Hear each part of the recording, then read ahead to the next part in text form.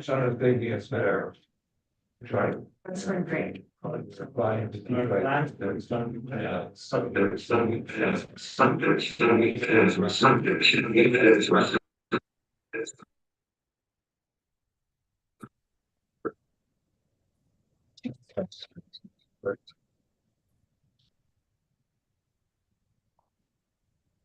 Welcome. Welcome. Here we go. That you can't get away from.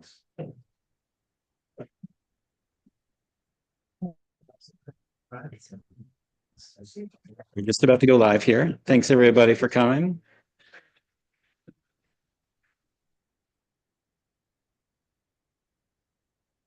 That's good, they can do that.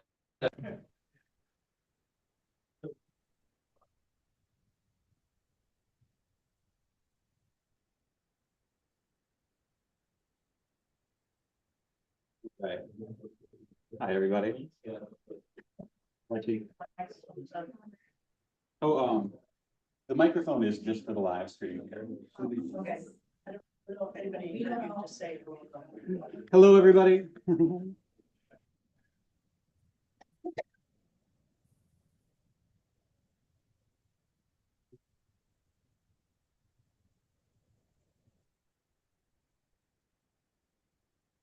Welcome, everyone. This is Celebrate UP 2025. I'm so glad you could be here right at the beginning of the morning. We're going to start this off with our public board meeting, and we're going to tell you about what UPEC's been doing throughout the year. And we're going to introduce new additions to UPEC. We're going to introduce new projects. We're going to tell you about our grant programs. I'm so happy you're here. And we always like to start all of our meetings and our live streams with a land acknowledgement. This is a land acknowledgement of the Anishinaabe, and this is kind of showing the route that the original people that lived here took to get to the UP, paved the way for us. As the longest serving environmental organization in Michigan's UP, the Upper Peninsula Environmental Coalition strives to preserve and enhance the unique cultural and natural resources of the Upper Peninsula through public education, the promotion of sound land stewardship, science-based decisions and policies, and reasoned dialogue with communities, governments, industries, and others with whom we share this land. The Upper Peninsula Environmental Coalition recognizes the tribal nations of this territory. We acknowledge that we stand upon the ancestral homelands of the Anishinaabe. In doing so, we seek to heal traumas inflicted by an ongoing history of colonization and correct intergenerational injustice. And these are all the different tribes recognized by the state of Michigan, and there are more, but we just want to recognize and appreciate the diversity of nations that we have in this place. All right. So one way I like to introduce UPEC to everyone is that we have a set of strategic priorities. And mostly every summer we get together and we talk about our agenda for the year. And a few years ago, we got together and we decided we really need to narrow down what is it that UPEC does and focuses on. And especially at a time like this, things seem chaotic. People don't know how to address problems. It really helps to have a framework to look at things through. And when we make our decisions and we decide what we want to do and what we want to focus on, who we want to fund, we try to look at it through these strategic priorities. And these are envisioning a resilient future. And that's one of those things that seems more important than ever today, because a lot of people just have a hard time seeing sustainability and resiliency in the future. Like the future seems so uncertain. You know, there's new technologies, there's new politics, there's things that are constantly changing. And so how do we focus on that resilience that allows us to be uniquely UP? Protected lands, you know, this is a really important thing. We have a community conservation grant program, and we try to do as much as we can to support protected lands. And we have other programs like Keep the UP Wild that we're part of. We have information sitting out there about how we can protect lands. And this is another like lens, which is like one of the top priorities of UPEC. Energy, you know, energy is part of our economy. It's, you know, how we survive. It's how we get through. But, you know, there's this huge energy transition going on right now from fossil fuels, from dirty fuels, to clean and sustainable energy. And it's a difficult process to go through. And we're still, very reliant on fossil fuels. We're still very reliant on old energy infrastructure. And we want to figure out how we can help move to a better future there. And then finally, sustaining human and ecosystem health. And again, this comes back to the future. This comes back to that idea of sustainability. We want people to be healthy. We want the ecosystem to be healthy because we all rely on it. We all live here. And what are the aspects that tie into all these things? And so we look back at envisioning a resilient future. We look at the oversight of minerals. We have our mining action group that I'll talk to really soon. We have conservation ethics. It's not just important to do conservation, but do it in an ethical way, do it in the right way. Outdoor experiences, we try to get outdoors, we try to have hikes, and we try to figure out ways to connect people with nature and support those. We look at the scale of the economy. We want an economy that's actually going to last, not just these projects that are going to come in and leave and the jobs are going to disappear, but we want something that's going to be sustainable for people. And we want regional assets to be protected. And we want to focus on what is important for the UP. Now, with protected lands, we want no net loss at all. What we really want is we've already taken so much of our land, we've clear cut it, we've mined it, we've polluted it. What we have left is really important to preserve. Biodiversity and conservancy is really what keeps it vibrant. All the flora and fauna, all the plants, the animals, and everything in here, the habitats and the ecosystems, it all is important. It all ties together. Now, the energy needs, we need to talk about the sources and the needs. Like I said, moving to those sustainable sources. Line 5 has been a big subject, over the last few years. There's all sorts of issues with it. We've had lots of live streams and lots of analysis. It's really important. Climate change. We have a climate change Jeopardy game later today just to talk about how that affects everything, how weather patterns changing affects us. Carbon sequestration. How do we actually contain carbon within the ground rather than allowing it to get to the atmosphere? And then sustaining human and ecosystem health. We have water and wetlands. Water is life. We have this festival coming right up. Flow has been a huge ally of us. Water is really the root of everything that goes on. The aquifers, everything that's happening relates back to water. Biodiversity is everything here. We have limited biodiversity. We have invasive species that come and create a monoculture and push everything out. That diversity is really important. Pollusive and invasive species, that's what contradicts biodiversity. 5G and towers, this technological buildup. This is really important because as we build more and more technology and infrastructure, it can really encroach on those wild lands. So we look at how that's done. I think this has been a success in the past. We haven't seen this huge creeping technological 5G everywhere, these short-range towers, thousands of mini towers replacing big towers that they were kind of hoping for. It didn't turn out to be that sustainable, and it didn't turn out to be even economically viable. And then just reducing consumption, that's the most important thing we can do is consume less. So that really helps us focus on what we do. And, when the world is chaotic, we can look at these strategic priorities and say, all right, we have areas to focus in on. We have a guide, and it really works well for us. So if you want to get involved in UPEC, you can help us in any of these areas. Or if you have others, we can change these over time.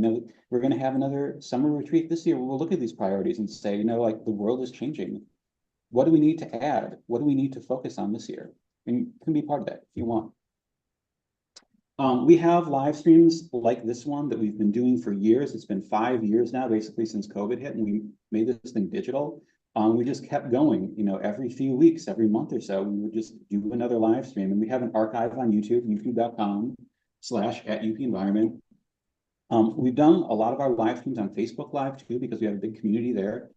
Facebook is kind of sunsetting their older live programs, so we're moving all the archives over to YouTube. So you'll see a lot of new videos pop up over the years. We'll, pull those things that we've done, and we'll kind of make them a little bit fresh and put them back on the YouTube channel and build that up. So you can go there and you can watch this, what we're doing right now. We're streaming to it, it'll be there.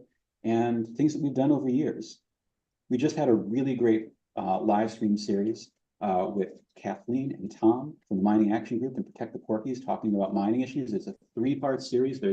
It's basically an entire college course, I think, of getting into mining issues. And you can learn quite a lot there. All right, we have community events. This is one of them. This is Celebrate the UP. This started years ago, 16 years ago. when people really wanted something positive to talk about, like what is happening in the environment that's good? What is the community going to come together to like actually like make good things happen? It can't be all, fighting things and doom and gloom. And, like we're always working against, the ideas of industry where they're, trying to encroach on things. It can't be just that. We have to focus on the positive, and this is one of those things. We also do, Lake Superior Day at the Maritime Museum. There's horse there this summer. We have Earth Week coming up, and we're going to be part of that. We're going to be at the Marquette Food Co-op from 11 to 2 with our stand and prizes and things on April 26th. And we'll be part of more things. We'll continue to be part of events. Now, here's one of the big things for this presentation that I'm really happy to talk about, because this is where we talk about our grants.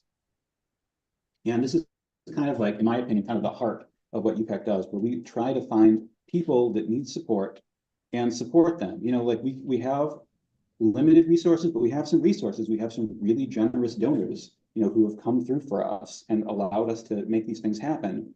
And we do larger donations for the community conservation programs, where we help them, protect things all throughout the UP. Then we have smaller, but they can be really significant for environmental education grants, because education can do quite a lot with, like a few $100 or $1,000. Like they can make some really amazing programs happen. So these are the ones that applied and we're funding this year. So first of all, we have the Swedetown Trails Club doing a project controlling invasive buckthorn with ruminant grazing. Now, they have a really great track record, and they were actually involved in a 2022 grant from UPEC, where they did wildflower restoration. So they followed up, and we can see that they were really successful with that. They have great organization and communication skills. And like this invasive buckthorn is like a real threat. And so they have a really good plan for grazing and creating a more native plant ecosystem to replace it. And they're going to, not just remove invasive species, but actually create something in the land that's maintainable and sustainable. And we think that's really important. So we gave them $8,000 that they requested in order to help make this thing happen. And then we have 4 environmental education grants. First of all is the Visitor Center Artist Camp. This is a really cool camp that does a day in clay for the public every year, where everyone can come and do clay stuff, but they also have artists in residence. And so basically what they do is they support different artists that want to live there and want to just really focus in on their art.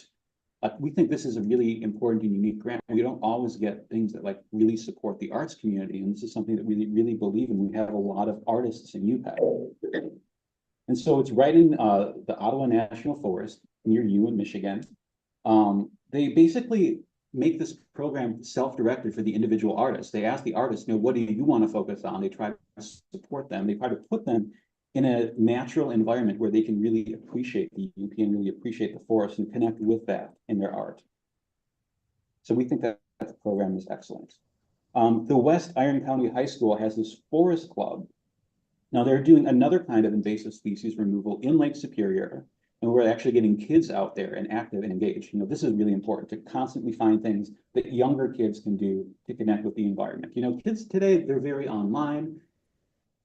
In some ways, they get more disconnected than any other generation from other people and from like getting their hands in the dirt and getting outdoors and like seeing that they can actually have an effect on the world. So this is one of those programs where they can get up, they can clean up Lake Superior, they can appreciate the lake and what's going on. And we are really happy to support that.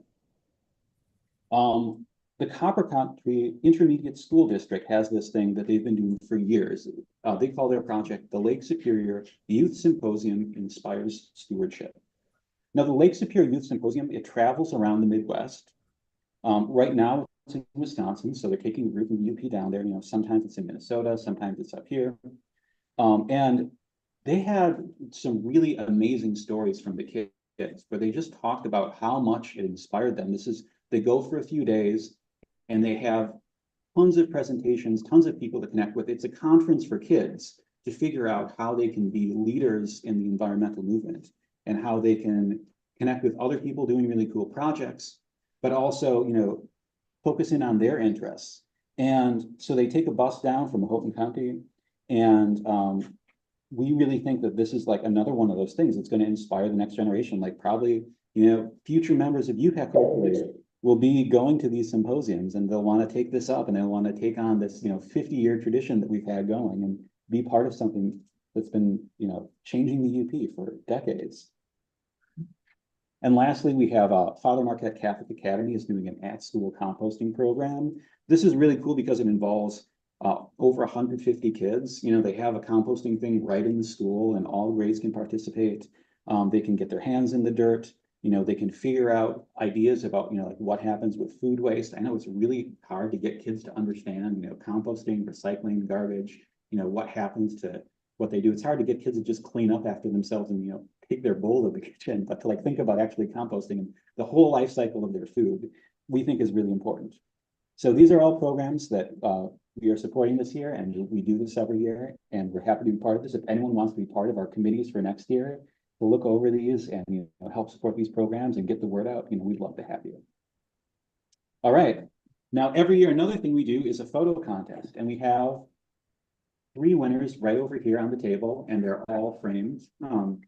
And we had 3 different categories this year, and we get some really cool photos. Like, I love the way this environment flows together. So this is the unedited category of, and this is Russell Johnson did a photo of a bobcat, and it's really striking.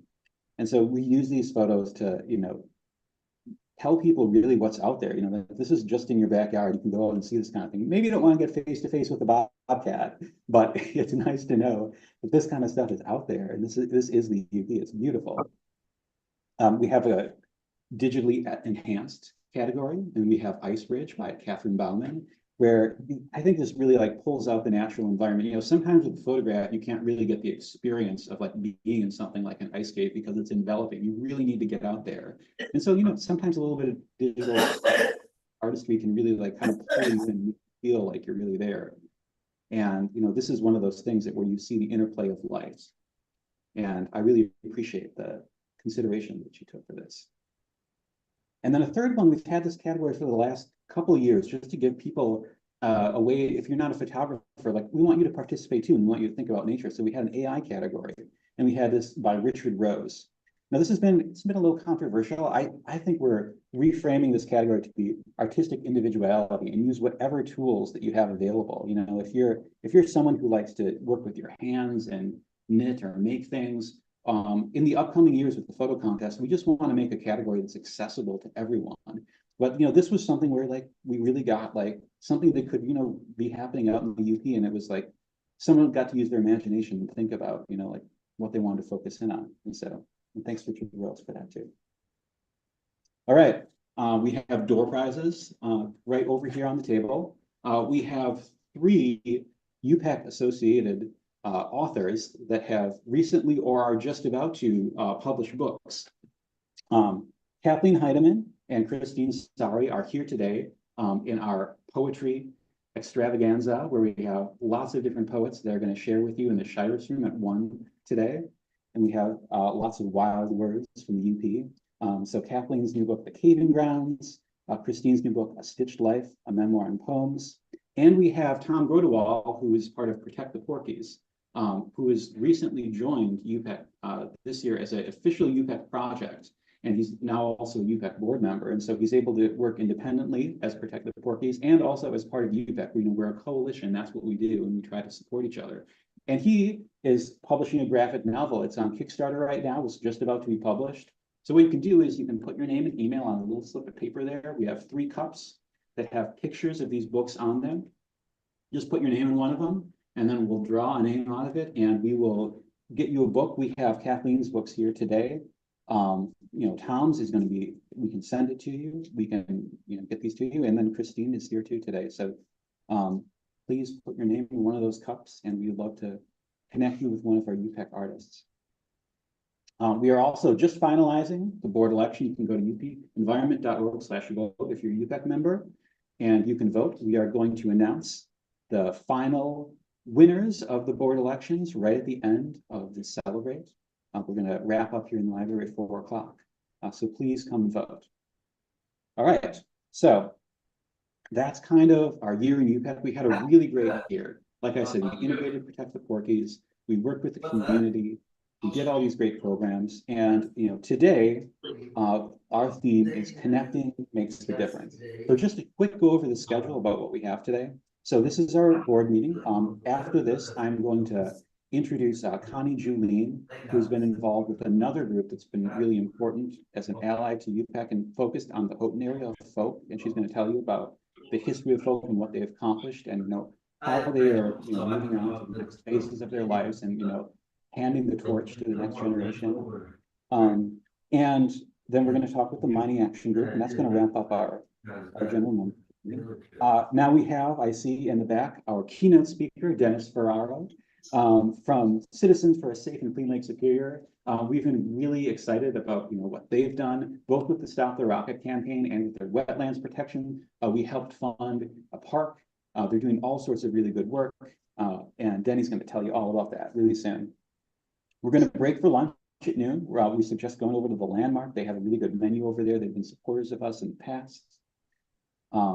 And then in the afternoon, we're going to split up. Now, there's a big event going here. There's like a hands-off protest. There's going to be people all over town.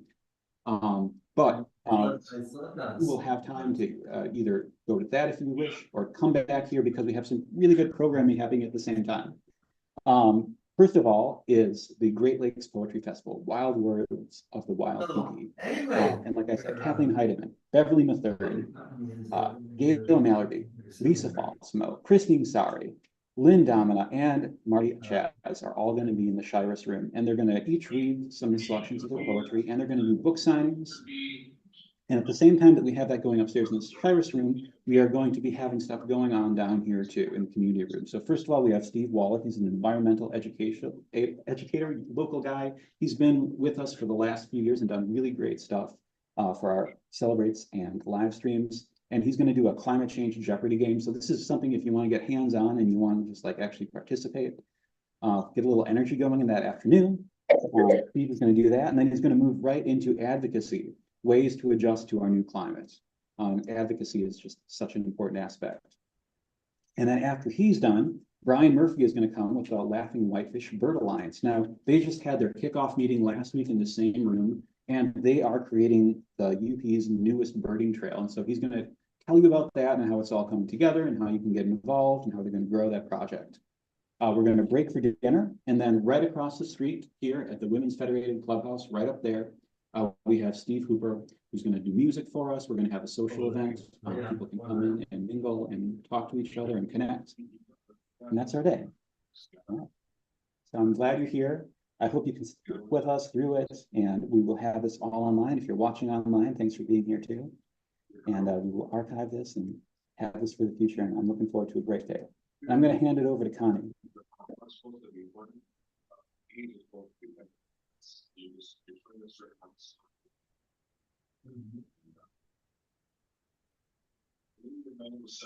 Thank you, Evan, for that night.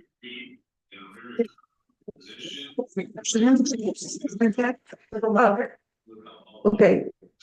Are there any winners of these pictures here today? Because we matted those for the winners, and they'll be able to see.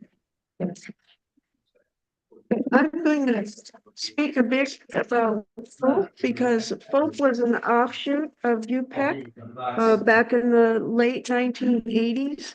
And I'd like to say a few words that includes the folk wrote an origin story just in the last few months, because they'll be shutting down now.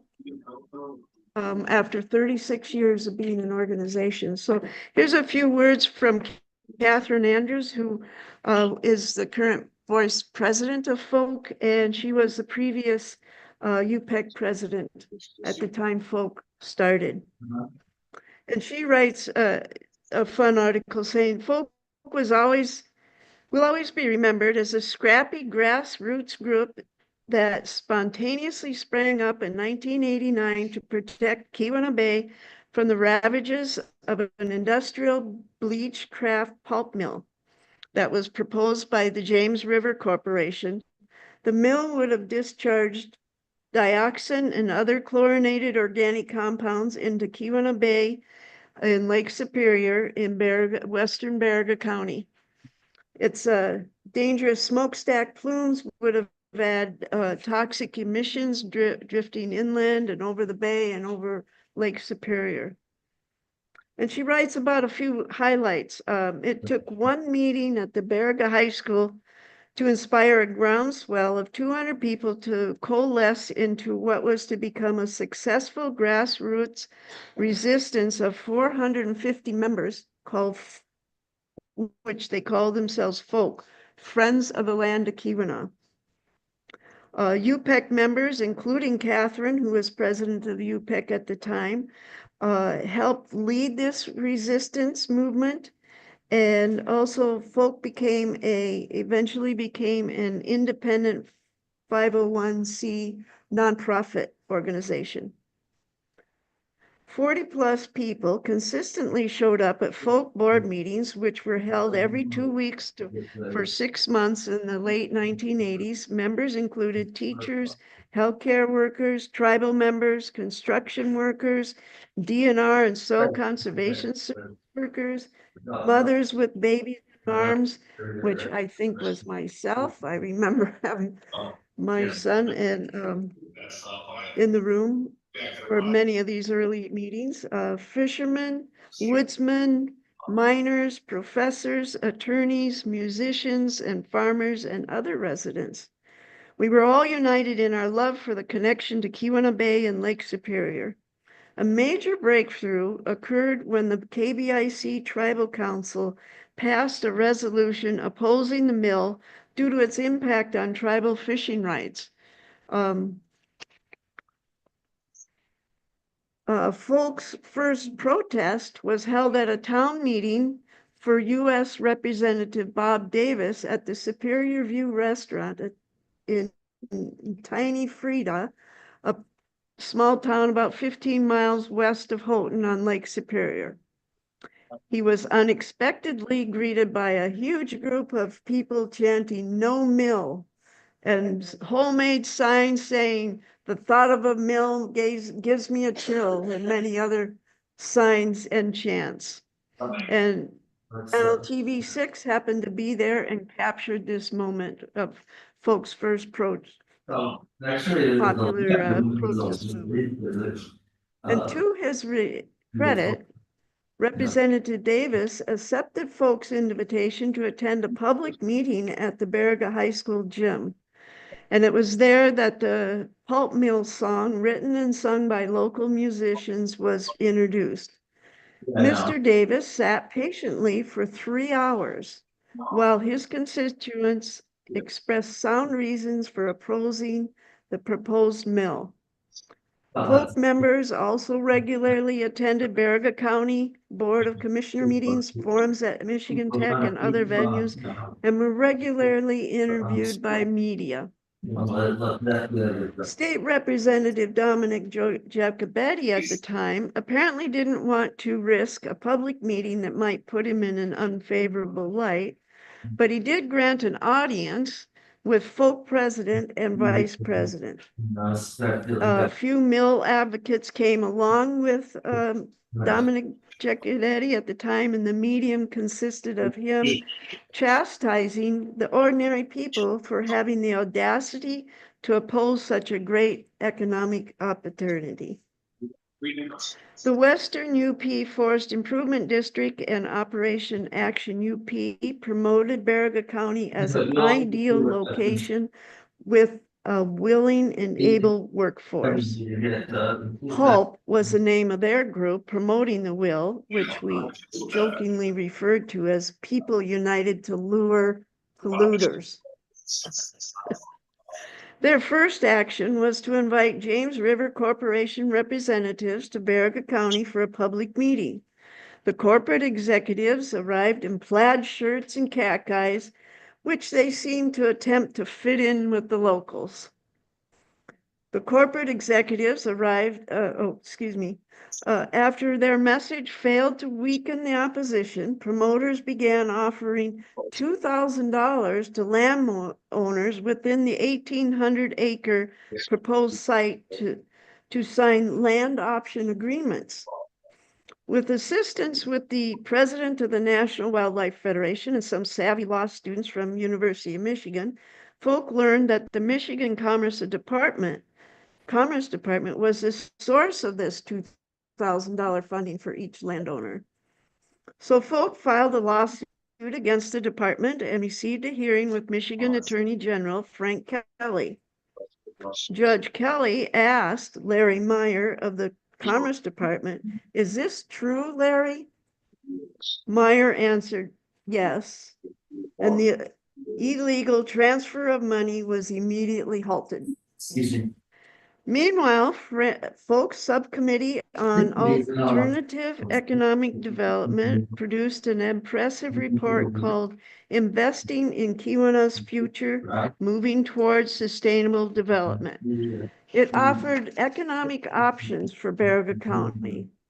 Unfortunately, Baraga County officials ignored this noble effort. Meanwhile, the report was distributed widely with enthusiastic acceptance for folks' forward-thinking ideas.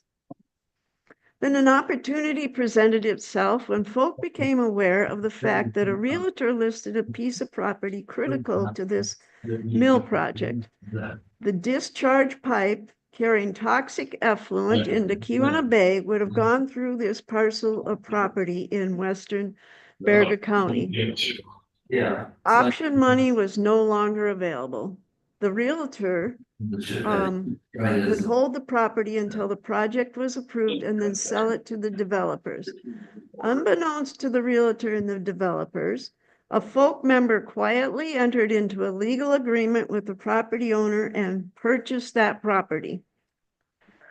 This may have been the final nail in the coffin for the pulp mill. The company announced the withdrawal of their plan in late January 1990 at the Baraga County Courthouse.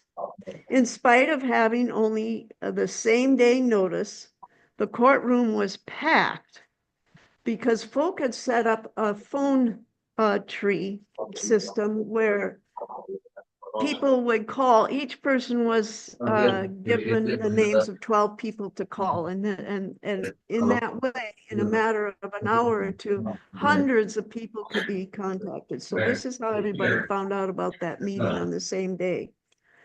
Tom Myers from James River Corporation announced that the company decided to defer indefinitely the plan for a pulp mill at the Arnheim site on Keweenaw Bay on Lake Superior.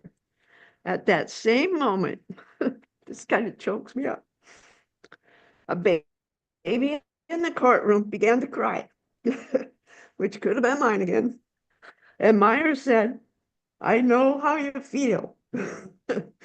We were jubilant, and there was never been a greenfield bleached kraft paper mill built on American soil since.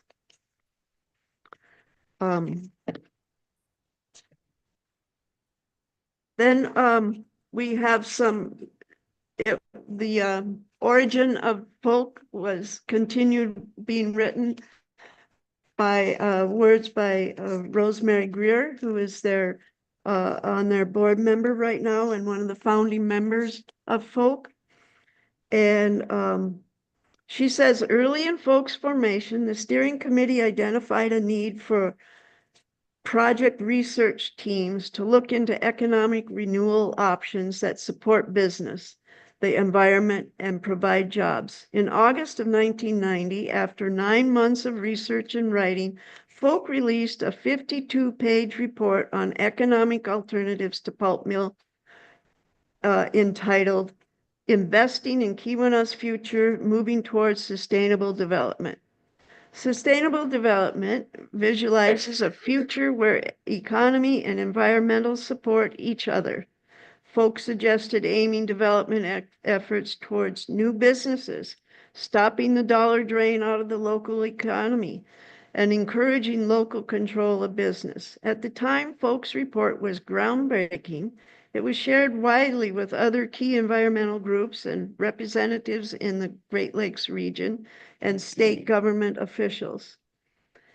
In 2012, Reinventing the Keweenaw and Western UP, New Strategies, Changing Perceptions, and the Emergence of the Quality of Life Economy was prepared for Folk as part of an action research project to create the future vision in the Western UP. Both reports are found on the Folk website, which is keweenawfolk.org.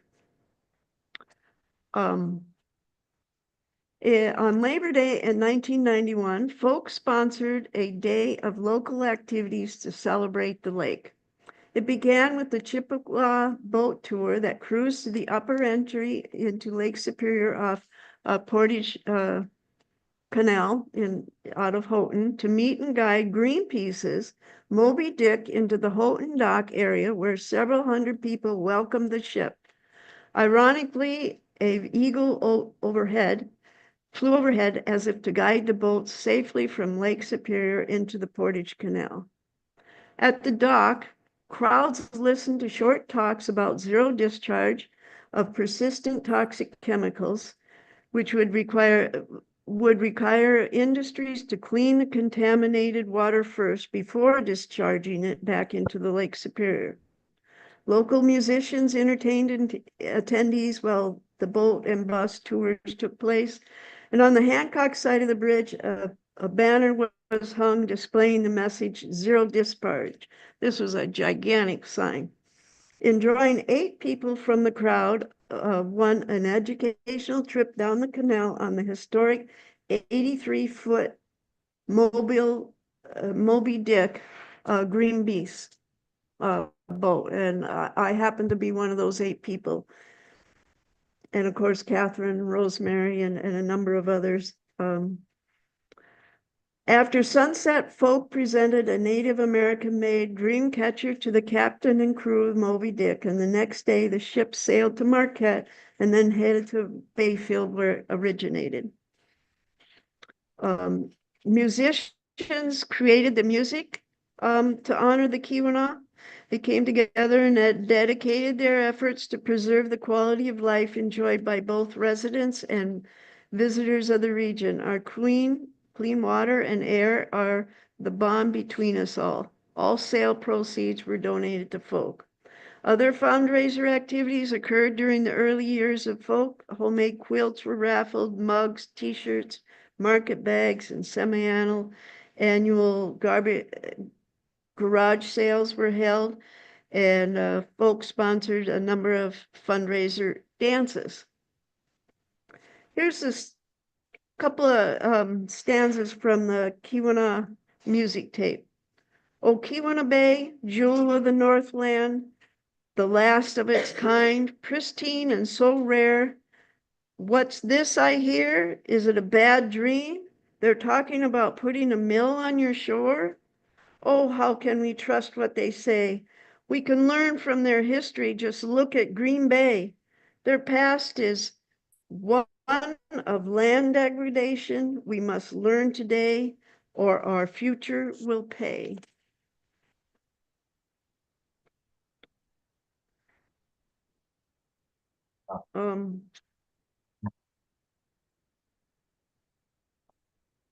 So UPEC would like to thank Folk for their recent substantial donation to the Protect the Porkies organization, who is a member organization of UPEC.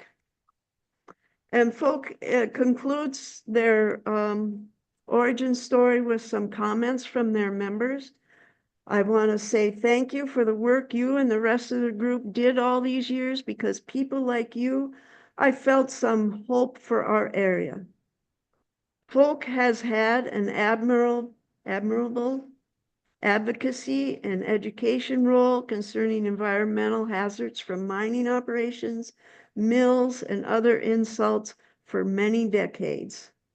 We will miss Folk, but applaud its important work of environmental activism. And cheers to Folk for all the work to stop the paper mill and protect land and water for many years. It's so much more exciting to start projects than to put them to bed, but both require wisdom and courage. I commend all the board members for your hard work through the life of the organization. Thanks for the hard work that you and others involved in Folk have done all these years.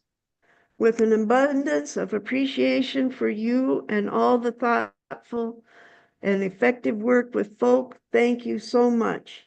Truly, because of you and folk membership, our quality of life in the Keweenaw has been blessed in so many meaningful ways.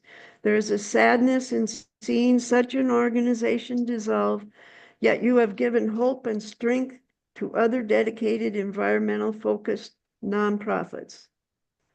And finally, thank you and other board members for all you've done to protect our beautiful Lake Superior watershed. Congratulations, you've had a great run. So after 36 years, Folk will be shutting down and has distributed their funds or is in the process of distributing their funds, the remaining funds, and like I say, Protect the Porkies, who's a group from UPEC, got a substantial donation from them. So, thank you.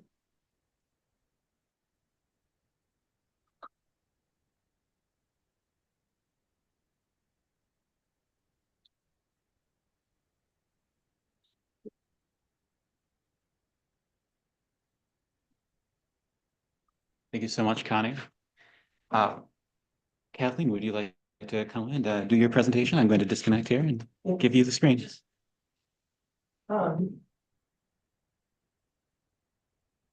there space for a laptop there? Thanks. Hello, everyone. Can everybody hear me? My voice is kind of crappy today. I just wanted to share a little bit about the Mining Action Group. And I know we're running really late, so I'm going to be way more brief than I normally am. I wanted to thank some of the groups that have supported our work this year, grants and sign-ons for the comment writing that we do. The Mining Action Group is the sort of activist arm of the Upper Peninsula Environmental Coalition. We come out of the Save the Wild UP background, working on sulfide mining issues.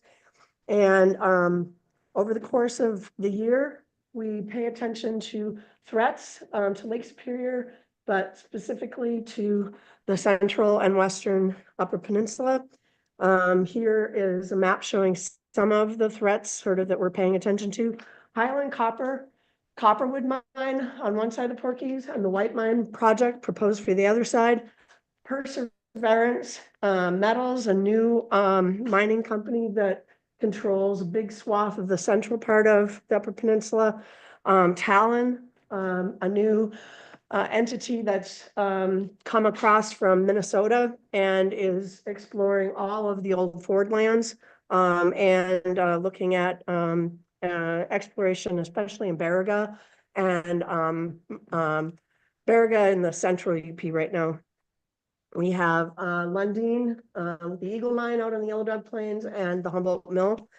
And we have the Cleveland Cliffs, Empire and Tilden mines, which in the past, our group has not done a lot with iron mining, but this one was particularly egregious permit that was endangering a lot of wetlands, an enormous quantity of wetlands. And so this is the third iteration of the permit that we've commented on.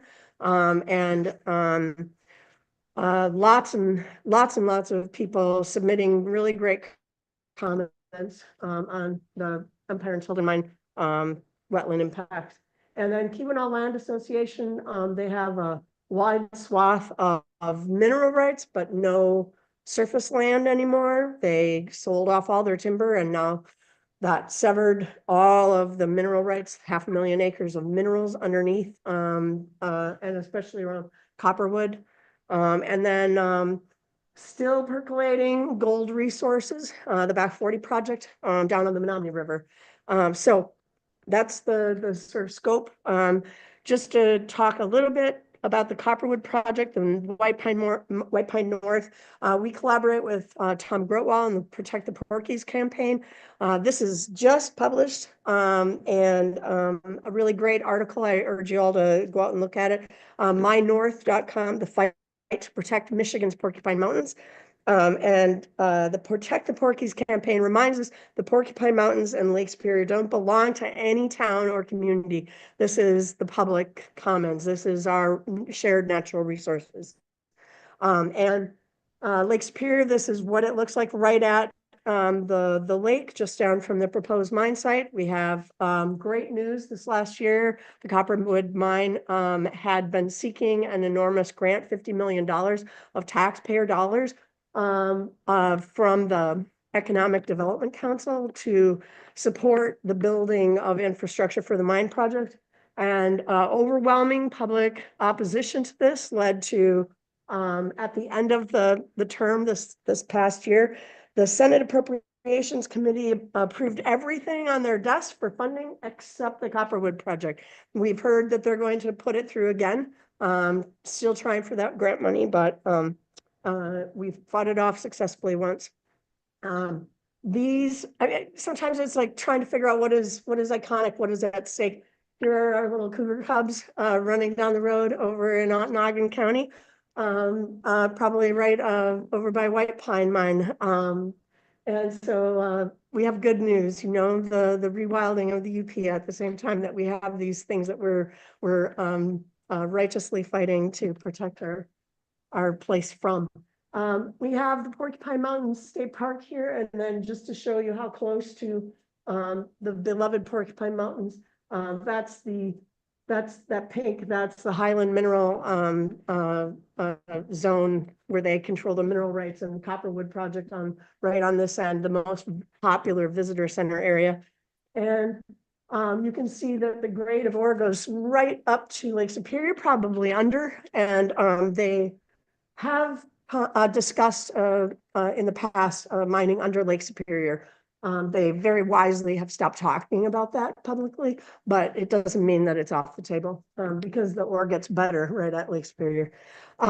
We have an enormous tailings dam facility, not a dam that is just a big flat, you know, area filled with water. This would be a superstructure taller than the Landmark Hotel, poised just a mile above Lake Superior and filled with tailings forever. Those would be left behind after the mine is done. And this is the other side, the White Pine North.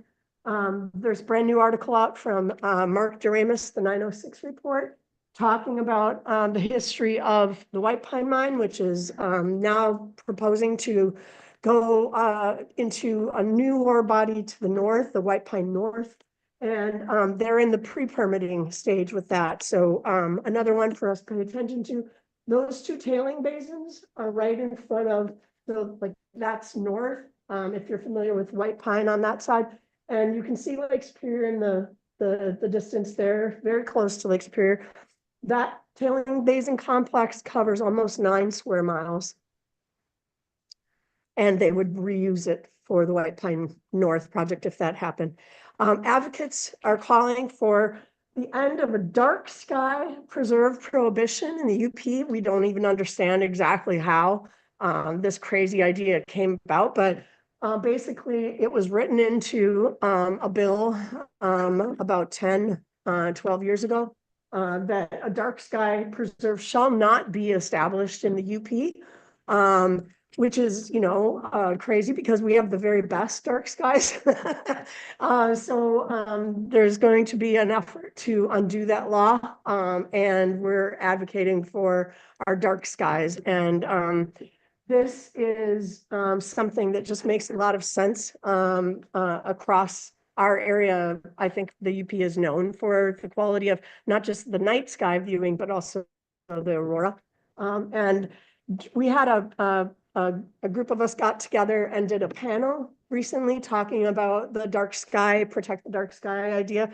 And these are just a few slides that I showed illustrating just one spot and how one tiny area can have an impact. In this, you don't see any, this is Chassel over here, here's Marquette. You don't see any light in the middle.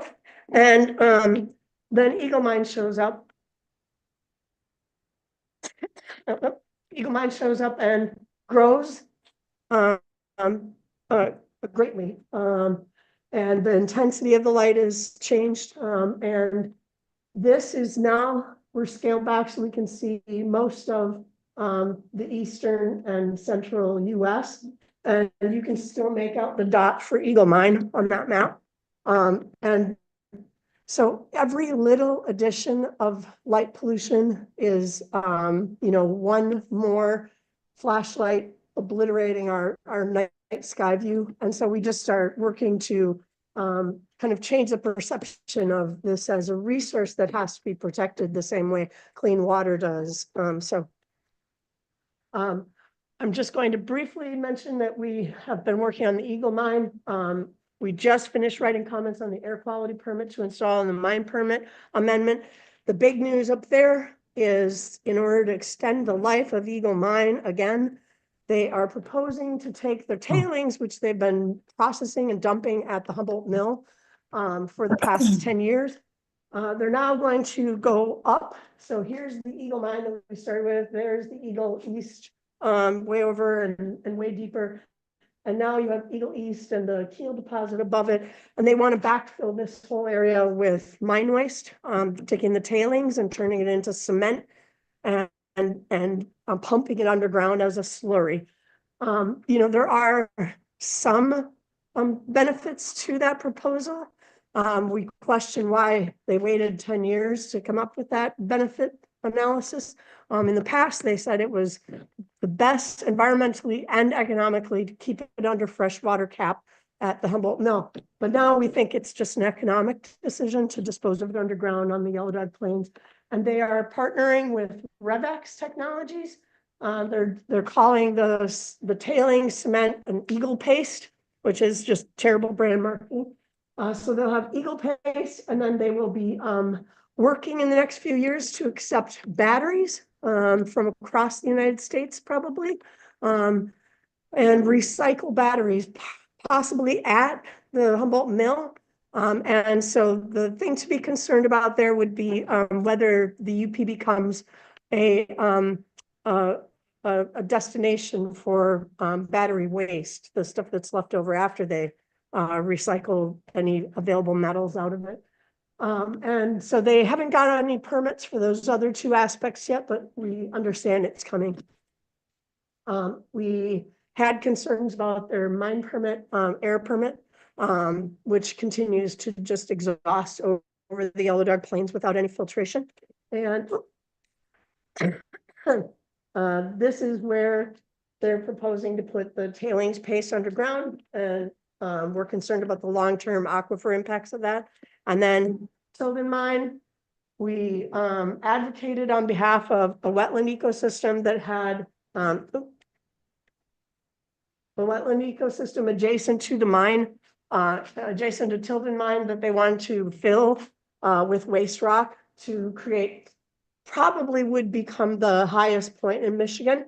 So you start with a wetland and you fill it with waste rock, like that mountain would just be extended into the wetlands. And they didn't know that there was an eagle's nest on the site adjacent to the rock stockpile and the wetland that they wanted to do this in. So here is Nagani, Ishpeming, and the central area here. You can see the tailing basins. This is the spot that was potentially to be impacted. And we came up with really great alternatives. Lots of folks writing, suggesting really much better alternatives for their rock stockpile that would simply avoid the wetland altogether. And so we've stopped them twice, and hopefully we stop them again. Each time they are coming up with less wetland impacts, but Michigan has a no net loss goal for wetlands. So no net loss is 0 wetland impacts, not half as bad. So,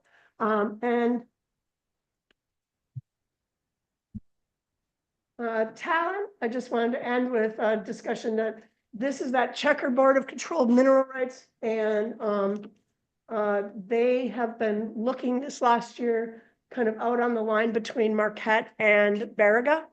And they have come up with, now they're calling it a project, not a target. And it's right about here. on the upper branch of the upper west branch of the Big Huron. So we're gonna be keeping an eye on that this year. And Eagle Mine is partnering with them in a buy-in kind of way. So from the Mining Action Group's perspective within UPEC, we are just urging everyone to resist any plans, whether it's a mine or a battery recycling facility or a pulp mill of the future, anything that looks at the UP in our special place as treating us as a resource colony for someplace else. So that's sort of our approach. And I want to thank you for your attention. And if you're interested in our work, we're always looking for volunteers to do the permit review work. Technical writers and technical readers are much appreciated. So thank you very much.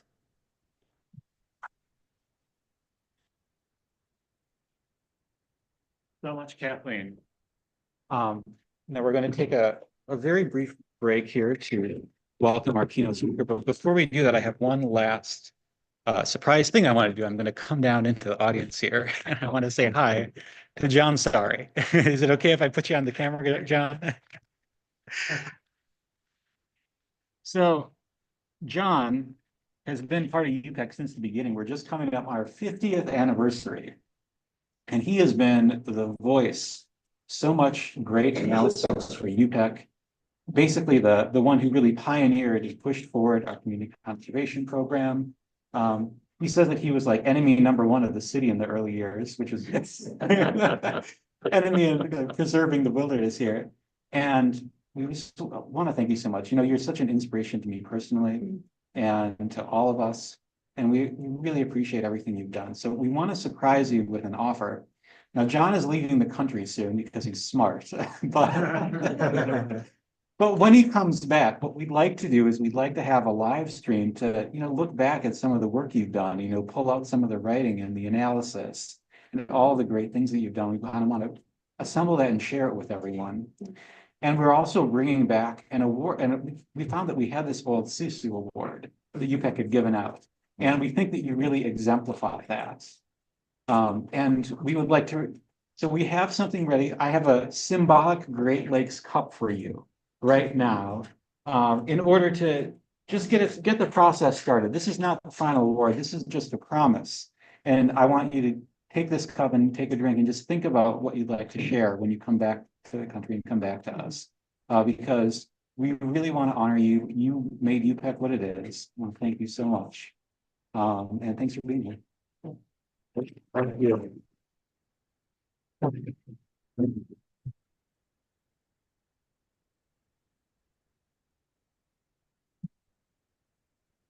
All right. Now I'm going to switch this over for Dennis Ferraro, President of Citizens for a Safe and Clean Lake Superior. Just give me a couple of minutes here. Feel free to check out this table that we have set up too.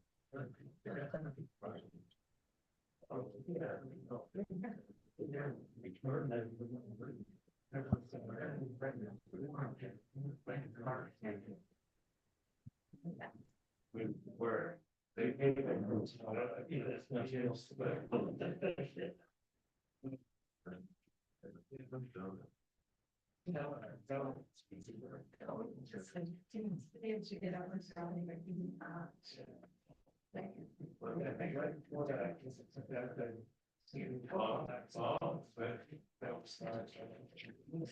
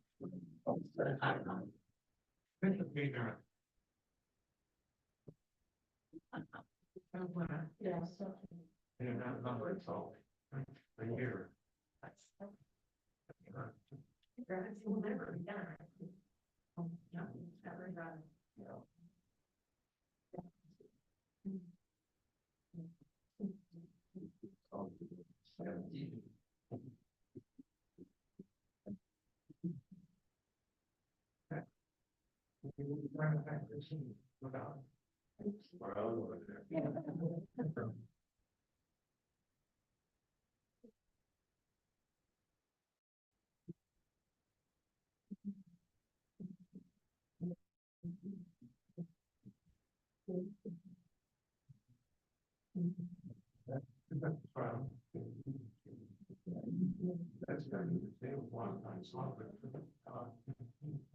Things first. Nice.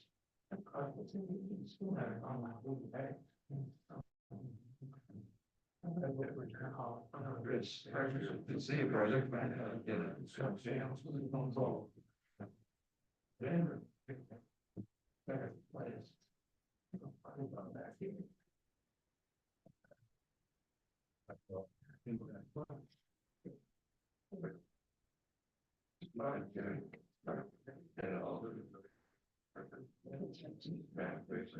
Well, yeah, that.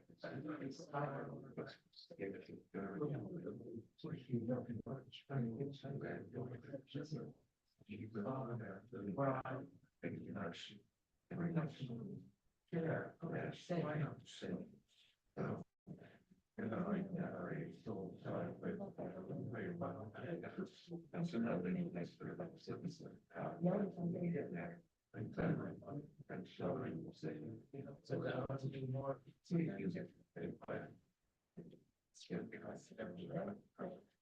A lot of work.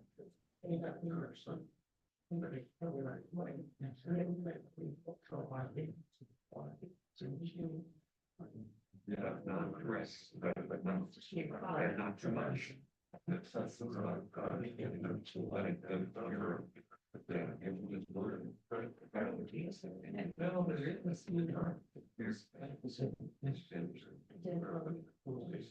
research.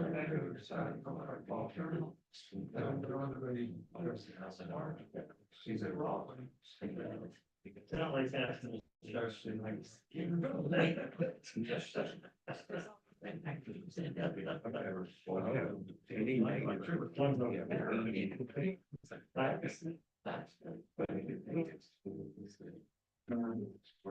That seemed like that seems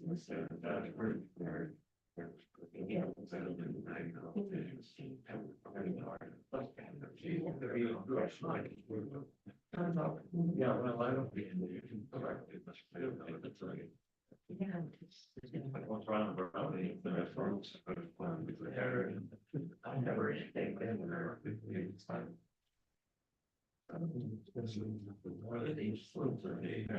I know.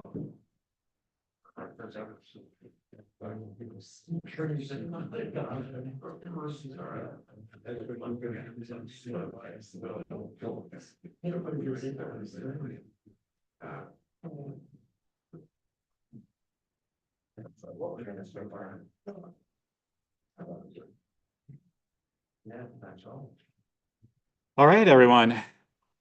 After retiring, oh, it seems like my audio is.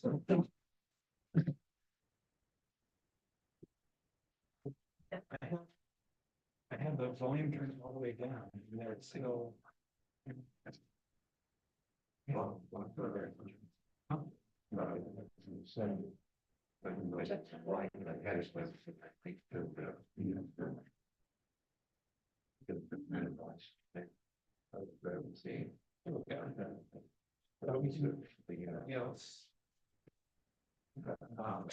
You know, I'm not looking to play it. I'm switching. I'm sorry, it's called. That's what it's like. Around 6 questions, I think.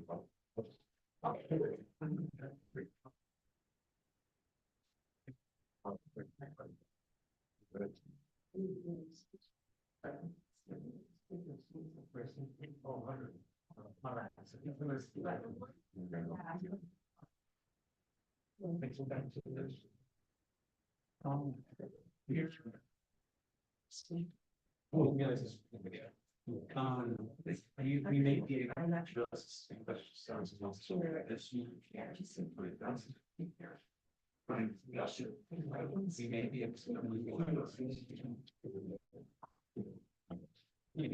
So it's like.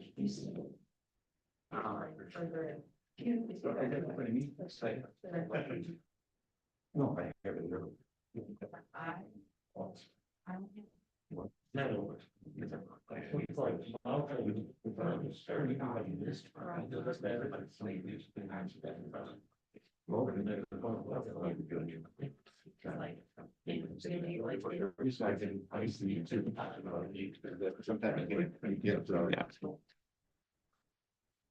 Sometimes you get ads. But I won't, I have that.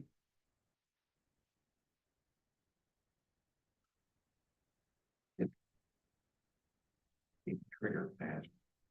No, this is not it. No, it says it should be stop the rocket. It's, no, here, that's not it. It's Is just like.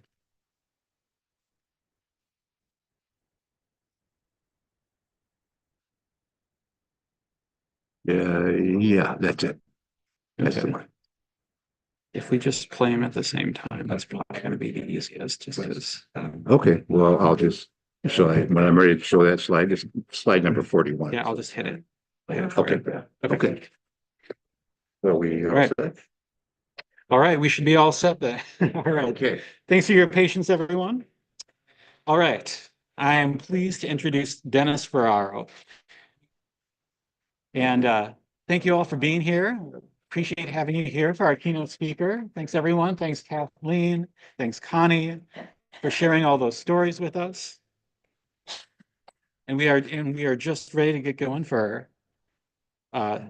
Citizens for a Safe and Clean Lake Superior President, Dennis Ferraro. After retiring from a career as a trial attorney and general counsel for a large Chicago firm, Dennis followed his instinct to come north and settle in the UP, a place holding lifelong memories for him and his family. Feeling a deep connection to Lake Superior and its coastal habitat, he became a founding member and current president of Citizens for a Safe and Clean Lake Superior, a local citizen group which in 2023 defeated a plan to build an industrial rocket launch site on Lake Superior's shoreline in Marquette County. Dennis currently serves on the Marquette Township Planning Commission. Thank you so much for being here, Dennis.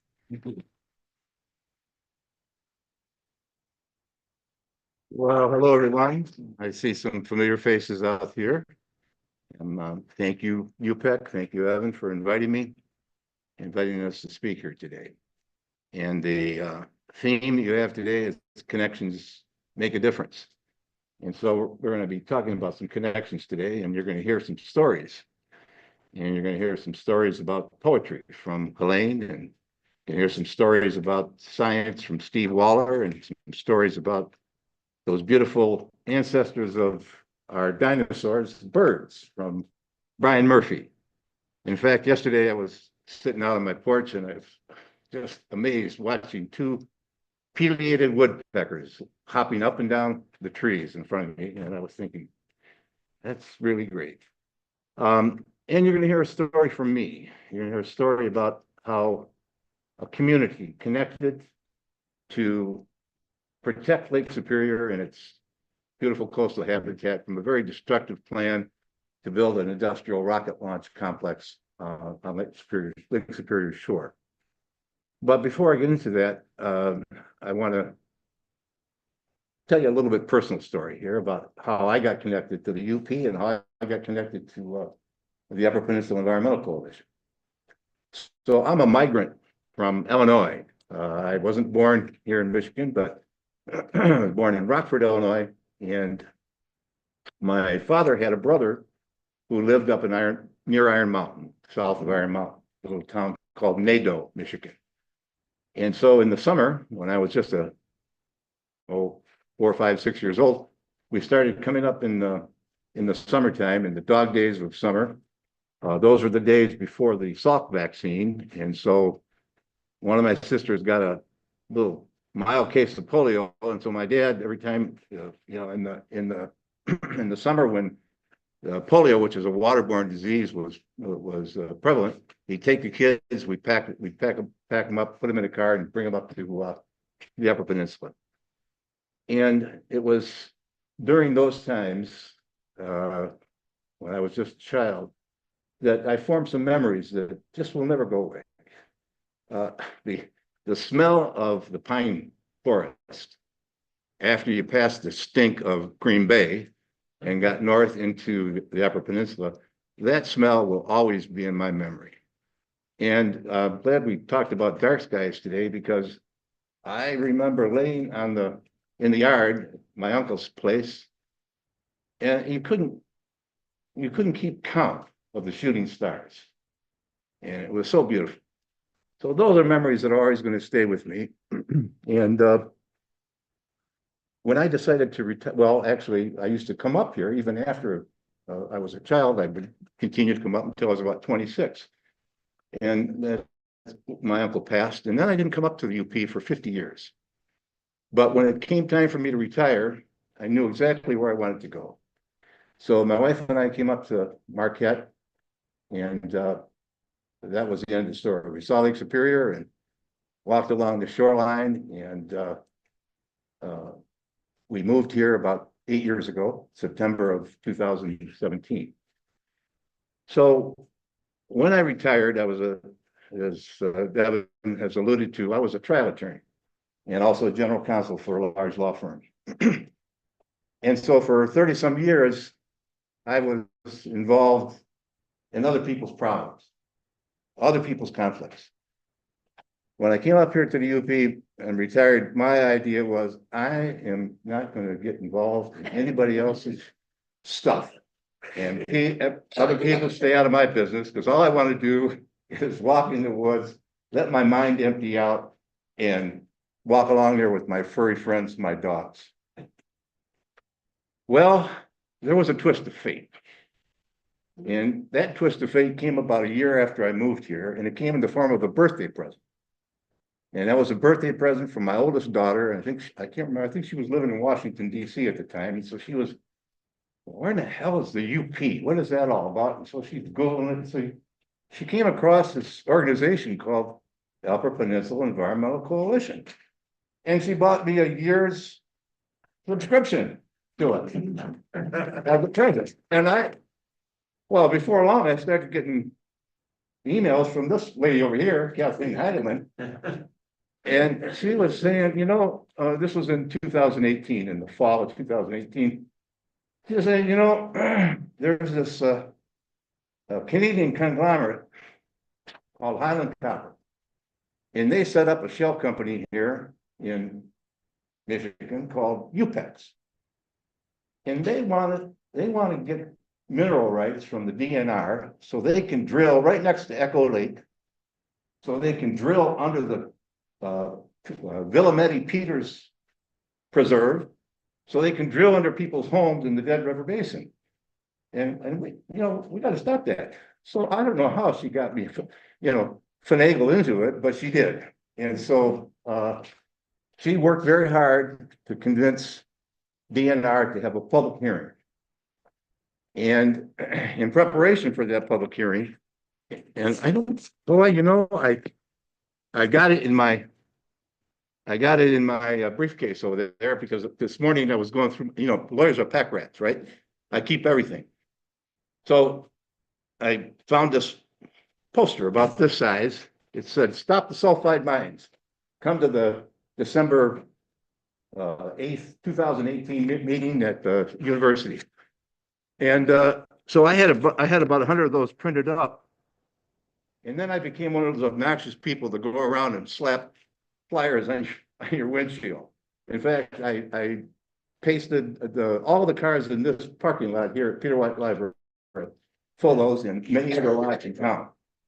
Well, that worked out because we packed about 150 to 200 people in that hearing room on an evening, and we gave public comments from about 7 o'clock to about 11 o'clock at night. And inspired by Kathleen's enthusiasm, I started doing all kinds of research about the evils of sulfide ore mining, and I had all these articles. And I was standing up there, and we were only supposed to get 3 minutes. But I didn't want to respect that rule, so I went over to 3 minutes. And one of the DNR guys got irritated with me, and he called the deputy over to pull me off the stage. Luckily, cooler heads prevailed, and I exited without being embarrassed. But that was my first real involvement with UPEC. And then over the course of the following years, and when we formed our own organization, the connection with UPEC has always been very strong. In fact, in November of 2020, just a month after our organization was formed, Evan had invited me to do a live stream. And that live stream was very productive. We got a $15,000 grant from some anonymous person in Boston, never heard of. And of course, that helped us start up our organization. But that live stream was good because on that program, and I stuck around for the rest of the program, there was a film and a presentation by the people who were fighting to preserve the Menominee River from the Back 40 mine. And I watched that, and many of the things that they did stuck in my mind, so that when we formed our organization, I was able to copy some of that stuff. But anyway, that's how I got connected with UPEC and how I got to the UP. Now, I want to tell you the story about Citizens for a Safe and Clean Lake Superior and how our group became part of a larger group and a community that united to stop this terrible plan. And when I show you, I'll go through some slides here, and I'm so grateful that Evan said that I could do a rerun of the presentation I did back in July, because you know, when you get old, it's hard to teach an old guy new tricks. So, but anyway,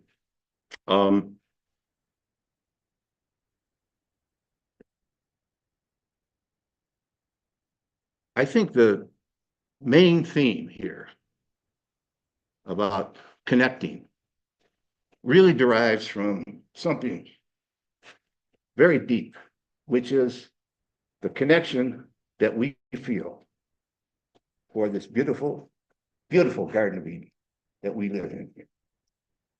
Our earth, this part of the earth, the optimistic. And no matter whether you're a permanent resident here or just a visitor, you go out outside into nature, and whether you're gonna fish, whether you're gonna hunt, you're gonna kayak, canoe, bike, hike, walk along the shore, or just get lost in the woods, you'll understand that you're connected, that you're not separate from the earth. And this is very important because this connection with nature and with our beautiful environment is a fabric that connects us all. And so when there's a threat to that beautiful paradise that we live in, people get motivated, people get energized, and people act. And when that happens, we can successfully defeat plans to destroy our area. We can successfully protect our area. And that's what I'm going to talk about today. Really, I'll see if my clicker is going to work here.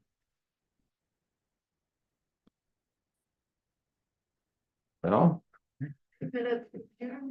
I guess it doesn't work.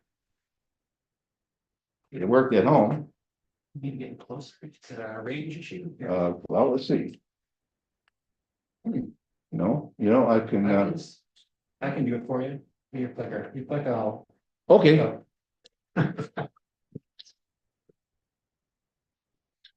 It's on, the battery's good. The little blue thing is lighting, right? All right, okay, here we go. Stopping the Rocket, a community project. When I say community, I mean a lot of individuals, a lot of groups, a lot of organizations that came together to unite to stop this terrible plan. So we first heard about this in July of 2020, July 23rd of 2020, when a group called MAMA, a Michigan Aerospace Manufacturers Association, which is a lobby group from Detroit, bamboozled the Michigan legislature in the outgoing days of the Snyder administration into granting them $2 million to go around the state of Michigan and promote the idea that we needed to have rocket launches here in Michigan. And the concept was we're going to have a vertical launch site at Granite Loma where the rockets go straight up and then shoot satellites and then the rockets drop into the lake. We're going to have a horizontal launch site down at Oscoda-Wurtsmith Airport where the rockets would be strapped to the bottom of 747s. You fly up 6 miles, go out over the lake or the ocean, shoot the rockets off and launch the satellites. And then there's going to be a command and control center up in Chippewa County, up at the Sault Ste. Marie. And they convinced oh, is it working now? Yeah, there we go. It's working. Okay. They convinced the local county board here to buy into it because the politicians here had good intentions, but they were misled. MAMA promised 40,000 jobs for Michigan, thousands of jobs for the Upper Peninsula. But let me show you where they planned on doing this. Let's just see. There we go. Here's a view of Granite Loma, and I believe this is from the mountains by Harlow Lake. And you see the beautiful sandstone cliffs, and this is Thoney's Point. And the plan was to take 2,892 acres, clear cut it here, and make it into a heavy industrial zone. And what was very interesting was they didn't tell anybody about this. They didn't tell any officials of Powell Township where this is located. They kept it secret. This was a big surprise. This is an eagle's eye view. And this is a view of Thoney's Point if you were coming up on the Hiawatha Water Trail.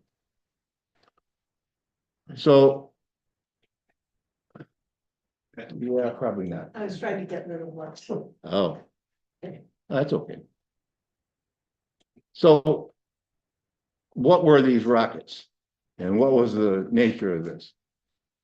Well, the proposal from MAMA was to use a rocket called the Firefly Alpha, which is 95 feet tall, 120,000 pounds. You can see it's taller than the Oradoc. And this manufacturer also had another rocket ready to go, which was even bigger. And here's some of the facts about what this would have involved. There would have been 3 launch pads, 250 acres each. Speaking of no dark sky, there would have been 12 lightning towers, each 150 feet tall, which would have been lit.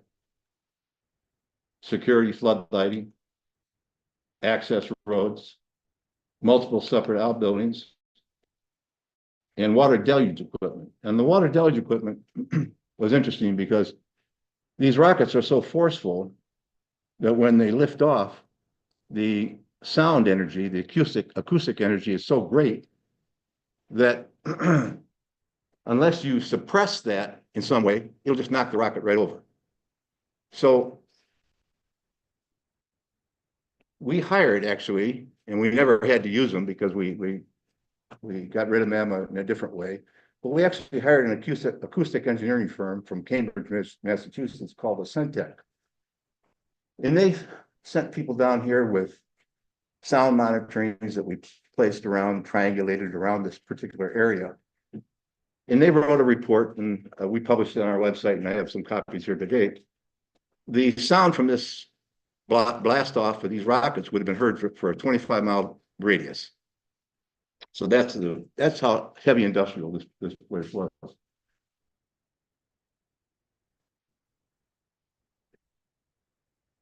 And you see where it was placed. It was placed right in the heart of our beautiful areas that we use to recreate. The noise from this rocket surely would have given a new meaning to the word Echo Lake.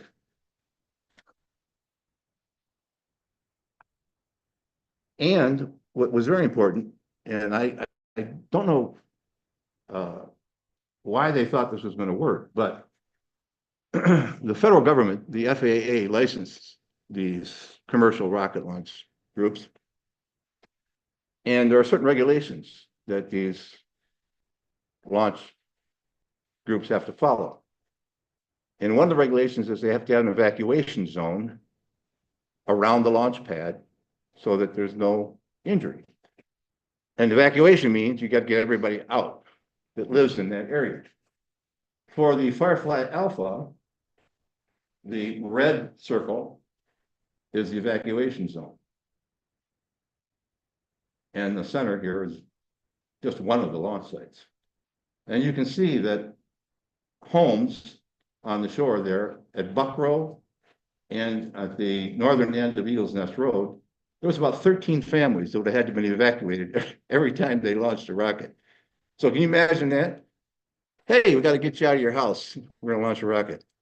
And when the CEO of MAMA came to the county board and he was confronted with this fact, he had the gall to say, yeah, well, but we'll give him advance notice. Oh. Yeah, okay, very nice. Thank you very much, sir. And the larger line was for the larger rocket that was in production. So anyway, this was going to be quite a noisy and dangerous place.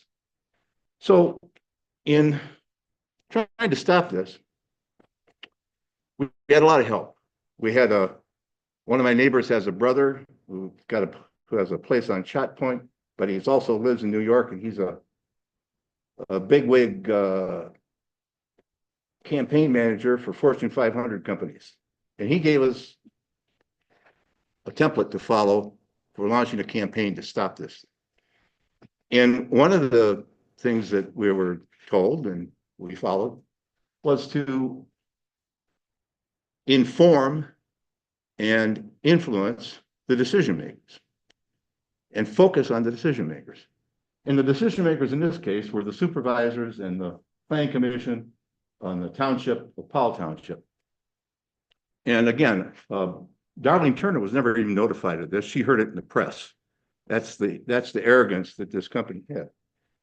So what we did is we organized a letter writing campaign, and we sent hundreds of letters to the Powell Township Planning Commission, to the Powell Township Board of Supervisors, and they were reading those letters out at every meeting. And finally, they had to say, hey, can we just say a letter came in because this is taking up too much time? And we said, yeah, sure.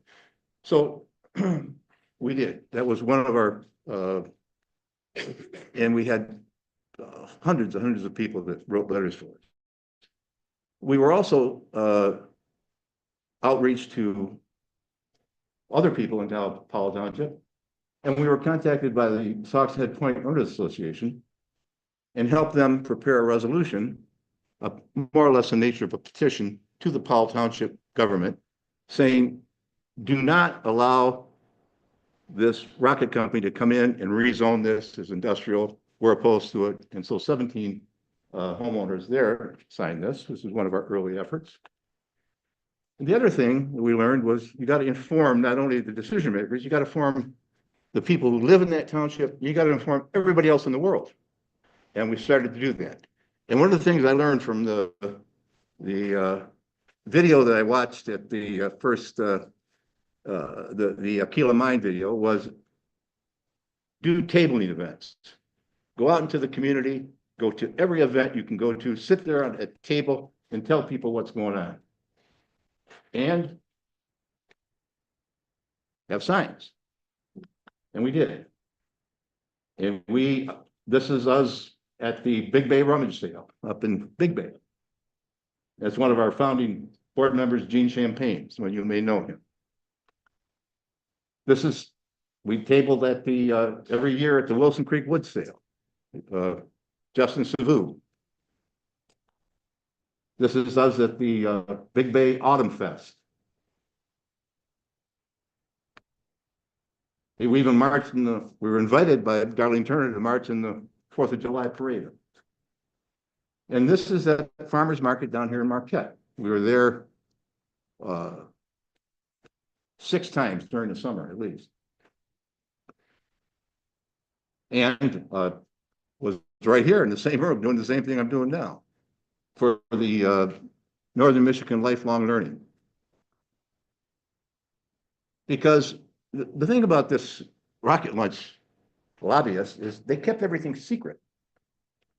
And a lot of the stuff that we learned from them, we learned through FOIA, Freedom of Information Act, and through consultants that we hired and through just our own, down and dirty investigation. So a lot of people didn't even know what the hell this was about. But we wanted to make sure that they knew it. So we had a billboard up on 41. We had these signs. Oh, some Canadian citizens even started getting interested here. And we also engaged artists. Artists are very important, right? Here's Carol Papaleos. She did 2 beautiful watercolor prints of Tony's Point 30, 40 years ago. And when she heard that we were doing this, she volunteered to have these prints reproduced and sell them at the UP Style Gallery down on Washington Street and give us the proceeds. Amber Johnson from Bodega. She developed a sweatshirt that she sold and gave to Protect the Big Pond, I think it was called. And she gave us the proceeds. And then she did this poster of Tony's Point, she did a very beautiful job. And she donated all the proceeds from sale. So artists were very important. Makari Rising was a young filmmaker here in Marquette County. He did a beautiful, he's the one that later did the Return of Father Marquette video, which you probably are familiar with. He did this for us and it showed at the Freshwater Coast Film Festival. We also enlisted local businesses.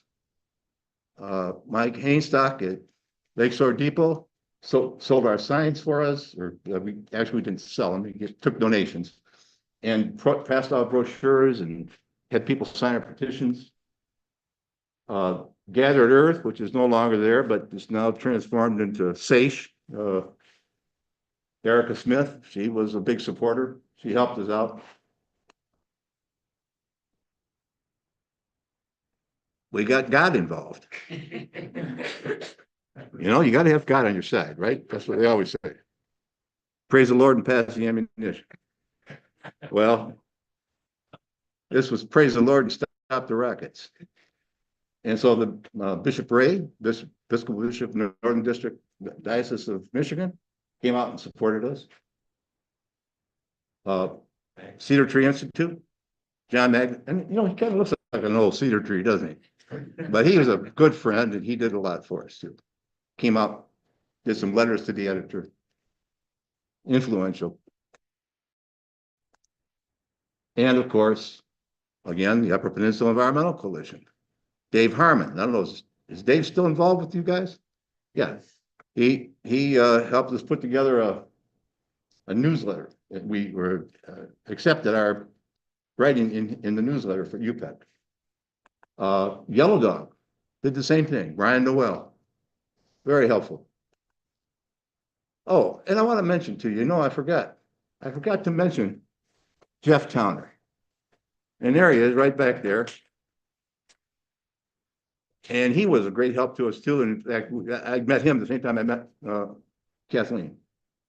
And then we got national attention. We got PBS NewsHour Weekend. Megan Thompson, who parents own a place down in Manistee. She's a freelance for PBS. She came here and did a piece that showed nationally on a weekend in August of 2023, I believe it was. And here she's interviewing this guy here. You probably recognize him. He was a little shy about getting in front of the camera. I had to twist his arm, but he did a nice job. And I think what really broke it open for us and was a turning point was this article by David Rumpf from the New Yorker magazine. And David, he grew up in Lance, and he was visiting some family, and just seeing all these yard signs. Said, what the heck is that about? So he contacted me, came out to the house, talked, and it was very fortunate that just at that time, I had gotten a whole boatload of documents from the Michigan Economic Development Corporation by FOIA. And just to back up a little bit, when MAMA got this $2 million grant from the state of Michigan, from us, from our taxpayers, the Michigan Economic Development Corporation was the entity that was supposed to oversee the grant. And so I got a document from him, and you know what the word scoop is for another reporter. Well, this was a great scoop. So we held that back for about a couple months until he was ready to publish his article. And what that scoop was a report from the IQM Research Institute. And when the MEDC, when Michigan Economic Development Corporation gave this $2 million to MAMA in 2019, they said, you have to get an independent aerospace analyst to see if this idea is economically feasible for Michigan. So they were forced, MAMA was forced to hire the IQM Research Institute in Ann Arbor. The CEO of IQM is a retired brigadier general from the Air Force named Mike Dudzik. After he retired from the Air Force, he also worked in aerospace, I think Lockheed or something like that, for 8 or 9 years. His second in command at the IQM Institute was a guy who worked for 8 or 9 years at the FAA Office of Commercial Space Transportation, which is the very entity that licenses these launch sites. So you might think, well, they're going to just put a rubber stamp on it, but they didn't. They're honest people. In August or September of 2019, they started the study, and it took 2 years to complete. And it was completed in February 2021, and it was turned over to MAMA and to Michigan Economic Development Corporation.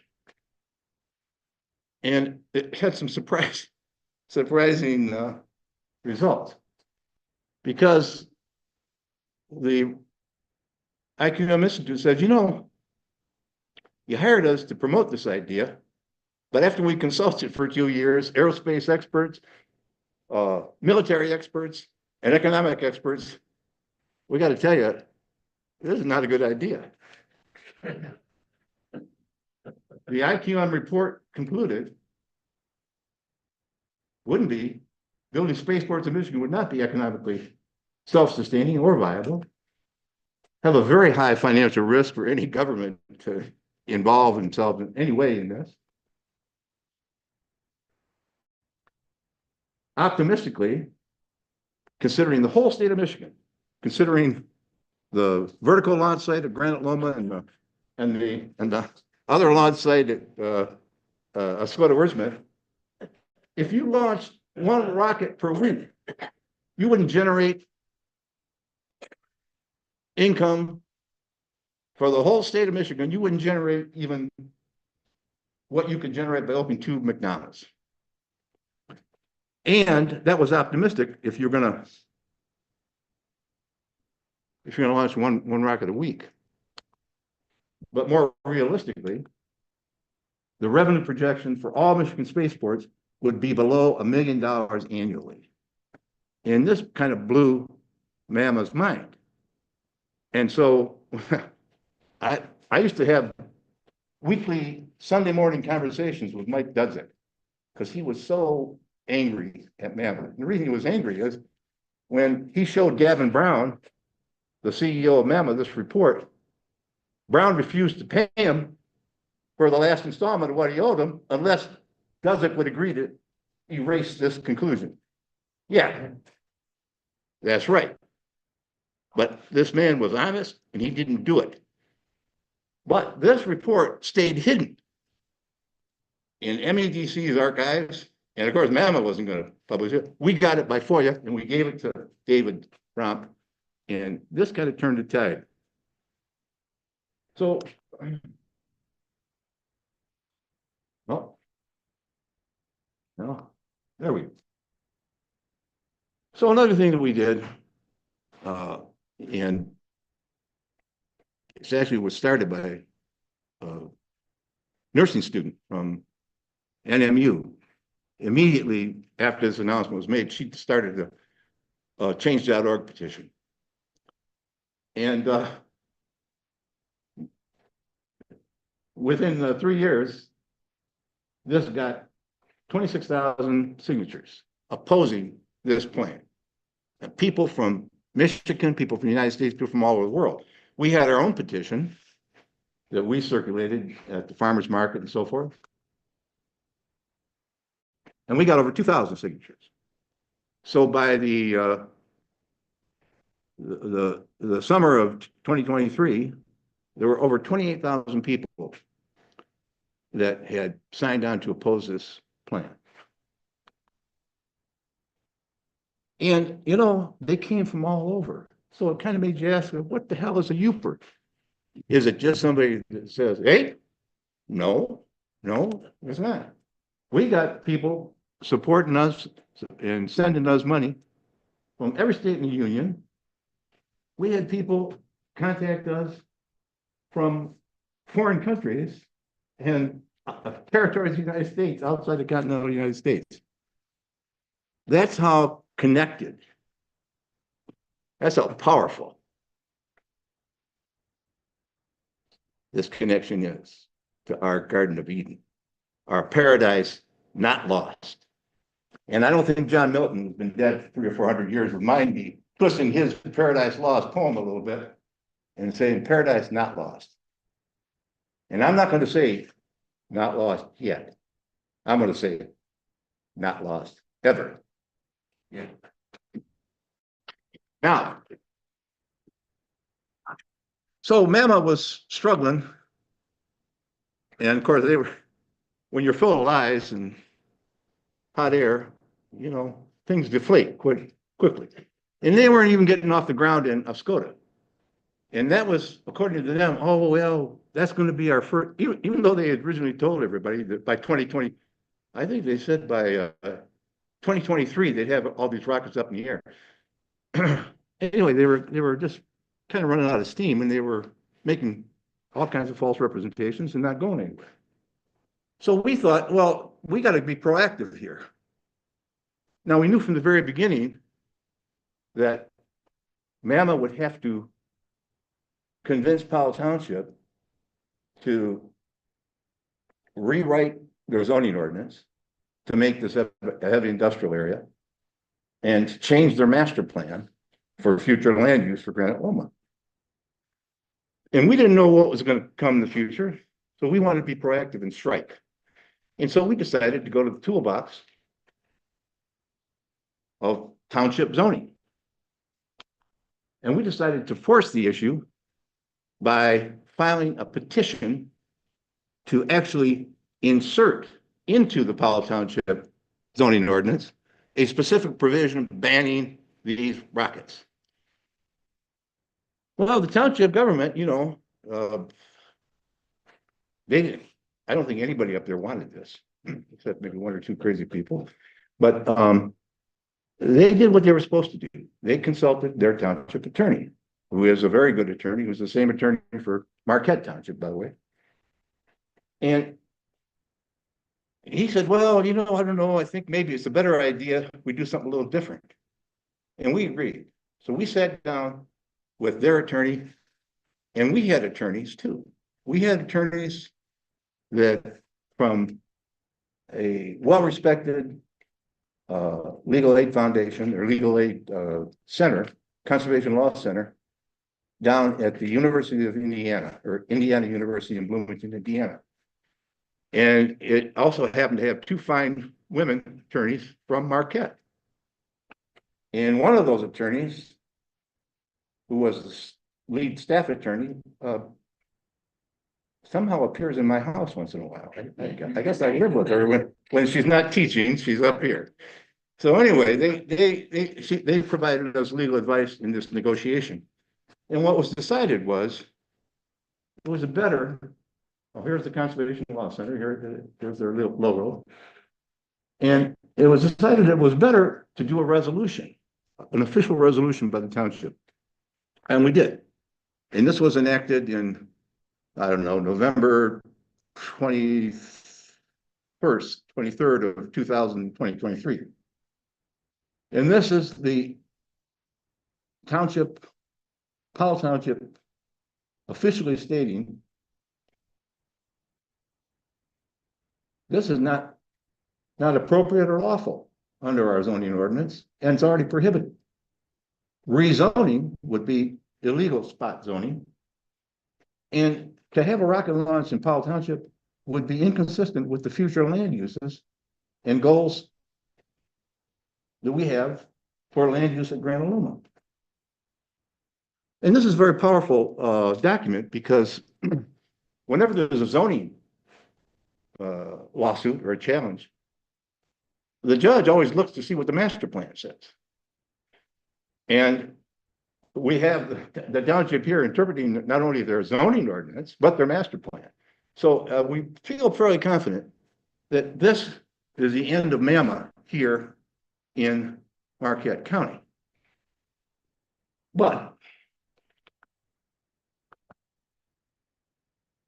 oops, what happened here? All right, let me go back. Do we have a technical issue here?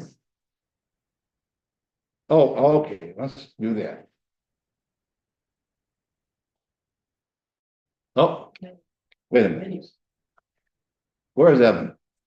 Just left. Well, I need his help. What are you trying to do? I'm trying to get the volume on my computer so we can play this. We can play this music video which is another thing I learned from UFEC live stream at Aquila. Where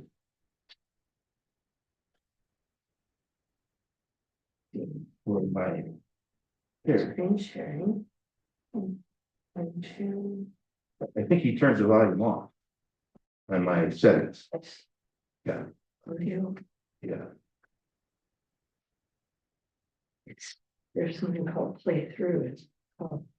Well, I don't know. I mean, I think he may have turned off the settings on my main audio. Because it was giving some. It was giving the Oh, feedback. I see. But it should be. Well, you know what I could do is I could just. Yeah, I haven't found it.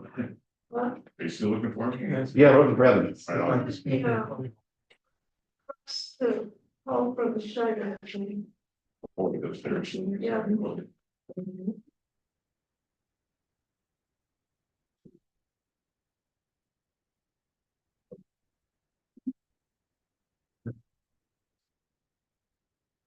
Yes.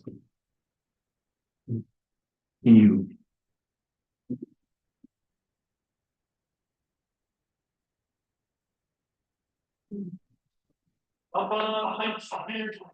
There you go. Miles from our town. Stretch, I know. Yeah, because. Well, okay. I mean, I may be forced to sing this. It's turned on, right? All right, here we go. All right. Here. We're trying to get the play on here. Ready for the music video? Yeah, okay, so. Anyway. I may be forced to sing this. It's turned on, right? All right.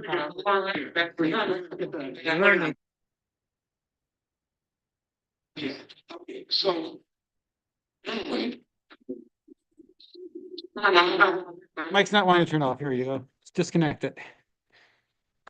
There we go. How was that? All right. Let's start this over again. Yeah. All right, we have the slide ready. There we go. How was that? All right, let's start this over again.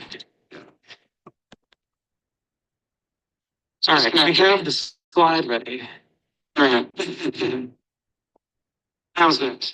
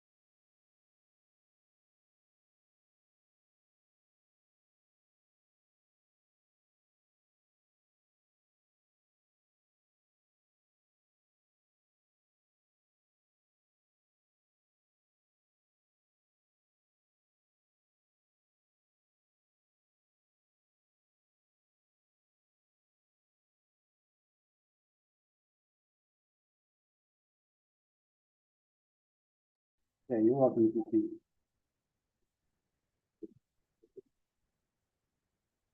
Set. All right. Well, now it works. Look at that. All right. One thing I learned. Hey. That's nice. I always love the sound of my own voice. One thing I learned as a trial attorney is never underestimate your opponent. And so we're not underestimating Mammoth.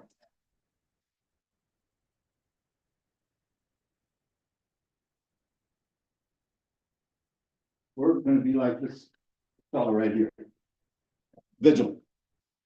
Watch.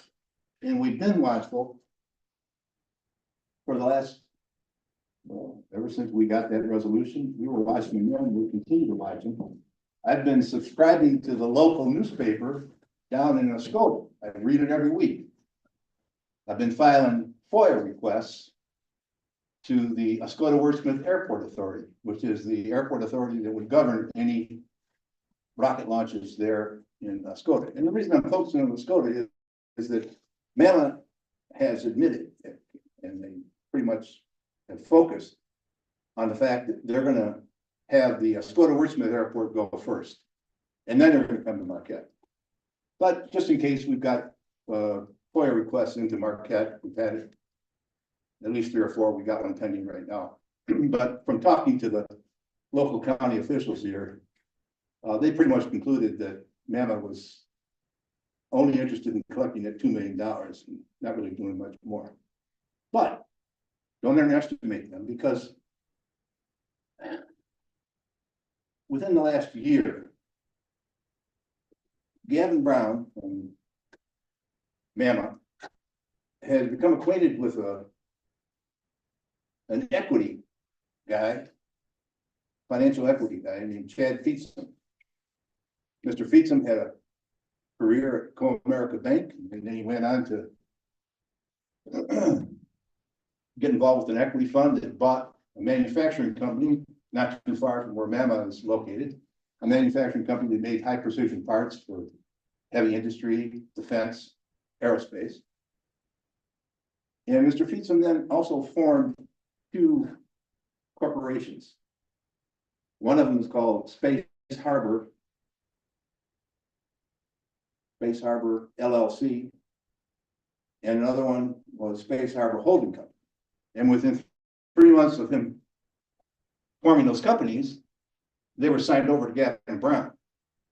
And now Gavin Brown is the shareholder of this holding company, which has 60,000 shares. Now, we don't know if they're a penny a piece, $1 a piece, or whatever. But Mammoth, after engaging with the Oscoda Wordsmith Airport and telling them they're going to do something, and then not doing it, and they ghosted them for a year, came back to the Oscoda people and said, we want you to enter into a lease with Space Harbor, because we're going to have this horizontal launch site here. And they also engaged a company called Integrated Launch Solutions from Florida, which is a pretty reputable, looks like a pretty reputable company. And so they put together a letter of agreement back in, when was that? Oh, it's been at least, well, almost a year now. But that letter of agreement hasn't been signed. And Mammoth came to visit Oscoda, but according to the FOIA request or response I got back this week from the Oscoda Wordsmith Airport Authority, they haven't heard from Space Harbor or Gavin Brown for the last 6-7 months. So it looks like they're in the same kind of pattern. They make promises and they don't follow through on them, but we're going to keep an eye on it. So, and in case they ever come back here, we're going to take care of it. Don't worry. So, but you know, we were against the rocket launch. Got to stop it. So we were, you know, although we're positive protecting the lake, we were negative. But you got to do something positive for the community. You got to have a positive impact. So, responding to a request or a wish from Powell Township to beautify Big Bay. In 2023, we used some of our own money and we got some money from the Community Foundation of Marquette County. And we created some pocket parks. This is a pocket park. This is the bench Justin Sabu made these benches. And you can't see it in this picture, but there's these nice flower planters. We've got these benches and flower planters in 3 different spots. Front of the Township Hall, front of St. Mary's Church, and one over by Drivers Park. Well, these were so well received by the township that we were asked last year by the Parks and Recreation Department of Powell Township, hey, can you do something like you did there, only create like a native plant garden learning area for the elementary students of Powell Township? We said, well, if we can get some money, you know, we can probably chip in something, but well, what do you know? UPEC came through, $7,000 grant. We got, I don't know, $3,000 or $4,000 from the Community Foundation of Marquette. We got some donations, and you can see these pictures here. These are one of our board members. These are some volunteers. Here's a young volunteer doing a native plant garden right at the trailhead of the Big Bay Pathway. So we try to make a positive impact here in the Marquette County. We're not just against something, we're for something. And thank you, UPEC. And thank you all the people that supported us on this. And I want to thank, by the way, you know, when I said this is a community project, there's so many people that I could thank. I see 2 of them, or 3 or 4 of them, 4 of them or more sitting here in this audience right now. And I can't mention everybody, but we're so thankful for the support we got. Now, another thing, and our new director, Jane Fitkin, came up with this idea. Let's recycle these disposable vapes. These disposable vapes that the young people use these days, they got lithium batteries in them, and they got these nicotine pouches that are toxic, and they just throw them down to the ground or throw them in the garbage. Well, that poisons our watershed. So Jane came up with the idea of recycling this. So she's partnering, we're partnering now with one business in town, Kenny's Corner Store, to recycle these, and with the Waste Management Authority here in Marquette County. And we're hoping to expand this. Another thing that we have done, and it's kind of following up on a concern we always had, because the rocket launch site was going to fill in a whole bunch of wetlands up there at Granuloma. So we were always interested in protecting wetlands. Well, we decided to get more involved. And so we got involved with Superior Watershed Partnership, contributed some money and some volunteer effort to build a public access over a 17-acre beautiful wetland area at the junction of Highway 550 and Eagles Nest Road. And we helped build this walkway to access to the beach, beautiful Presque Isle Beach, which incidentally was one of the sites that they were thinking of making a rocket launch out of. Crazy. But anyway, so we're into protecting wetlands now. And here's Jane. And this is her standing next to the dedication sign dedicated to Jerry Maynard, who had the Raptor Center out in Chocolate. And we were glad to work with Superior Watershed. They've been a very good ally. And, you know, wetlands, 45,000 acres of wetlands have been lost in Marquette County so far. And 54% of the wetlands in our coastal areas have been gone. So it's very important. And why are wetlands important? Wetlands are the kidneys of nature. They filter toxic materials. They filter, you know, materials that would go into our water table, into our lake. And they're also a carbon sink. They're a great carbon sink. They're also a great erosion control, flood control mechanism, nature's mechanism. And they're a beautiful place for birds and wildlife. So we want to protect those, and we're trying to, we're working right now, and the Conservation Law Center is helping us analyze the different ordinances for the various townships to see if we can insert into some of those ordinances some protections, some additional protections for wetlands.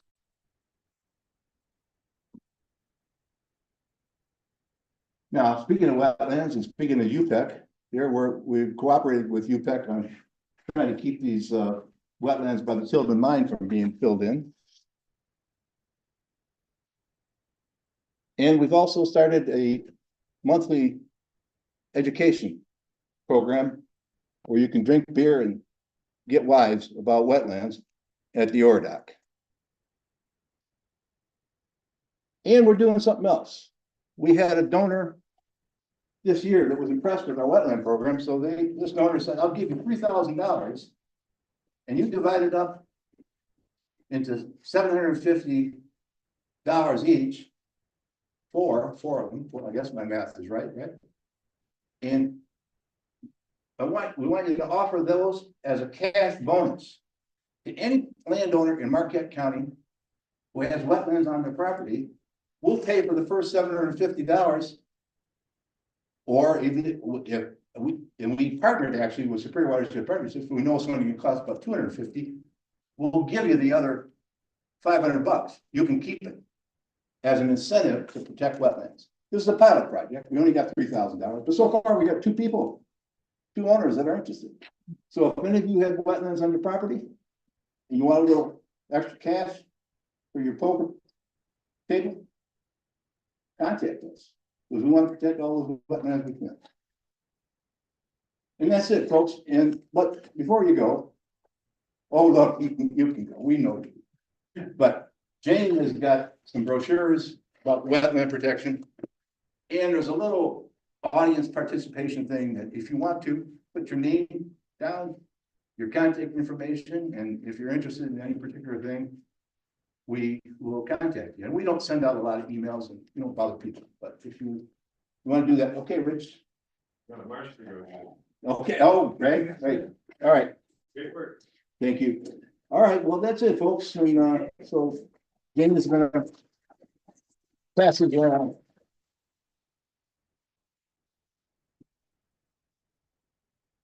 So much. All right, everyone, we're taking a break. Feel free to disperse, go around town, march, whatever you need to do, and we'll be back here at 1 p.m. and up in the Shirus Room for poetry at the same time. We'll see you soon.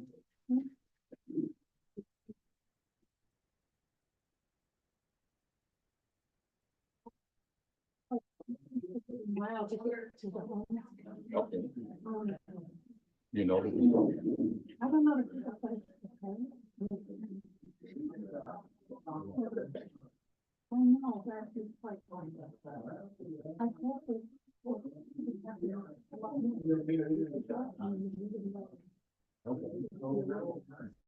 Okay.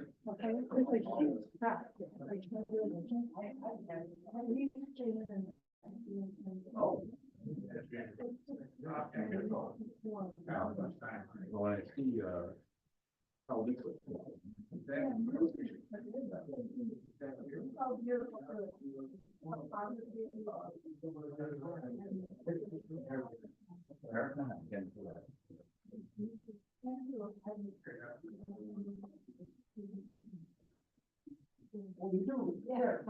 Everyone out there. It's just a little chunk near the garden. For the garden. Oh, wait a minute, you got the garden? Yeah. Yeah, well, I didn't do it, The road.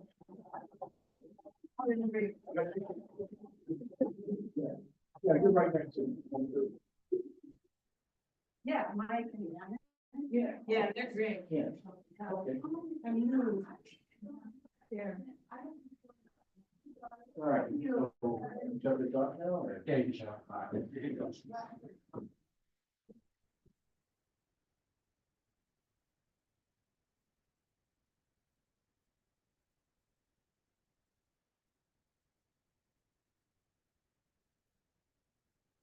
Straight, he's still around on the stream. Yeah, you get to stay around for yourself. Nope. Lost horse. All right.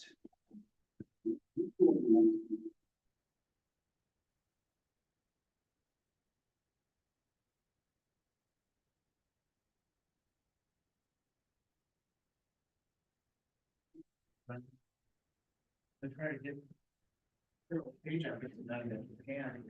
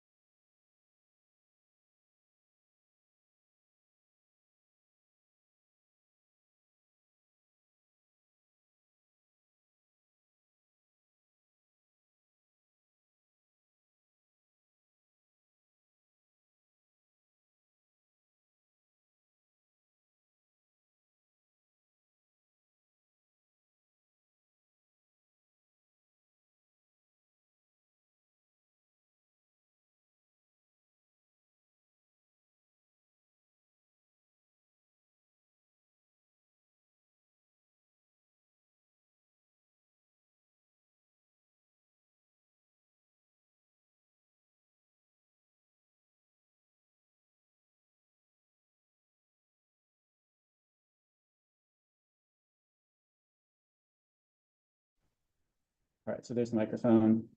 And it's working. Yep, and you won't hear it back. And I'm not hearing it back, but I'm seeing me. Yep. So I want to.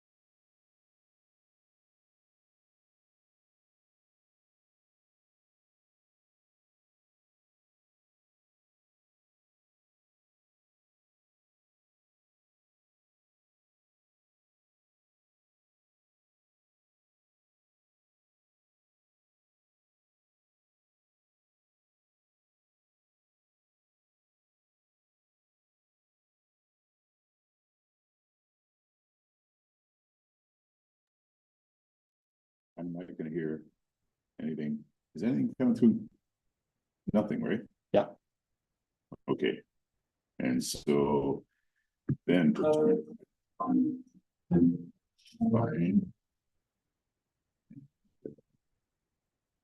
Okay, that looks good. Where do you want it?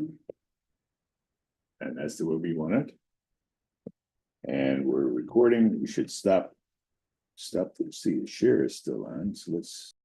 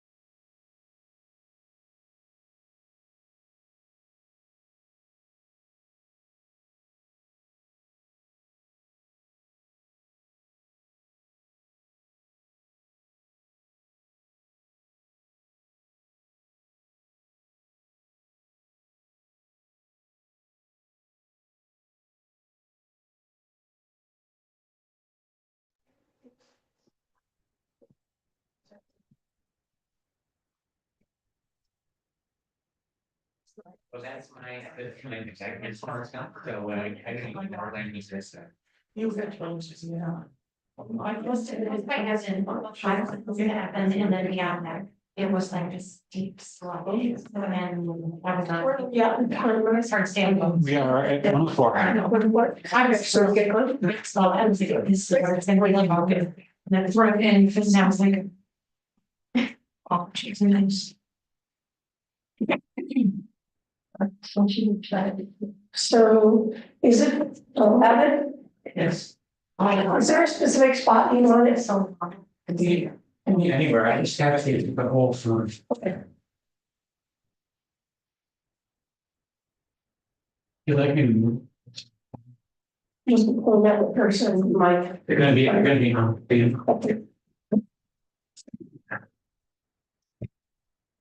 Some power. What do you need? Some possible night. I can just. I got a board. Oh, there is. So. Gonna be live streaming at least part of this. So welcome everyone. My name is Kathleen Hyden. I'm a board member of the Ethics Peninsula Environmental Coalition. And I'd like to welcome you all to why I'm happening. Lots of colors. And so we have a number of poets here tonight to share their words with us. Poems in praise of the wild UP we all know and love. This is part of the Upper Peninsula Environmental Coalition Celebrate the UP event. And with extra thanks to the Peter White Public Library, because this is also Poetry Month. And so this is an event that's part of the National Poetry Month programming. And I believe we're co-promoted as part of the Great Lakes Poetry Festival as well.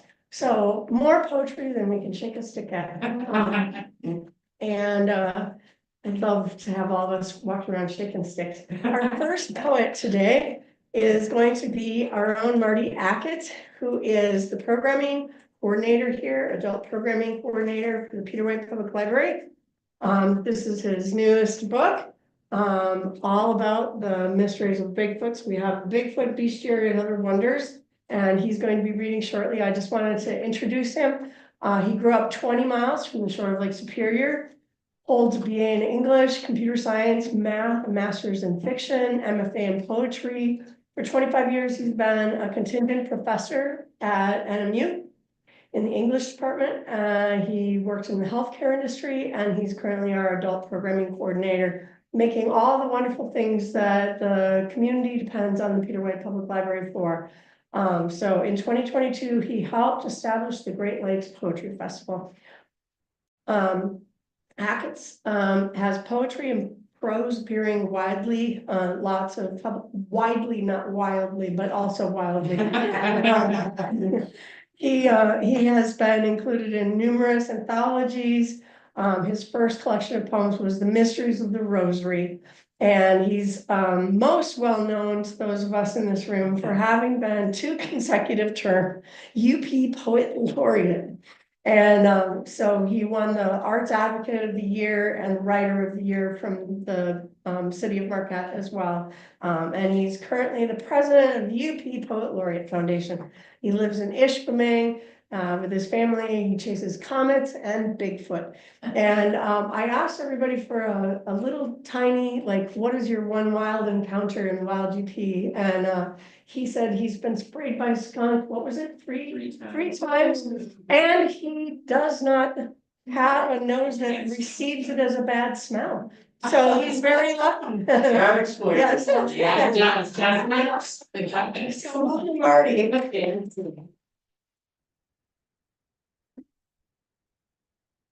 you, Marty.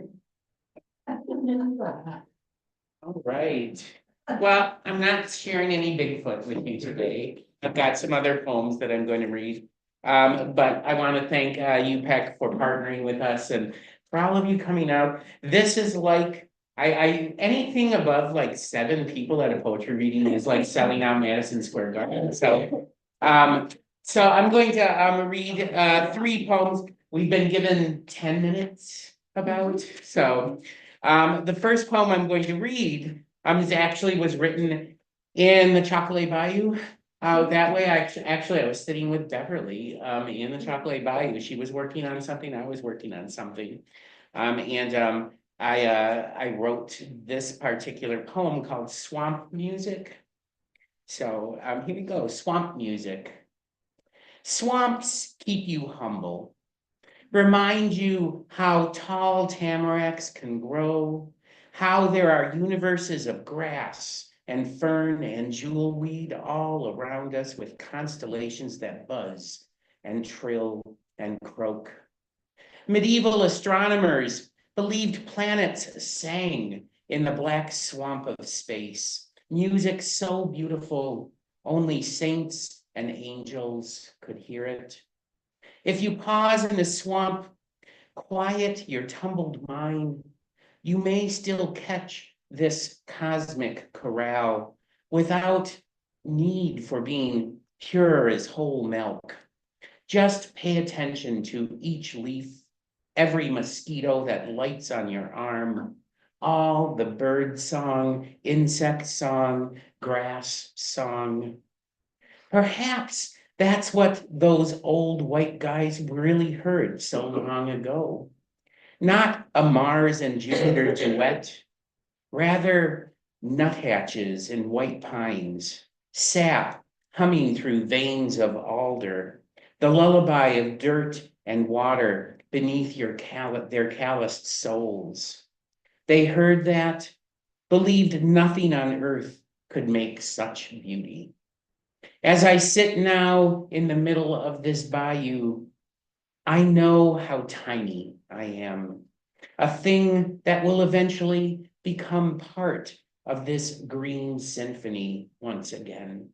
My body feeding its hungry musicians as they stretch and grow and tune. So that if you've never, I'm sure all of you have, but if you've never made it to the Chocolate Bayou, it's just it's like going to church. It really is going there. It's wonderful, wonderful. So I let my friend Gayla, who, hi Claudia, it's good to see you.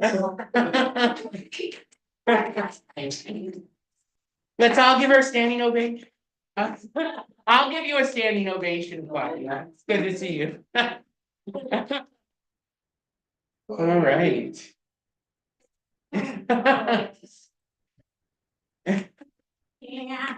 Now that you've disrupted my poetry reading, Claudia. Anyway, the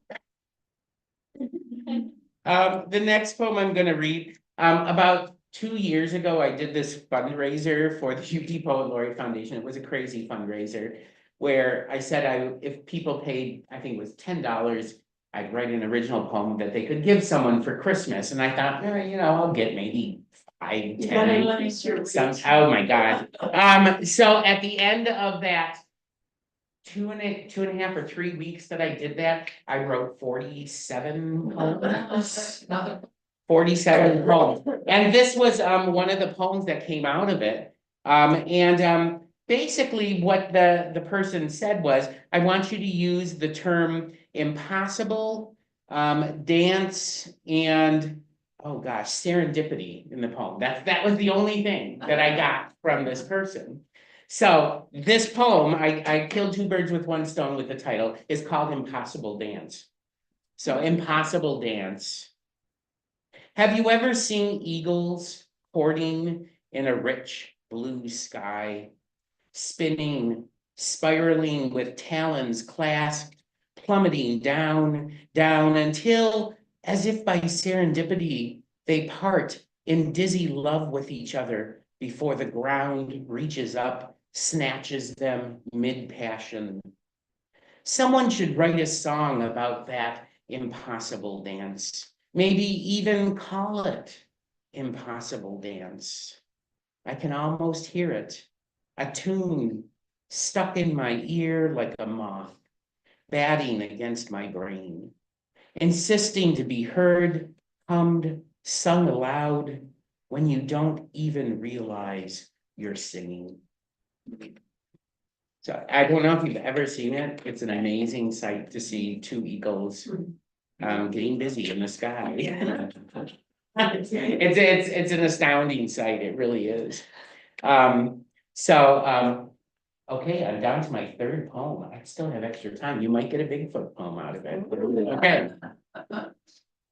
Okay. So this next one, I've been doing this crazy thing. I do crazy things all the time.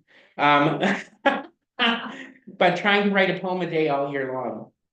Which I haven't been quite that successful, but I've missed a few days, but I've got like 60 some pages of new poetry so far. So anyway, this poem was one of the ones that happened. I have to believe it was one of our snowstorms recently. Okay, so this one is simply titled Snow. Snow. This morning the world was snow. Everything white and cold and blinding, even the air, each breath a blizzard. A pine in my backyard, all frilled with snowy lace, stands like a tall girl at a high school Yule ball, waiting to be asked to dance, ruby winter berries flashing in her needles. A hare twitches at the tree's knuckled roots, haunches wound tight in case I get too close. But I stay still. Try to slow my lungs and heart until they move at the speed of a snowflake, drifting from the heavens, down, down, a tiny cathedral of ice, searching for the perfect place to praise the ground. All right, and I will give you a Bigfoot poem since I'm right. This is perfect. Okay, this poem, obviously, I didn't bring any of my books. Sorry, but it's available from local. No, I'm not going to do a commercial. Anyway, this poem is one of the older poems in the book. I was just talking with Lynn about this at lunch about how I went to Big Sur and did a poetry conference there. And you put a Midwestern person in a California conference, you have experiences you will never ever forget. Anyway, lots of stuff are clothing optional out there. I'll just let you know that.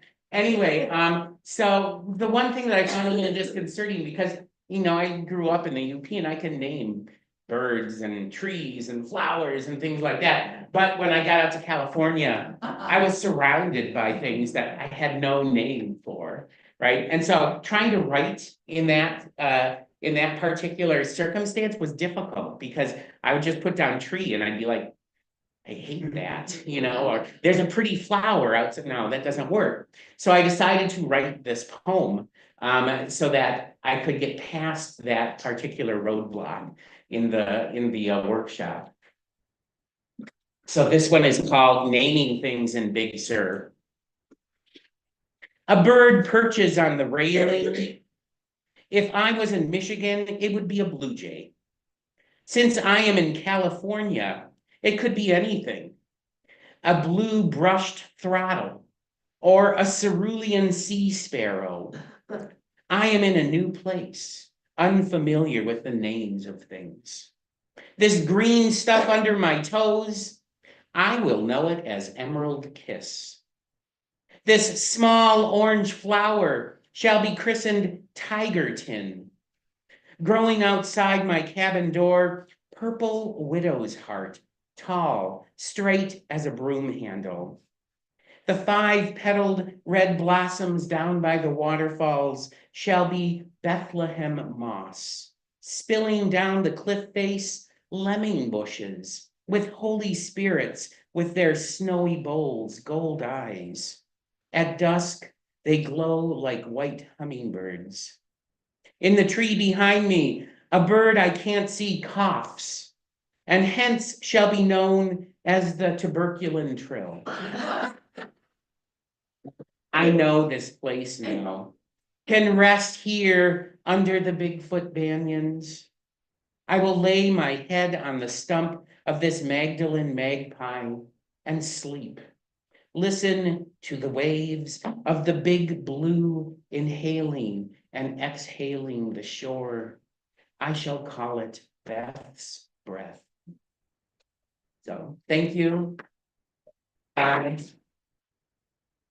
You are going to really enjoy all of the other poets that are going to be reading. I have to buzz out and talk about it someplace else.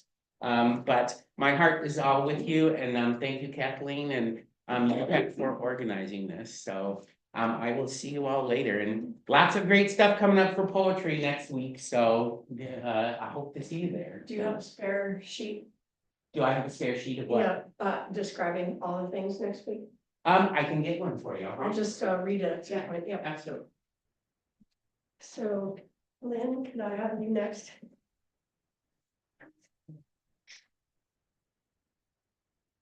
I can find.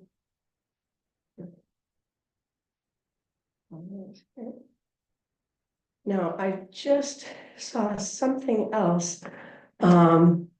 Recently, someone else's personal information that said 10 years at Northern. I think it was Aaron Kowitz. You just did 10 years at Northern officially. Amazing. Okay, so this is our next reader, Lynn Domina. Some of you know her from the fact that she teaches at Northern and has been teaching at Northern for 10 years.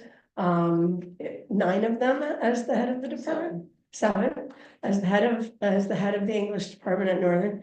So bio here, I'll share. She's the author of several books, including 3 collections of poetry, Inland Sea, Framed in Silence, and Corporeal Works. I'm sorry, did I say it's corporal work? Corporal, sorry. And 1 chapbook, Killing Him. Her poems appear in the Los Angeles Review, Lake Effect, Moon City Review, About Place, and other periodicals and anthologies. Teaches at Northern Michigan University and lives in Marquette. We're dreadfully lucky to have her. And here's her wild UP experience. She says that once, driving along a back road in the UP, it occurred to her that those funny looking birch trees might not in fact be birch trees.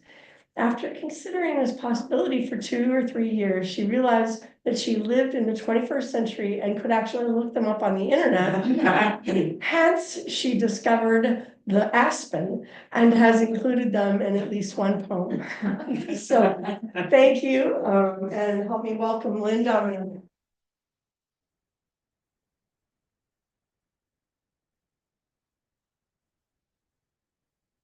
Thanks, Kathleen, and thank you all for coming out on a day where a lot of other things are happening, of course, and where we have hints of spring, right? You know, as that introduction revealed, in my family, we have an expression, book smart, dumb regular. And sometimes I fulfill that category. It does take me a long time to figure out the most obvious things. But at any rate, I'm going to read 3 poems from this collection, Inland Sea, which is, of course, a reference to that great body of water out there. Since we moved to Marquette, I grew up in Lower Michigan, but then I didn't live in Michigan for about 30 years. And although I lived in some other beautiful places, I missed the water so much. And I told somebody I was always thirsty, right? And then at one point, I was living in the Catskill region of New York, and I was thinking, maybe we should get a cabin on a lake. And then I was also thinking, man, I need a different job. And so then I got this job, and I got that lake. So now I can't imagine living anywhere else. And I'm not thirsty anymore. You're home. Yeah, it's what it feels like. So anyway, I'm going to read 3 poems. This first one is called Field Work. I began with trees, listening to rattles and whispers, breezes rustling their leaves. I fingered their bark, distinguishing oak from maple, aspen from birch, beheld fir, juniper, cedar. Some evergreen needles swooped down softly, rested pliably in my own hand. I noticed nests and eggs and birds, recognized robins, of course. A blue half shell had landed among our hostas, urging life into the future. I delighted at the pileated woodpecker who lived 2 days behind our garden, oak shavings floating into our compost. I already knew jays would bully chickadees, and I already knew grackles were smaller than crows and more iridescent. But what about that brown one? Its tail specked white. And what about that other brown one? Its wings striped white. I listened as my friends described silhouettes of red-tailed hawks or turkey buzzards in flight. All I'd known was that the word buzzard repulsed me. Featherless heads evolved for scavenging. A head thrust fully into an animal, a beak pulling off strips of meat repulsed me. Another confession. I'd always confused conch with nautilus, something about their spirals curling ever tighter. I've read about their histories, habitats, reproductive habits, the uses humans make of them. I discovered recipes in jewelry stores, disheveled souvenir shops, and dusty museum exhibits. But I'd never seen either alive. The problem I'd set out to resolve, to know rather than know about. Decline the exotic. Choose instead these spruce, sparrows, coneflowers I pass each day. This next poem started with something else that I think it was Kathleen organized. Several years ago, there was an art exhibit downstairs on the wetlands, right? And local painters painted, and then local poets responded to the paintings. So this one is called Wetlands. Riding to Boston, my friend watched streams of rain curve around dirt and bits of insect on her window. She saw hazy branches, leaves distorted by swollen drops. Through the rain, she said, the landscape looked pointillist. Today I walked 3 blocks through wintry rain because I wanted to sit in a gallery filled with landscapes. The pond reflects bright clouds, and Mulligan Creek shifts from aquamarine to brackish green. A photograph reveals what could have been sand dunes or an abandoned beach if it weren't churned sludge left by foresters. In this silence and echoing footsteps, I am more alone than I wanted to be. Elsewhere, painters slump close, their day spoiled by weather, or perhaps not entirely spoiled. Today they won't paint here at the headwaters, but one gazes west, committing the light, the shadow to memory, as if by her next visit, the land could be gone. And then the last poem I'll read, a little shorter.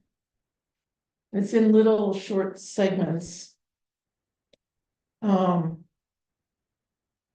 it was mostly inspired, I like to kayak, but I'm not very skilled. And so I generally go out in a tourist park and that sort of thing as opposed to out there. And that's where I saw some of this. So the poem is called Northern Michigan, Late Afternoon, Early September. 1. Among reeds, a juvenile crane stills himself, listening to thin splashes.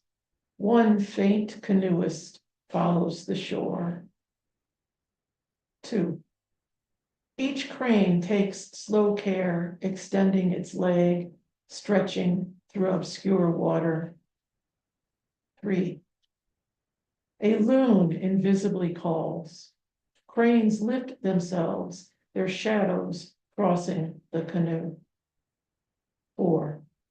Silence. A rustling breeze. Silence. Thanks.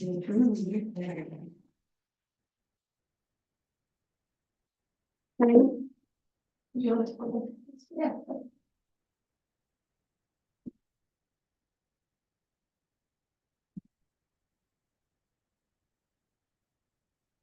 So before I introduce our next reader, I just wanted to share some of the information that Marty shared. This is the program for the library for this coming couple of weeks. And we are only here in this long list of amazing things that's coming up this month. We're here. So we have Northwards and Music, wordplay show with BJ Bradley and friends, poets, Marty, and music and musicians and actresses. That's on April 9th. We have the Marquette Poets Circle coming up on the 10th, where we get together and share poems, workshop. We have Billy Collins on the road with the Poet Laureate. We're screening this film on Friday, the 11th next week. If you don't know Billy Collins, he's a good laugh. Laugh and cry with Billy Collins. On the April 14th, we have Milton Bates and Gayla Mallerby are doing a book launch reading together. Gayla will be arriving later. She's at an event right now with her daughter. She's going to be one of our last readers today. Milton Bates is another wonderful local poet, and they both have new books. Lynn has a new book, and it's just everywhere. Everywhere Christine has a new book. Everybody has new books. Then on April 21st, Monday, April 21st, we have the Women of Harvard Square Press. Beverly Mathern, Claudia Drozen, Randy Clemens, Lynn Domina, Helen Haskell Ramin's work is going to be shared, and myself, among others. And I'll just share the next is a book conversation, all booked up on the work of Colby Cedar Smith's Call Me Athena, the girl from Detroit, a book club. So that's halfway through the month of amazing programming. And our next reader is going to be our own Christine Sari. And I'm just gonna share here her bio. Christine Sari is a writer and visual artist residing in the Upper Peninsula of Michigan since 1971. She grew up on an Austrian mountain farm and emigrated to the United States in 1964. For many years, she worked as a freelance journalist. In 2011, she published a memoir about her parents and her childhood, love and war at Stag Farm. And so it documents the family farm and the people connected to it from 1938 to 1948. In 2018, she published her collection of poems, Blossoms in the Dark of Winter, beautiful collection. Her mixed media artwork, a family album, depicts the story of her 20th century European family and is installed in a private gallery in her Austrian farm, which is still in the hands of her family and has become a refuge for her husband, their son, their 2 sons, and 3 grandchildren, and an ongoing source of inspiration for Christine and everyone who knows her. So I seem to have misplaced the little anecdote about her wild experience, but I'll share the wild experience that made the most meaningful impact to me that she has shared is she and John were on the Whitefish and experienced the slap of the beaver tail. And there's nothing like being warned by a beaver to let you know that you are in another being's world. The slap of beaver tail, I can hear that echoing. I believe you have a wonderful poem about it. So without further ado, Christine Sari, thank you.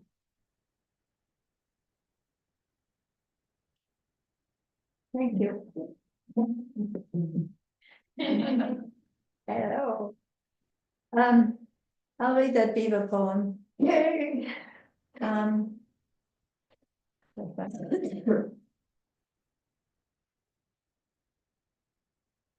It's a short little poem. The beaver. The beaver comes out from under the waters at 9 in the evening and crisscrosses the river. Loud splashes from his powerful tail tell us we are not wanted here. The whitefish is his territory. We are intruders. Only once he let us come close. We canoed towards the falls where the river becomes dark and narrow, where dead cedars hang into the water like giant porcupines. As we drifted toward the hollowed out bank, we saw his eyes gleam. We held still, looked straight at him. He looked back without alarm, quietly slid into the water.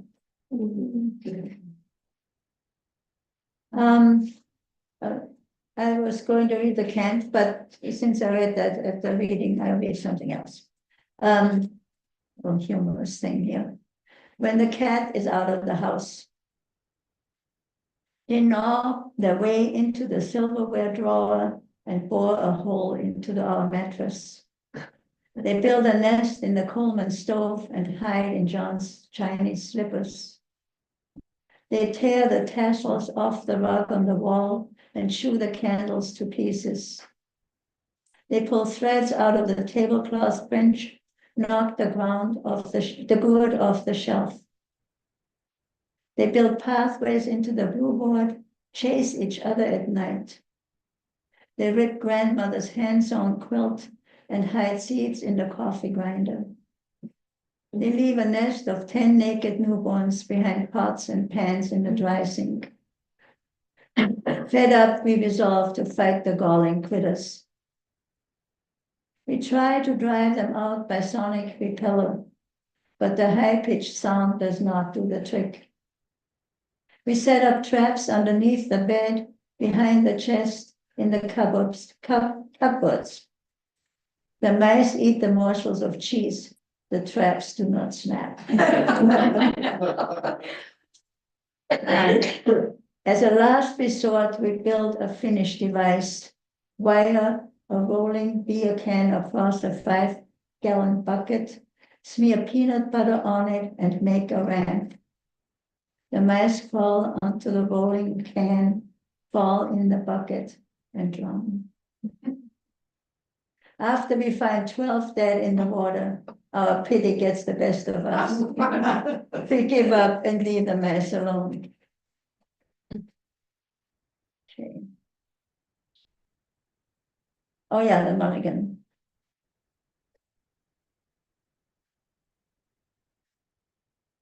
Mulligan Thanksgiving. This is for Kathy and Bill Davis, if you know them. They have been much involved in environmental issues and UPEC.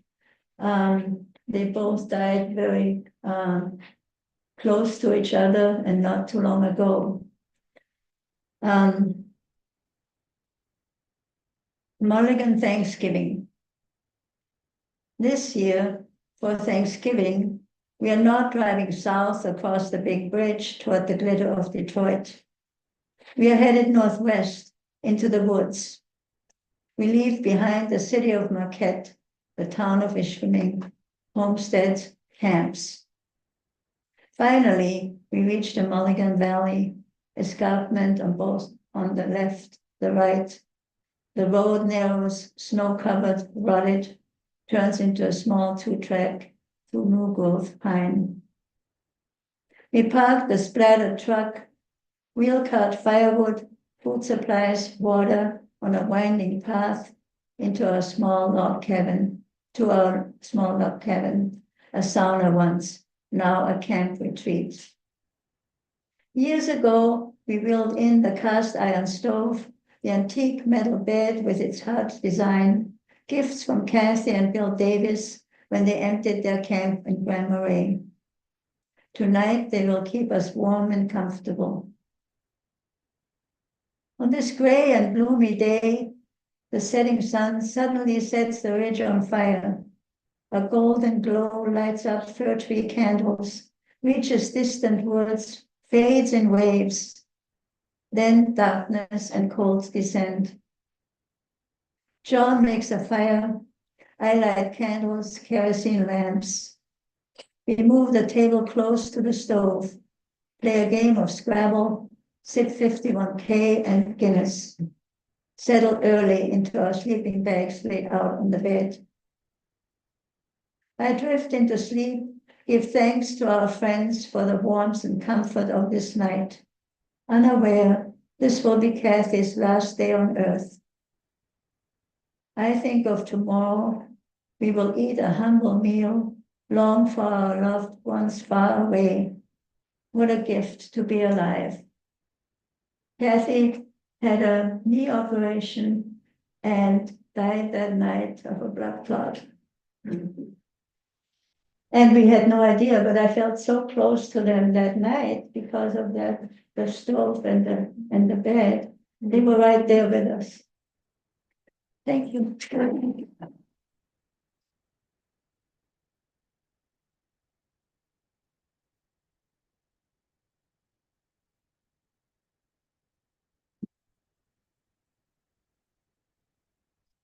Beverly next. We have a bona fide poet laureate with us here in the room. Yeah. So Beverly Mathern, I've known since I was in the master's program at Northern. I don't know, what year did you come? 1991. 91. So I arrived in 92, so we were very close together. Beverly Mathern, UP Poet Laureate and Professor Emerita from NMU. She directed the Northern Michigan University Master of Fine Arts program and served as the poetry editor for Passages North literary magazine. She's the author of 7 books of poetry, has garnered first place prizes, including the Hackney Literary Award for Poetry and 4 Pushcart nominations. She's received the Marquette Arts and Culture Award for Outstanding Writer and NMU's Excellence in Scholarship Award. Beverly is widely published, Harvard Square Press, Editions Parsonage, Editions Tintamarres, Cross Cultural Communications, March Street Press, Ridgeway Press, and has read around the world, including the Dylan Thomas Center in Swansea, Wales, Shakespeare and Company in Paris, and the United Nations in New York. Her 8th book of poetry is Haiku, dedicated to the UP, and it's going to press in July of this summer. The following August, she'll be reading in Japan, the birthplace of haiku, with a city exchange program. So her wild UP experience was cut off in my little anecdote here. So is this your hiking experience? The little you people. Yeah. It was down on the Yellow Dog River. Yes. I spotted oh darn. This is terrible. I can't remember the name of it now, but it's a plant that grows along the yellow dog, and it's a small little segmented reed-like bamboo-like plant, but it's the descendant of the same plant that flourished. Yes, yes, the horsetail. The horsetail. Yes, the horsetail. And since I'm getting. Yes, I can. I discovered horsetail tea that is made from that very horsetail plant. And so I've been drinking it 3 times a day. And plums and teeth and, you know, and joints and all the things that ail us when we get. The horsetail is famous for being recorded in the Great Pennsylvania Coal seams as well, except I believe at that point the plant grew really quite enormous, and now we know it as a much smaller plant. Yeah. So without further ado, Beverly Mathern.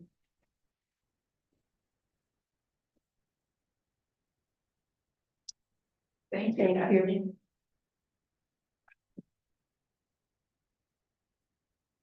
So the first one I'd like to do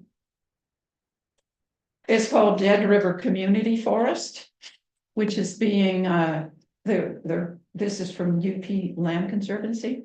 They are going to build boardwalks, et cetera, and really develop that area for community use, and in particular for use by by the Anishinaabe, who can then reenact their ceremonies. That's what they do throughout the year. So it's a really special project.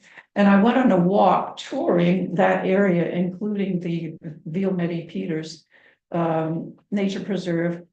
And this poem is a result of that. The person leading the walk was John Fryer of the UP Land Conservancy. And he had one anecdote after another about various growing things there. And I found a place for them in the poem. It's a fall poem. The epigraph is, this is, I think, what holiness is, the natural world where every moment is full. And that's from Mary Oliver.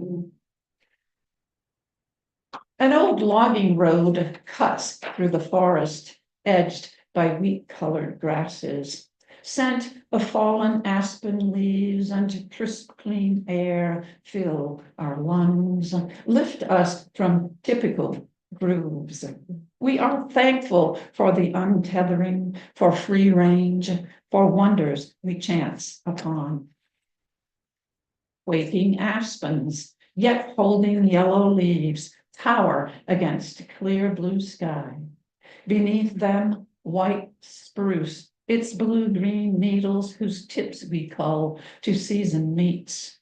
Slender cones we covet to garnish wreaths. A still green leaf of the eastern ironwood, its rounded base, pointed tip, serrated edges, bark smooth as that of myrtles. Needles of balsam we smush with our nails, scent of holiday season filling the air. Hard maples, flaming orange, sap its sweetest in spring. White birches, their silver trunks like leaves, like golden coins. Saplings of striped maples, saffron leaves like paper, like oversized tulips, candy for deer.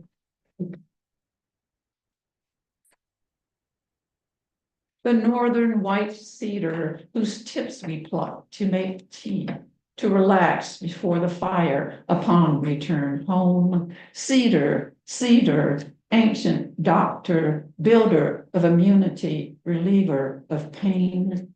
The white pine, its long needles, 5 to each bundle. A colossal specimen, some 60 years of age, standing before us. Russet leaves of the northern red oak. Know that each acorn comes from a small flower whose nectar honeybees cherish. Know that its bark yields remedies for ailments of the heart, for fever and more. Know that the red oak may live as long as 400 years. Bark of bird's eye maple, destined for violin making in Italy. Its orbs, amber, brown, or black, rare as pearls. The buck emerging from thickets and saplings, antlers sprung from its crown. How we try to count times before it bolts to the shadows under the trees, transformed nonetheless by its majesty, epiphany of sorts. While leaves and temperatures fall, go to the deep down root of things. Know that it takes a millennium of fallen leaves to make soil for the forest floor. Know that this languishing of reds and mauves, of golds, of amber, this quietus in fall, is Persephone's downward drift to black Hades, her winter long gathering of strength, her sure return to light, a stay against death forever and ever and ever. Of course, I feel a little presumptuous thinking the earth will live forever, but I surely hope it does. Okay. Then another one I have is called, this is from the wonderful Super Poetry Anthology that Raymond Luzak edited. Raymond Luzak, beautiful, beautiful poet who was here to grace us with his words last spring. So now this is dedicated to a friend of mine in Louisiana. We grew up together, and she visited me in Berkeley, California when I was living there, and then she visited me in the UP, which explains the reason for some of the imagery in here. Okay, first snow at sunrise. 1. This morning, I called my friend on the phone, wish her a 60th happy birthday. I've forgiven Daddy, she blurts. I'm aghast. I'd punch him in the face, kicking him in the groin, I think to myself. At that moment, my friend, with fervor of a saint, humbles me. I feel inadequate, questioning my ability to forgive. As we talk, assays and triumphs flicker before me like cuts from film in a dark theater. 2. Waves of the Pacific Ocean crashed and fanned across midnight sand on Stetson Beach, fracturing bits of moonlight.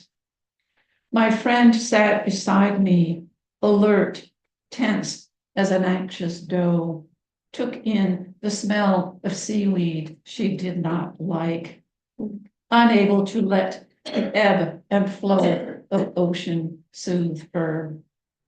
She picked at dune grass, her breaths deep, filled with her childhood.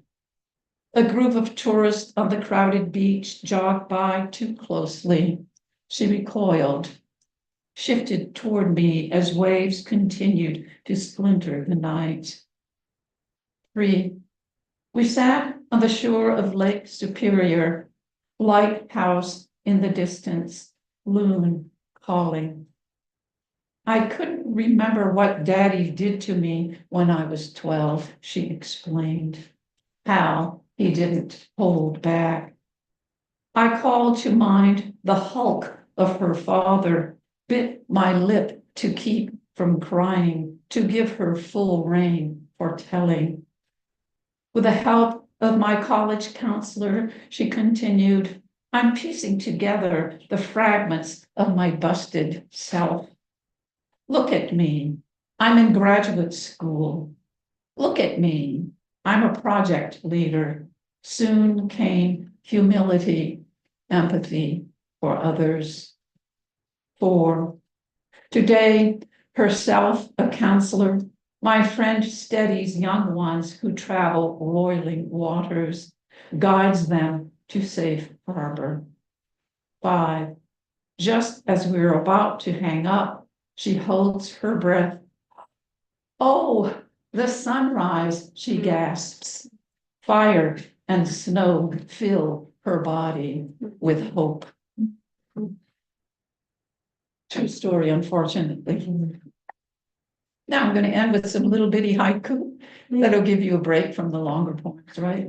So some of that comes from the walk at the various forests I've been visiting. But anyway, here we go. They all come from the various forests I've been visiting. Pinprick holes in alder leaves, dapple sun on my jeans. Beneath white pines, ruffed grouse sputter from underbrush. Wounded sky shot by lightning.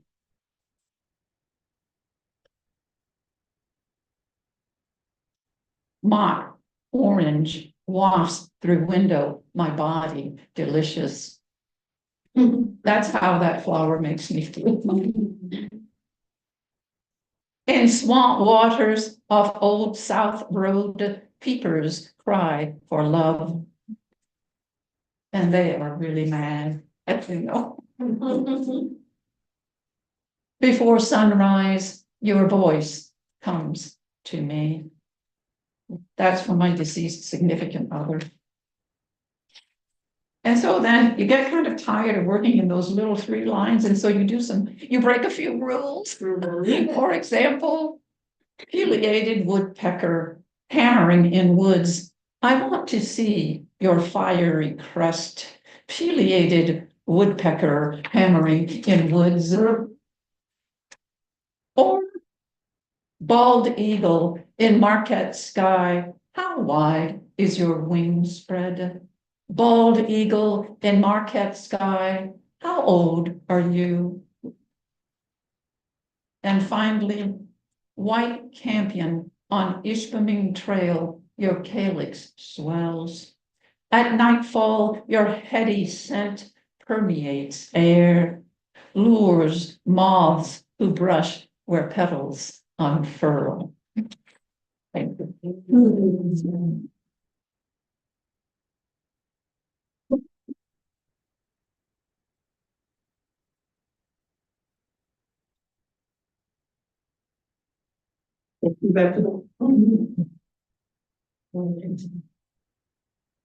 So just to give you a sense of the rest of the program, there is a big reading by Kimberly Blazer coming up. That is April 22nd. She is the former Wisconsin Poet Laureate and author of 6 poetry collections. She's going to be reading as a kind of keynote poet for April Poetry Month here at the library. They're going to be screening Patterson. So everybody is invited to bring their own dinner and come on April 23rd, 6 to 8 p.m. Bring your own dinner along, sit at a table downstairs in the community room and watch the screening of Patterson about interpreting the wonderful long poem Patterson. That's the recent award-winning film by Jim Jarmusch. Let's see, we have keynote poet Jeff Cass reading on April 24th. He's the Great Lakes Poetry Festival keynote poet, author of the Michigan Notable Book Club Teacher Pizza Guy, reading from True Believer, poems that delve into the origins of the Marvel superhero comics, the superheroes of the Marvel comics. And Cindy Hunter Morgan, wonderful Michigan poet, is going to be reading as part of the Michigan Notable Book Club. She's reading from her book Harborless. She won the Michigan Notable Book with that, and she's going to do a workshop to generate new work with people. And they're going to be doing a screening of her work as well. That's Friday, April 25th, 2 different events on the same day.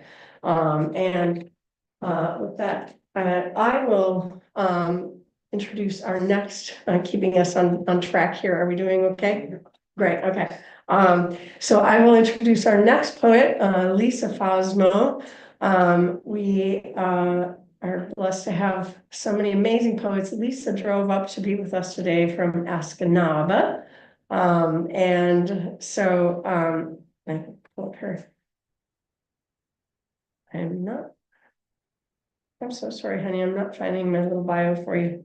That's okay. Can I read off the back of your book? Oh, I'm so sorry. I don't know what happened to the little list of bios that I had prepared. They all seem to have gone the way of the dodo today. So I very much apologize for not having all the bios that I planned for introduction. Lisa is a wonderful poet. I have had the privilege of working with her, and we share the love of wild places and her most recent collection. You just debuted last year, correct?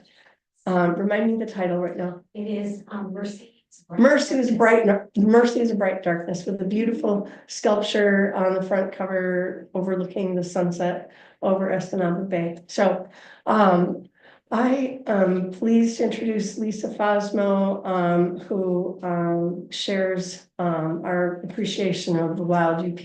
And thank you, Lisa.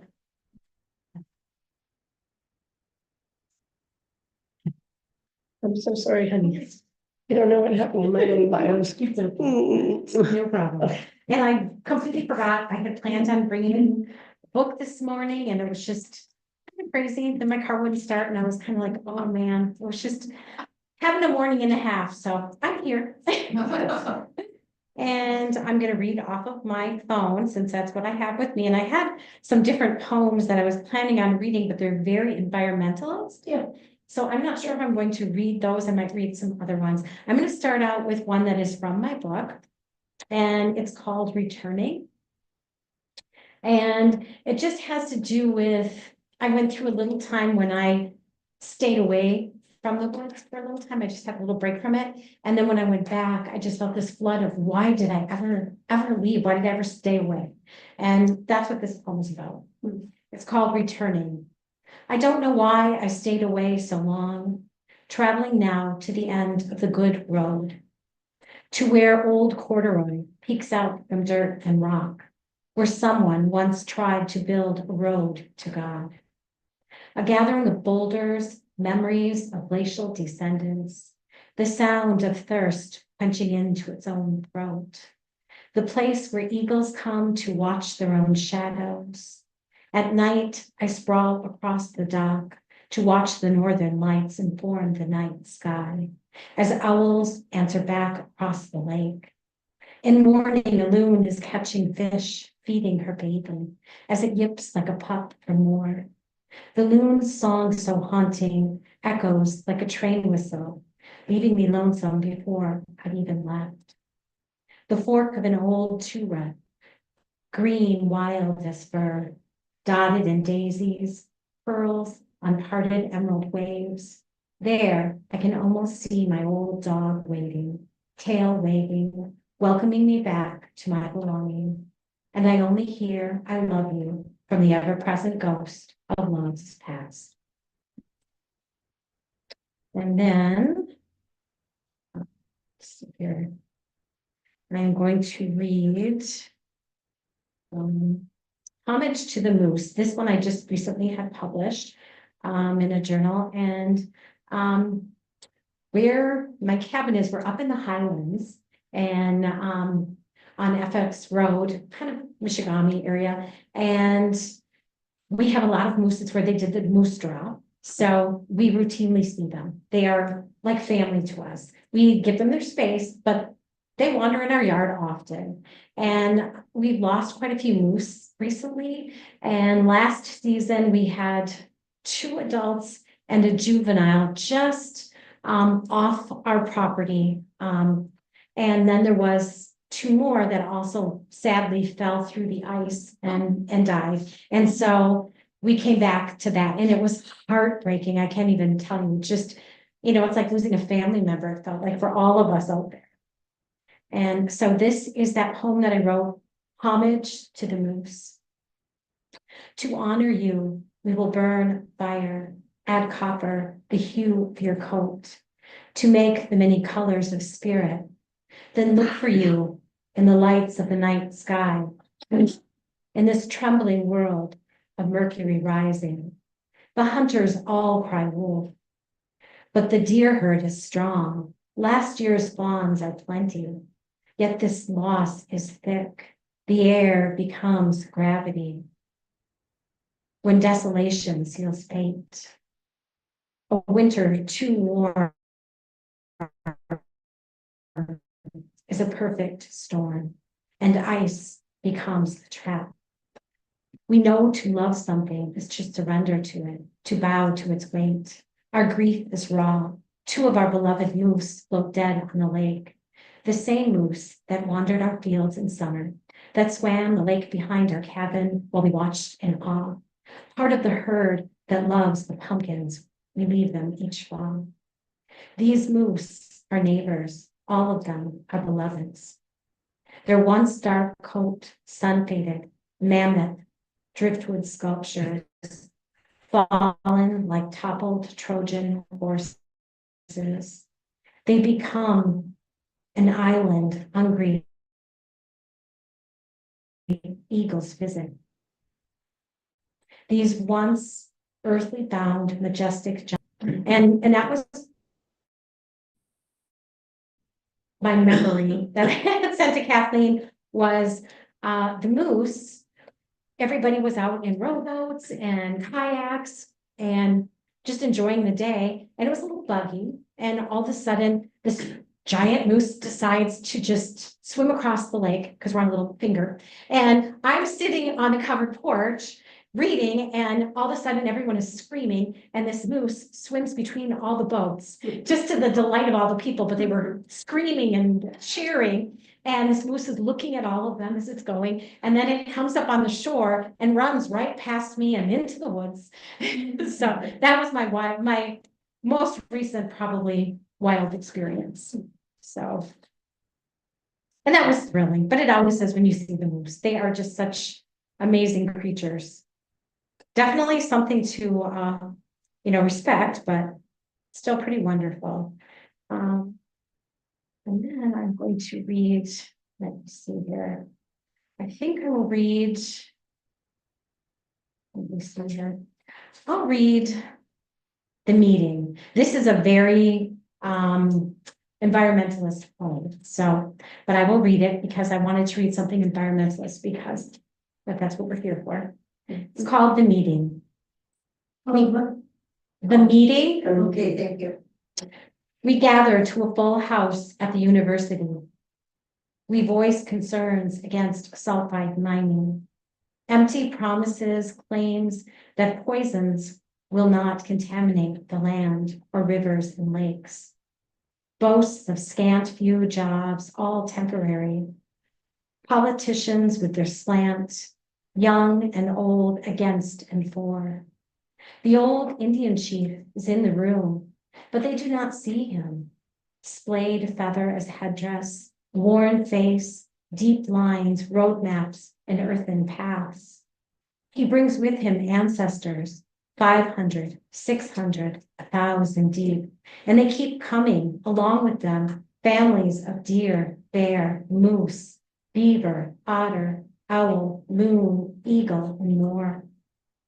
The trees are here too, speaking among themselves, the language of seasons, of time, of decades, of centuries. And still, they do not see them or hear them. The great spirit of water is here too, how it always is. We carry it with us in the container of our bodies. They take up no room at all, no room at all. Spirits are like that, only charge the air.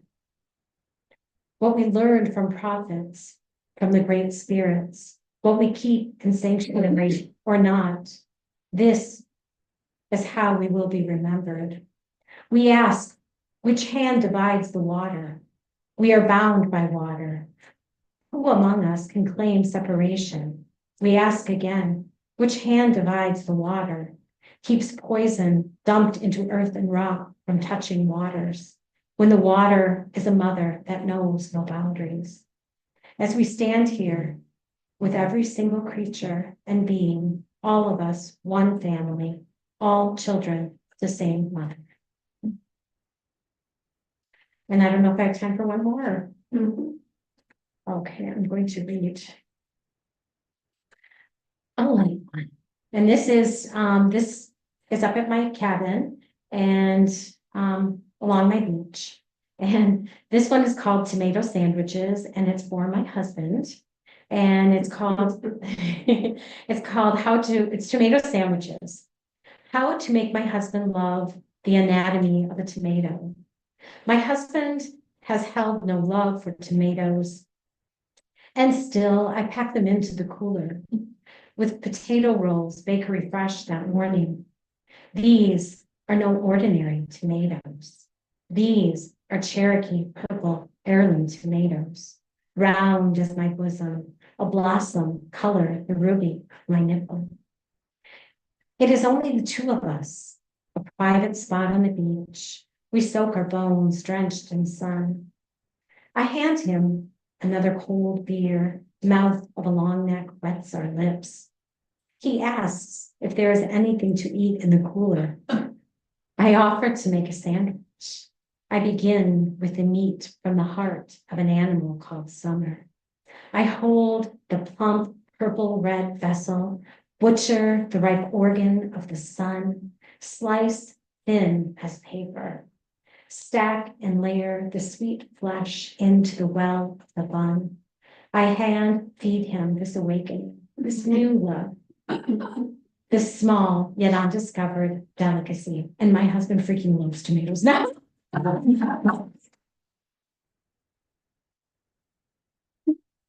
Thank you.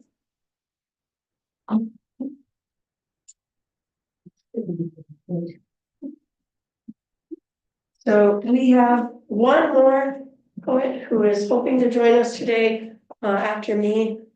She was obligated to be with her daughter for an event. So I'm not sure if she's going to get back to join us or not, but I am going to read next. My name is Kathleen Heidemann, and again, I'm a board member of the Upper Peninsula Environmental Coalition. And I am a member of the Poet Circle, all of these wonderful folks that have been reading with us tonight here, or this afternoon. So just to quickly share the last 3 things on the list for the month of April. We have teen reading poetry contest coming up on April 26th. We have the International 3-Day Chapbook Competition winners. That will be on Saturday, April 26th. And the Great Lakes Poetry Festival Afterglow event, which will be held at Rippling River Resort on M28. That's starting at 5 p.m. on Sunday, April 27th. So the 3-day chapbook competition, every year the library has been doing a 3-day chapbook writing project where you have to write your chapbook in 3 days and then enter it into a contest. I actually did it one year, and I took 3rd prize in that contest, but I urge you all to try it. If you've never done a 3-day writing competition, it's kind of amazing how much one can accomplish in 3 days. And it's a really interesting experience just to kind of go down that deeply and focus and sort of see what connections you can make. So anyway, that's my plug for the 3-day chapbook competition. I'm the author of 3 different books. This is my newest, The Caving Grounds. This one is the first. This is Psalms of the Early Anthropocene. And so it's interesting, as I heard Lisa introducing, this is a very environmental poem. These are, nature poems. I mean, today we were talking about, praise poems for the UP. What I've discovered when I look back, I think at the time, I thought a lot of these were very critical, or not complaining, but pointing out problems, right? It's the human changed environment. But the more I look at it, the more praise I see in it. And so it's both parts, our attention. If we closely pay attention to what place we love, we can see the problems and we can praise it at the same time. So I'm going to read a couple of praise poems from here. Well,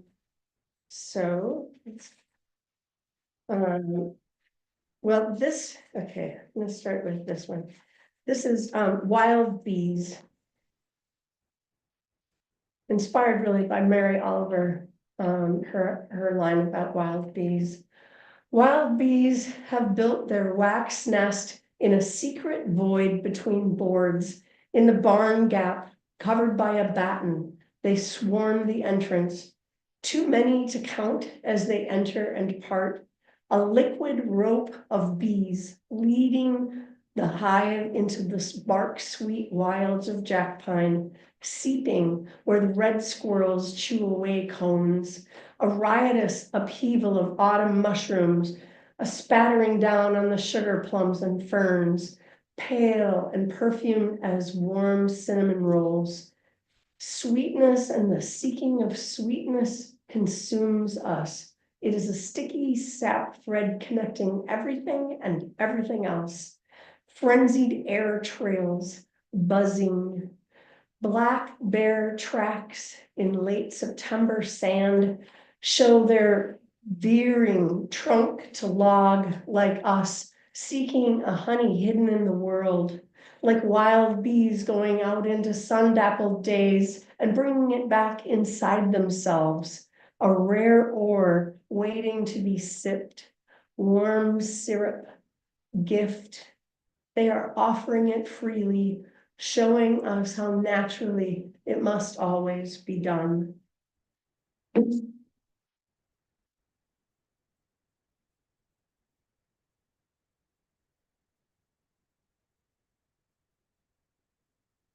So this one is a praise poem, I think, but it's also difficult. At some point during the period of time that Lisa's poem talked about the controversy over whether we were going to have sulfide mining in Marquette County or the UP again, this poem was inspired by getting to my camp out on the Yellow Dog Plains and finding that somebody had taken a dead sandhill crane and jammed its body between the gate and the chain to the camp.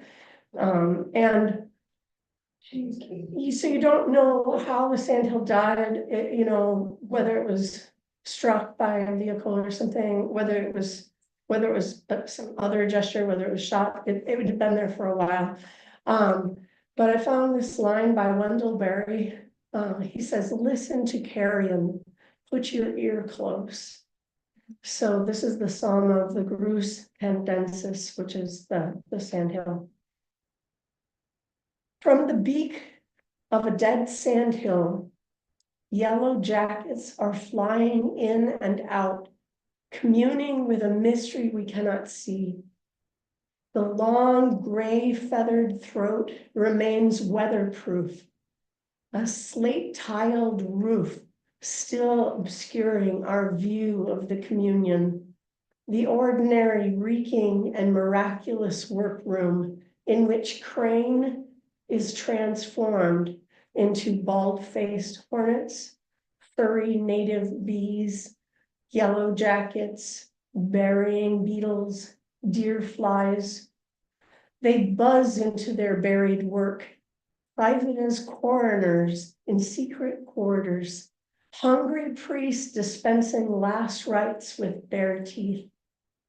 When the flies arrive, they are mourners, a queue of old ladies at the local bank, gripping their black purses and cashing pension checks, making their own deposit and leaving, each sweet penny-flavored blood wafer held in the jaws like a coin, a sucked morsel. They make do. The crane's loose change tides them over. Beetles in black and orange vestments drop from the open beak, each winged thorax crawling with flea-sized symbionts, cleaning the beetles, these Death Eaters infested with life. See, here under the skinny arms of jack pines, the crane is vibrating. It is busy as an office building. The long neck is an elevator surging up and down, life. Each new shift entering, polite, stepping a bit to the side, allowing the last shift to depart. Oh.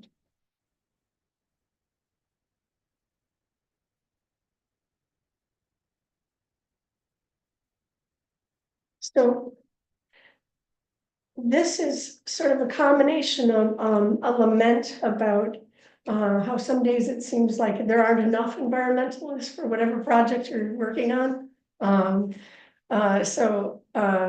on any given day, it feels like there aren't enough voices and aren't enough hands for the work, but I was sitting out in the woods as the frogs were kind of tucking themselves underneath the leaves for winter. And I'm sure you've seen those pictures of the frogs that are covered in frost, their eyes and everything. So it's sort of an homage to the tree frog that can freeze like that.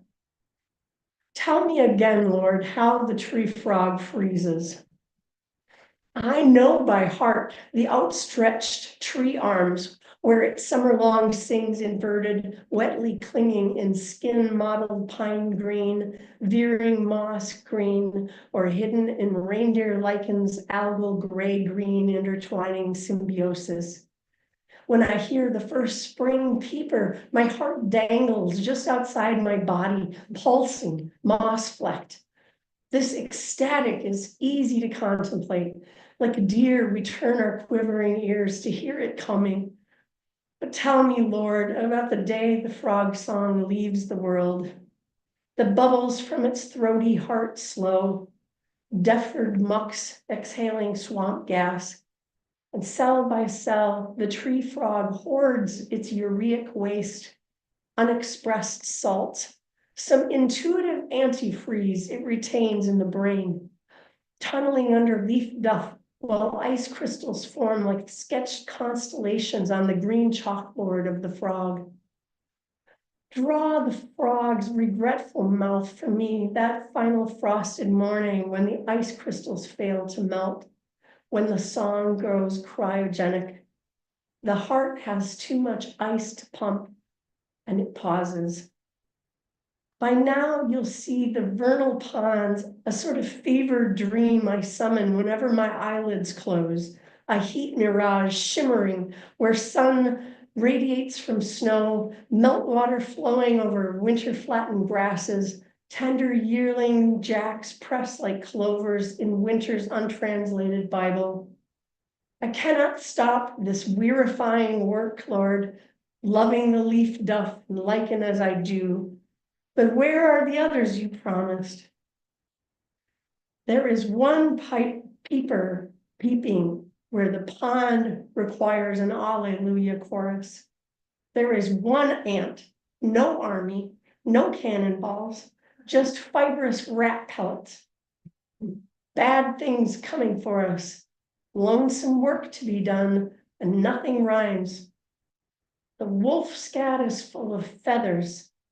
The owl scat is pressed fur. The bear scat is a blackened pyramid of seeds. Somewhere nearby, there's a clearing where chickadees still sip thistle seed from my throbbing wrist. If we feel ourselves freezing, we must hold in our heart one green idea. When the tree falters, it becomes a log. Am I a chorus frog, Lord, when I sing alone?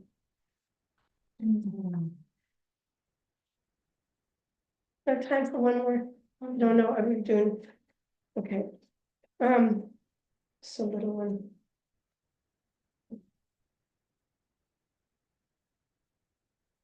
This is, so I've been working with Yellow Dog Watershed Preserve and a bunch of volunteers to preserve the history of the Bentley Trail, which was a trail through the woods, crossing from the McCormick Wilderness all the way up to Lake Superior at the Huron Mountain Club.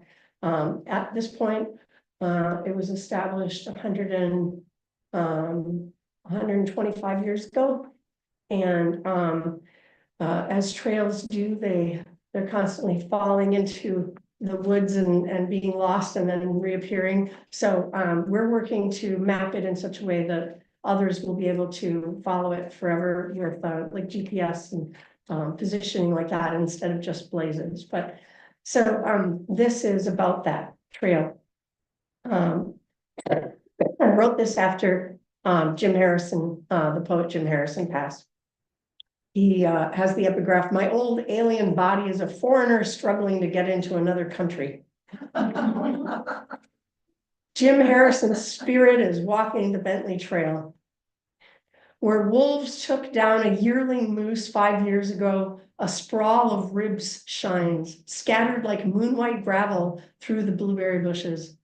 These bones are the same color as the bleached and broken limbs of the jack pine. This is the trail Jim Harrison's spirit is walking now. How he got out here is not clear to him. A few miles back, he thinks, perhaps his old truck ran out of gas on the sand plains and he kept going. Perhaps he has been on foot for days, searching once more for one of those ancient white pine stumps he used to love, big as a coffin, spacious as a bear den inside. Currently, he is picking his way between reworked leg bones and gnawed vertebra, following an old walking trail. The gout's gone, the gut, the limp.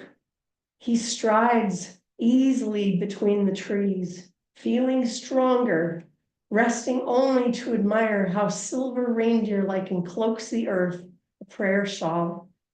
At the edge of clearing, he pulls back his arm and throws his sturdy hickory walking stick like a spear. He will not retrieve it. When he reaches the little pond left, he cups his hand to drink from it, ice cold, a shot of vodka and trailing arbutus and mirrored spruce slammed straight from the freezer. And his bad eye, a blue egg lifted from its nest and turned in God's palm, is gently restored to him. He feels it opening, warm in the socket where it once was.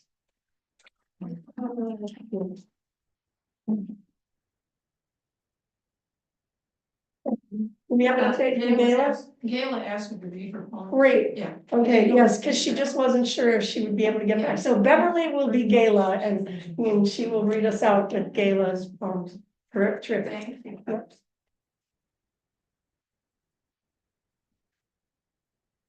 They are beautiful, these poems.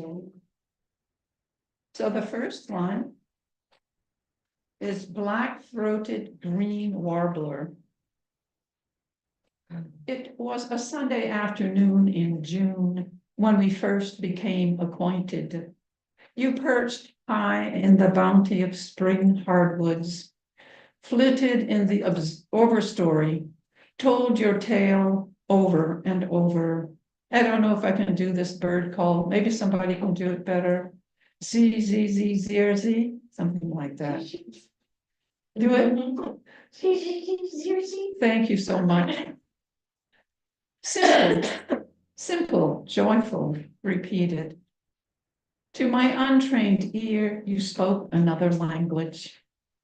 Eventually, each syllable became clear. I recognized your voice. You became a familiar friend, a friend I had never actually seen. The first time I saw you was like meeting a faraway uncle for the first time. An uncle I'd heard so much about, seen in photos, written to, but have not yet met.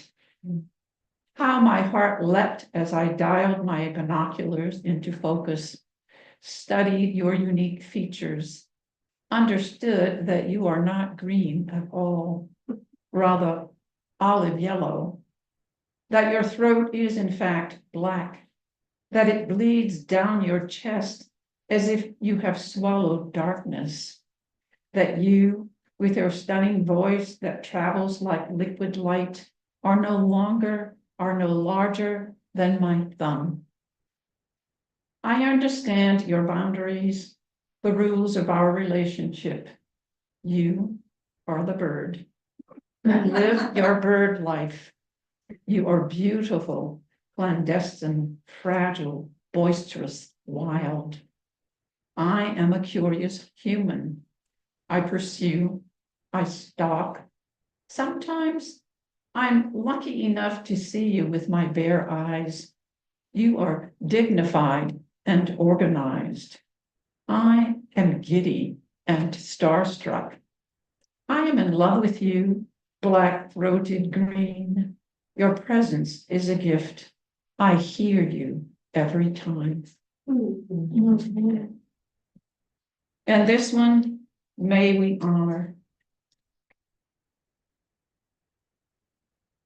May we honor the kinglet, its territorial crown, its song of no uncertain terms, its vigor in life, its emptiness and death. I remember the day I traced my heart around the small corpse, crown splayed open, beak, limp, legs withered to filament. The wind stroked those delicate feathers as the earth softened, swaddled its child. May we honor the irises pushing up from the muck from the graveyard of last year's tubers. Their green shoots a beacon, a promise of indigo, origami, blossoms afloat on long stems resistant to windstorm, rain, a business of beaver and muskrat. May we honor the white-throated sparrows as they arrive on the same day each year, unpack their sweet songs, jump and scratch past the old, feed on buried treasure, throats bright with surrender, reminding us to let go. May we honor the broad-winged hawks, too many to count, a Gulf Stream of wing and beak and fanning tail, a river of species upon a south wind, swift enough to catch sandhills and kestrels in its current. One by one, they peel off, follow their own spring route, as if taking the back roads to camp, where at last they soar in high circles, whistle in soprano, tell one another again, we made it back. May we honor our privilege to live on this earth, understand that even as we take our seats as spectators, ready our hearts for awe, we must also stand together as activists, recognize our calling. And her last one, the nakedness of all things. I celebrate the way otter slips naked through the cove, curls long body into wave and surf, snaps sleek tail as he disappears, makes me want to bark my joy as I stand beholding my own body brown in this season, hands dark with exposure, a ripple of veins branching, blood pulsing to each finger ready to grip, each knuckle bent to hold on, each labyrinth of fingerprint traced by grit, this body map, this topography of being. As I celebrate wild moose in awkward body, his swim and dive for food, the way he holds caves of nostrils above water, the music of munch and gulp and groan as I part my own lips, slurp from spoon, feel broth slide down chin, breathe summer air into lungs, oxygen to hemoglobin. As I chew slowly, let bolus move past tongue, down esophagus to stomach, through bowels that snake and curve like the wolf scat I step over along the trail with blistered feet that carry me to the Cabo beach where a setting sun bakes the rocks, heats the lake, moves me to throw my body into her arms. Let her see me, the bear of my everything, and love me the way she loves the beaver in its oily body, the way she loves the water strider on its spindly limbs, the way she loves the dragonfly clinging to its nymph shell, the way she loves the nakedness of all things. There you go.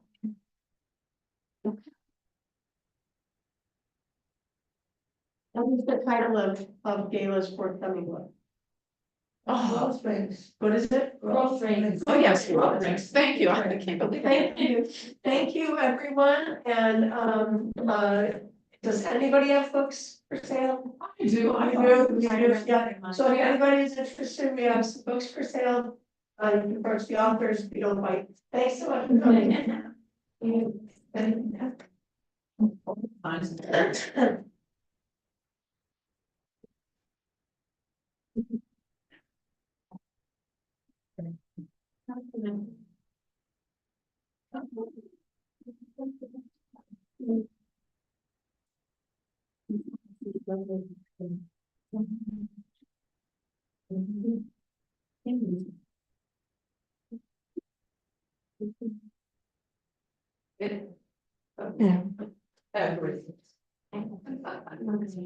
No, she's going back to the last and I know she says. Yeah. It will come out and it will be. It'll be one thing. When is yours? It's coming shortly. In July. July, yeah. Lisa, are you going to take these to? No, Yeah, I'll just take. I will send her. Always circle next week. Yeah. Maybe. But I don't. Oh, yes, but I haven't seen it. Oh, yeah. So here, I went wine. Uh-huh. So. She got. I go, oh my gosh, and I go, yeah. I want to get here. Yeah. But I left it to go to this and back, rush to get out of the house and try and get everything on time this guy's home. And then we never got it again. But it's about to 9%, which will be so, yeah. So it's like, this like, even today, because I thought, I better grab this up. I say, guys, our next, poet gathering we have. But I think we're gonna essential. Right. Oh, our women of the. Yeah. Yeah. Women of the. Yeah. You don't work. I give you. He also owns the date. Well, thank you, they're very serious about it. This is the worst before. You put your bad shots in the surgery, not yet. Can I have you? Yeah. Well, I tell you, I was like you, I wasn't going to do it. I was way too scared, you know, and then I was so desperate that I thought if I don't read up, it's fine. And then I did it. And, I think I already have a copy of it, I just want to be able to give it to a friend. So to say, yes. I didn't want to say something. It wouldn't help, but they're not saying. I have to because I'm not sure. So, I'm gonna send it Get to Great job, guys. Thanks for putting that on. It's still like, Yeah, you guys, well, it's coming, I love you, the next. that's my next. Oh, second. The next gathering, that's next Thursday, is that the. Yes, I love Salvador, but I love driving, it's so nice to be around. Yeah. Yeah, It's a good. We'll try it out, I think. Cause look, I 25 down, so I had to go out. You know, Marty. Yes. Oh, no. I've been named. Yeah. She's got, so. You know, Awesome, thanks, guys. yeah, thank you. What was your name again? Melanie. Melanie. But. Well, And then Exactly. that was very, yeah, it was fun, and I was gonna say, Yeah. and maybe there are many ways, So that you can't suggest. like if we hadn't had this. Somewhere downtown, but there are many ways in which we resist. Yeah, but, So I tell you, it was so much better. Finding it, thinking. And Oh, the compliment, I suppose. well, The things like Jerry. But so I hope it is a very successful. Why, but you build that. Okay, all right. It's not-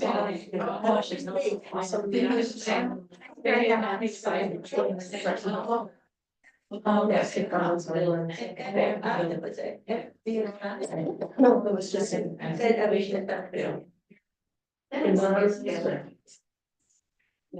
Right, they're trying to get. It's very useful. This is a much easier surgery. Well, that's just like standard. Oh, yeah. I get that. My dad had it done, he had it done when he was younger, and So, yeah. we saw that one. Phenomenal. Yeah. Then he was really getting up there towards the end of his life, and so that was. Doing now.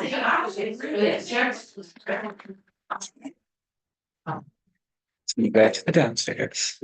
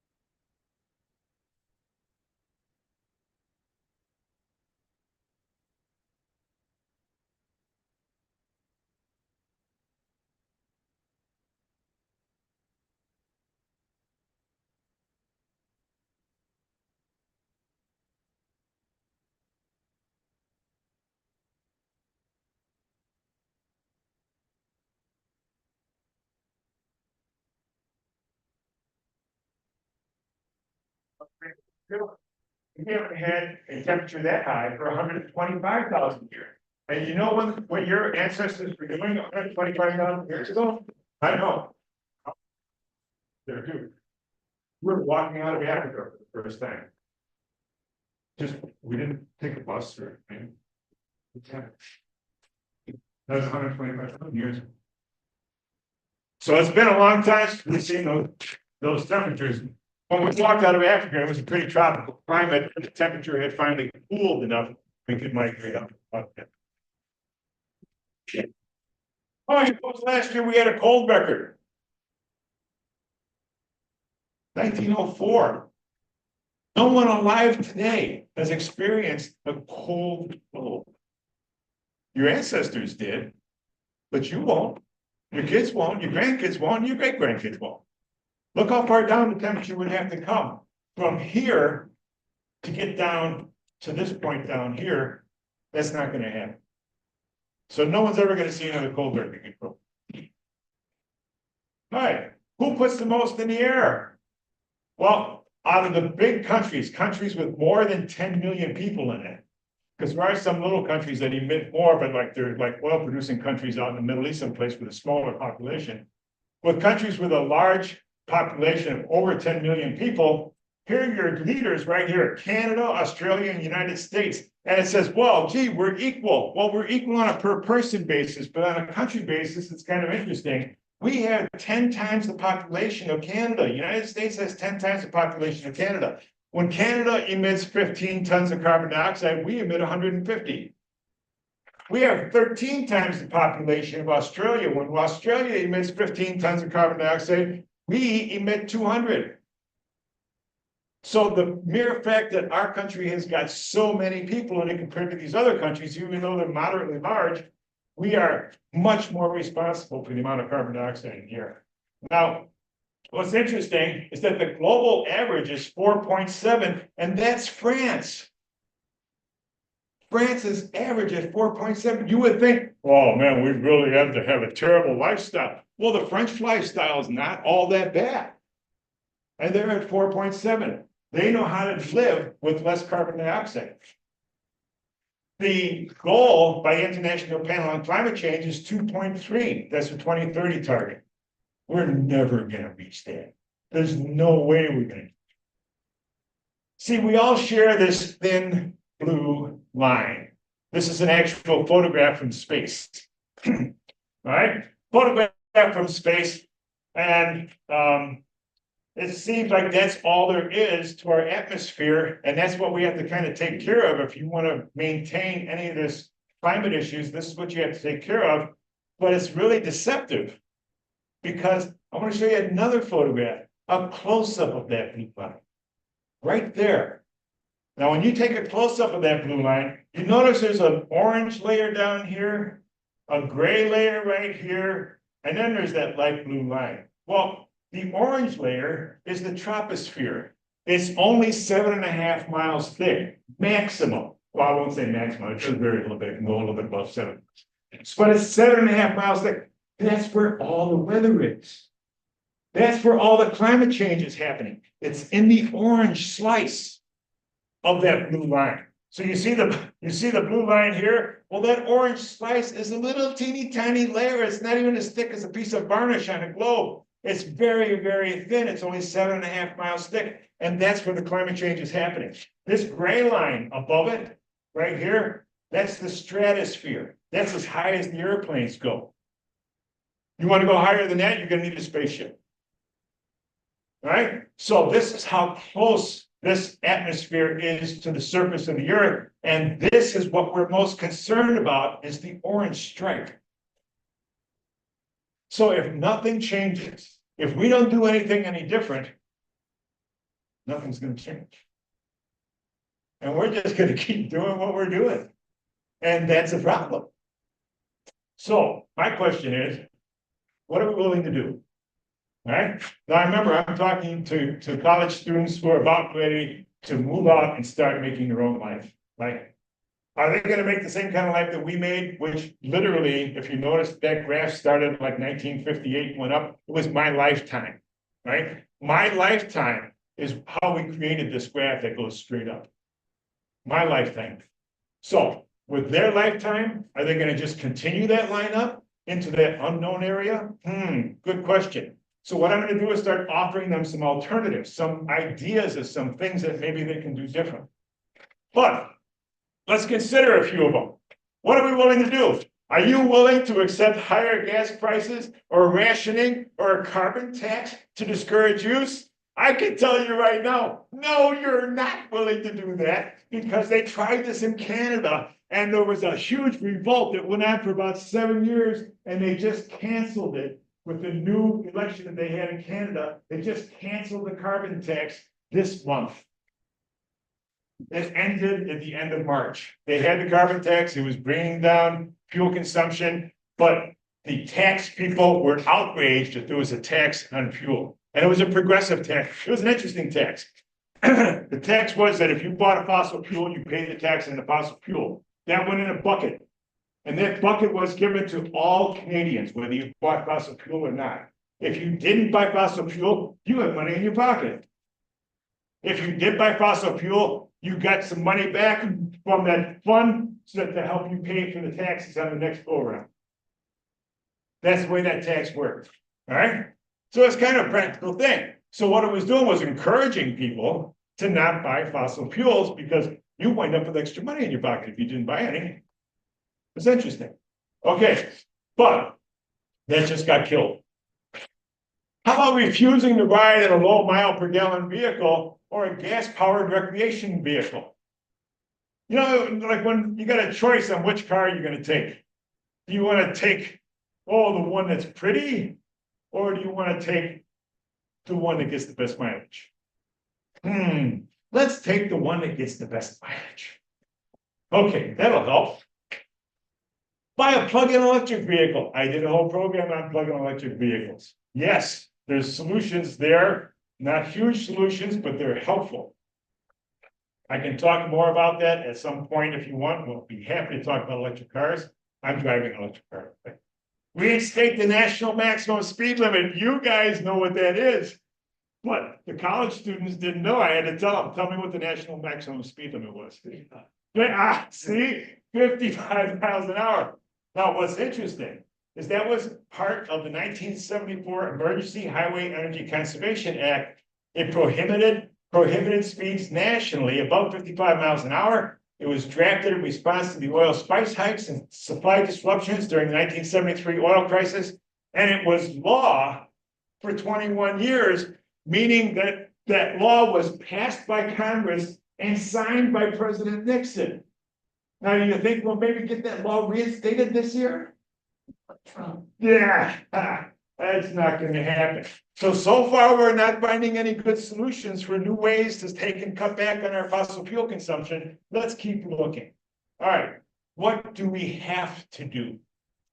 You need to install commercial renewables and energy infrastructure in your neighborhood. If you are going to be using fossil fuels, you need to stop.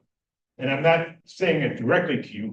I'm just saying that people who use fossil fuels have to use less. And your alternatives are not too many, but renewables are one of them. So that's one of the things it has to do. Install solar on private residences by code. That would be good. You're going to build a new home, you should be installing renewable energy on that home. Install solar on all government and commercial buildings. And I added parking lots because France just passed a law. Remember France, that one that's got way down there, 4.8 parts, 4.8 tons per person, right? Pretty reasonable in France.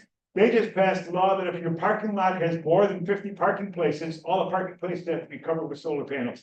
Even if it's an old parking lot, you're not grandfathered as an exemption. You still have to put the solar panels on top of your parking spaces.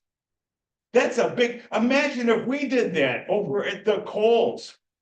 Right? It's all covered with solar panels. Do we have to accommodate snow? Yeah, we'll figure that out. That's just an engineering problem.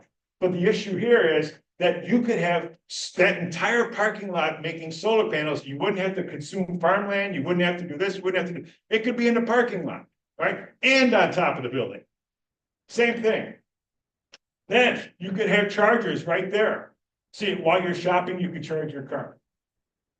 And it would all be solar powered. Interesting. Install commercial wind energy nearby. I won't say too much more about that. But if you're going to use energy, then you need to start producing it from clean sources. If you stop all the wind turbine projects, then you're just going to use more fossil fuel. Interesting problem. You know, And- when I was a kid. Sure. I live in California, I was born and raised there. And I remember my dad had some friends who lived in some mountainous area, I don't remember where, I went to visit them. And they had built their own little windmill. And at night, they would switch it so it would bring water up from the well and store it. So the gravity flowed in the house, in the daytime, they used it for the TV or whatever. And it wasn't some big expensive thing that catches fire. Well, be careful because the success rate on wind turbines is very good and they're very inexpensive. Because I taught classes on them.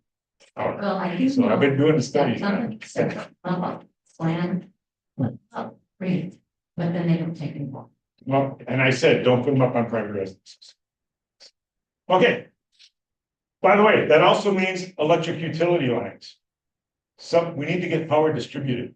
You need more utility lines.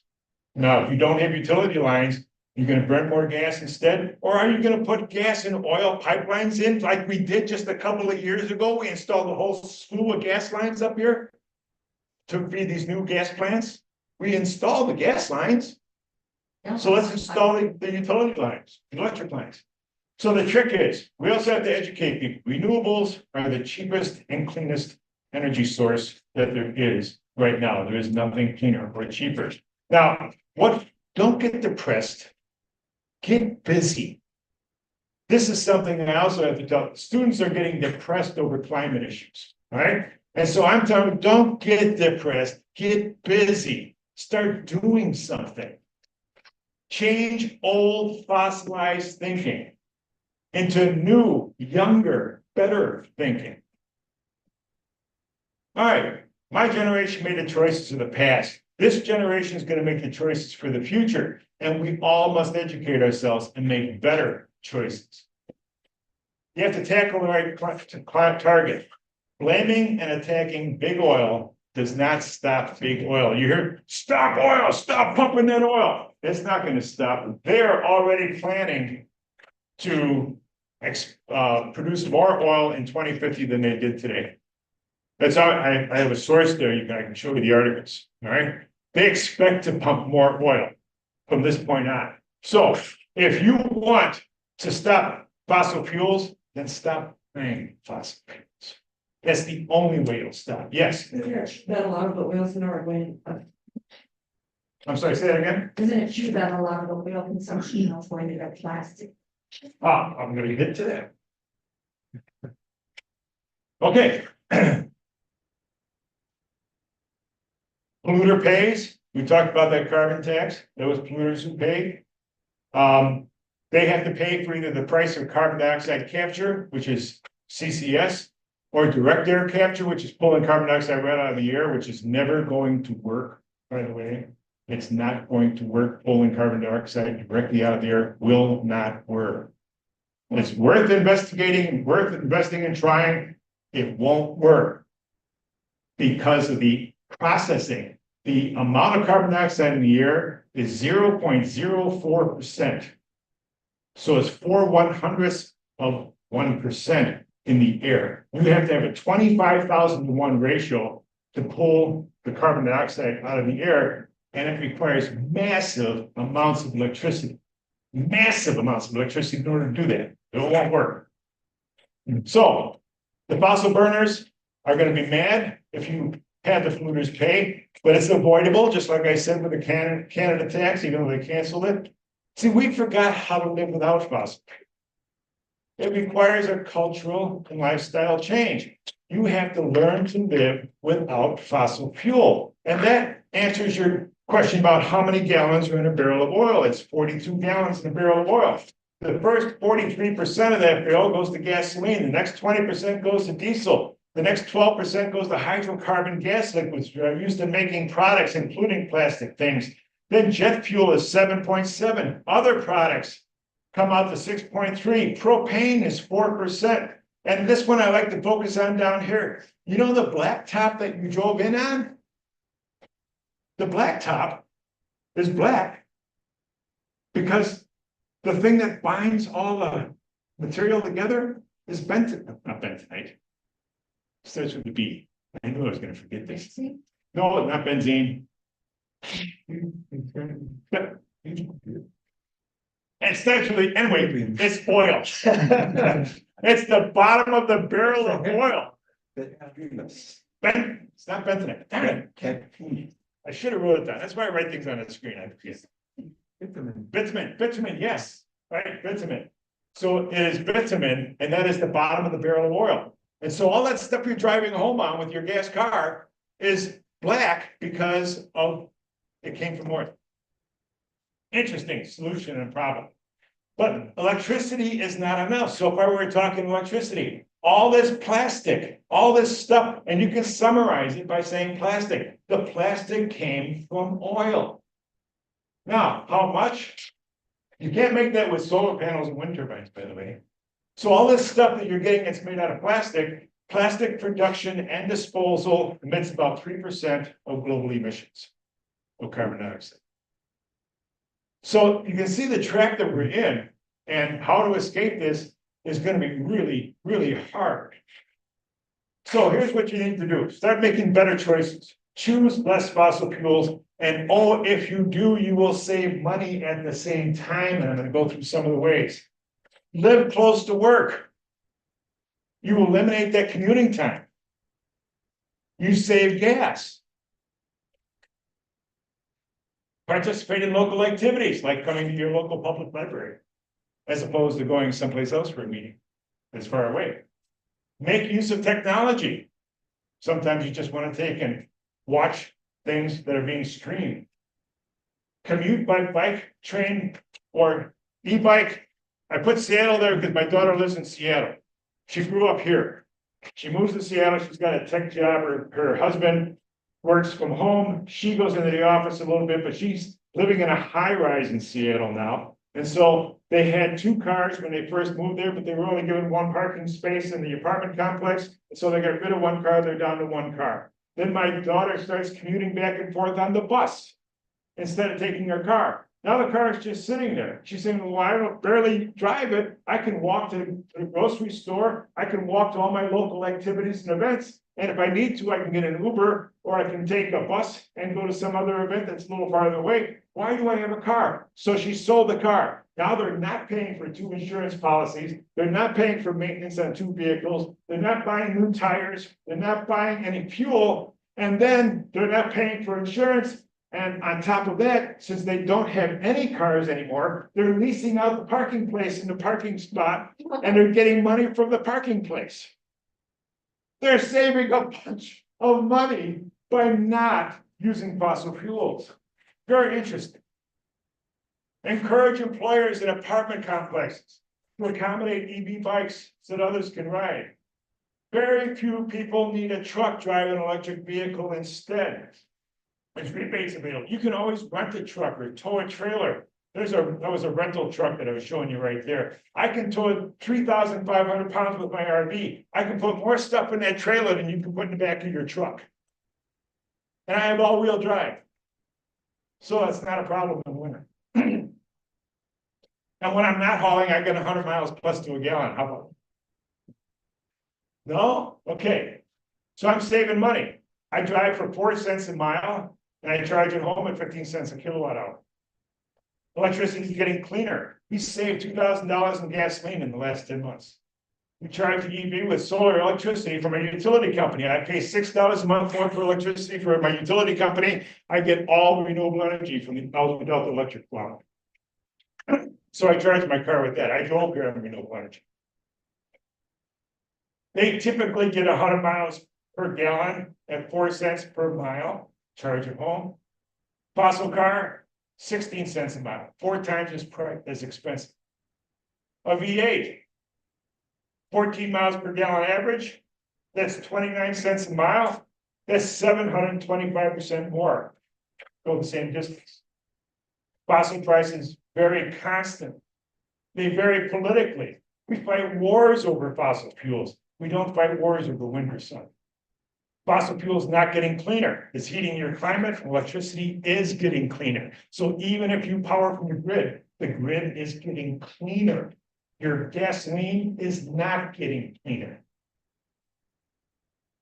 Fly less. Here's one, kind of interesting. I had a friend of mine who flew from Chicago to San Diego to watch a preseason football game. Stop doing that.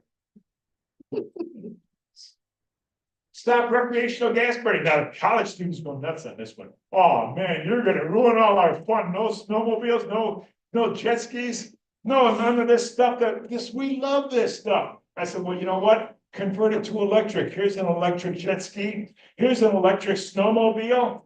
Here's an electric ATV. And just host special events just for electric vehicles. Keep the gas guys out of your special event. Right? You want just electric vehicles in here so you can have your own fun, your own way electrical. And if you're not burning fossil fuels, you don't need 100 miles of trails. So if you want a little exercise, take and try cross-country skate. If that's too slow, then go skate skiing, because that's a lot faster. And I guarantee that if you're a skate skier, your legs will be awesome. Just guarantee awesome legs. All right. Tell the realtor you want a nice small apartment with residential solar power. This balcony solar is allowed in Europe but not in the United States. Why not? You don't even need a permit there. You hang these things from your balcony and you plug it into the wall, you're done. You're solar powered. You can go up to 900 watts of power. Interesting. They don't do it here. You want a heat pump house. Yes, heat pumps with inverters can now heat in sub-zero weather. This is my heat pump. I installed it. It works. I'm tracking it to the nth degree. You'll probably see me doing a heat pump program here at some point in the future. Install it yourself, which I did. You save even more. You get rebates for doing this. insulate better, smaller homes, emit less energy. An example is North Coast Place, just south here on Highway 41. North Coast Place, heat pumps, solar powered car chargers. You can rent apartments there. Nice small apartment, brand new place, nice and clean. It's called North Coast Place. Very nice place. When your air conditioner or gas furnace needs replacement, don't replace it with an air conditioner or a gas furnace. If your air conditioner dies, put the heat pump in. You'll get a rebate for the heat pump. If your furnace dies, put a heat pump in. What is that for geothermal? No, air. Air, you can get heat out of sub-zero air. I did it already. Unless that good. the new ones are, this one here, I've had it heating this cabin at 13 below zero. Okay. All right, Who's make, by the way, and what brand? this one here is seven, you know, it's really disgusting. This is only a $1,700 unit. And I get $1,000 back from the utility company, and then there's a rebate, federal Yeah. rebate. I didn't even pay for this. The only crux is there's a lot of old homes and they're not insulated well. No, but when it's not insulated well enough, that means you're burning a lot of gas unnecessarily. So this is anywhere from 3 to 5 times more efficient. You will take and spend less money heating that drafty place with this instead, and then you can save that money and buy insulation. But how much get inside the cabin? I just set it for whatever I want. I got it set at 68 right now, and it's fine. And you used to work with real cool. Yeah, I can set it for 70. You know what it says? Well, it's into the. I have a heat pump water heater. It's a Reed, 50 gallons, and I put it in myself, and it looks great. Okay, Absolutely great. okay. I did some research on home heater or space heat. And with the heat, the water heater too, now so what people will do is run it pulls in air from your house and runs it through and takes the heat out, so cold air comes out, which is nice in summer, but you want that in winter. Right. And we still have it anyway, because you can't take the air from outside in winter because you can't cool it. Okay. Yeah. This is where there's a key word right here. Uh-huh. Inverters. Okay, This is new technology. Inverter heat pumps will pull, this heat pump is rated for 22 below zero. it's incredible. That's what it's rated for. All right, now that's a record for the city of Marquette. If you ever got 22 below zero. I bought an Amazon, delivered, $1,700. Okay, moving on, because I don't want to. Thank you. All right, if your water heater dies and it's gas, at least convert it to electric. Or go to the heat pump, as he says, if your conditions are good enough to do it. Do your dish, sorry, no rebates for doing your own dishes. Here's my coffee pot. Notice anything about the coffee pot? It doesn't have a glass pot, it has a thermos. Why are we putting coffee in glass pots? You just have to keep a heater on the glass pot the whole time. Here, I make the coffee and I'm done with the heater. Here's a microwave. I cook a lot on there. Here's the air fryer. We don't use the oven that much. Our Instant Pot. Yes, that works great. Here's an induction burner. It's a little burner with a special frying pan, and they are special. If you use junky frying pans or your old aluminum frying pans, they will not work. You must have induction rated frying pans. And they work great. That's all we use now, mostly for frying. Notice I have a gas range here. We try not to use that. This still works. All right, we have battery powered lawn care appliances. Here's the lawnmower. This is the new snow blower that is just awesome. This is a kick butt snow blower, right? And the shovel still works. Weed whacker, leaf blower, trimmers, all battery powered. Our wood heat stove. By the way, this is how much wood I burned this year because I'm not burning gas. I'm burning wood inside my house. So I burn all that wood. I cut it with my electric Husqvarna chainsaw. Now, all that stuff is solar powered. All those devices save money and reduce emissions. You can choose a comfortable, low carbon, cost effective lifestyle. Burning fuel wastes money and makes you emit more carbon dioxide. So encourage more renewables, lead by example, which is what I'm trying to do. help others transition, which is what I'm trying to do by being an advocate. And for those of you who want to be influencers, this again is the college students that want to be influencers. You want to be an influencer, influence people to burn less fossil fuel. Because if nothing changes, and we need to make stuff change. I'm encouraging you to be the change. Start making things happen differently, and that's all I got. And I sucked up 7 minutes of you. Oh, he's fine. So there you go. Fire away, yell at me, do whatever you want to do, because I already, yes. Batteries. Batteries, yes. Mining to get materials. What happens? They can recycle. And there was a comment here earlier about a recycling plant potentially up here in the UP. All right, so the question is, what are you gonna do with materials? But they do get recycled. 97% of the batteries are recycled materials. Does it actually happen? In places, yes, you can. I haven't studied that to find out, but I don't know. I don't know. Maybe, I mean, everything, gas cars are big, you know? We want to protect the UP, and I agree with you guys 100%. But climate change is going to change everything. And I mentioned earlier during the break. Hey, Tristan, hold on a second. Happen up here as a result of climate change is the fire danger is going to go way up. Right? And that's because the climate is changing. The air is either going to dry out or you're going to. There we go. Or whatever. I don't know exactly what's coming. How you doing? It's really complicated to predict the weather more than like 2 days ahead of time. I noticed, I decided to take the car out and try it. How'd you like it? It's a little rougher ride. Than You can feel it on your back, can't you?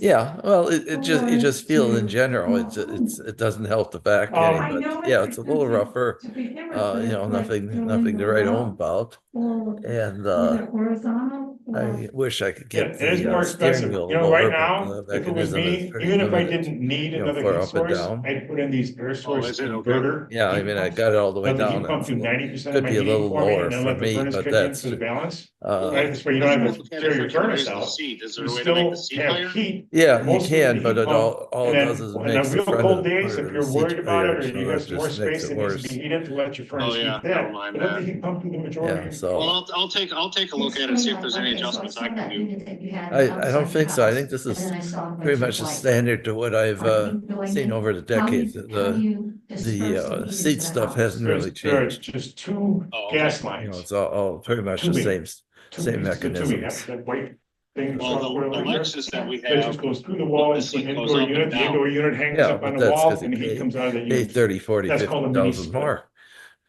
yeah. You can do this in a furnace too, More, which yeah. would be dual Yeah, fuel, so- but that's a little more So complicated. that's a lot of process. money This to is fit super simple. for a high-rise If you got a seat. small place, this is super Yeah. simple. Yeah. I did. We're at 71,000, you're out the door at 22. Yeah.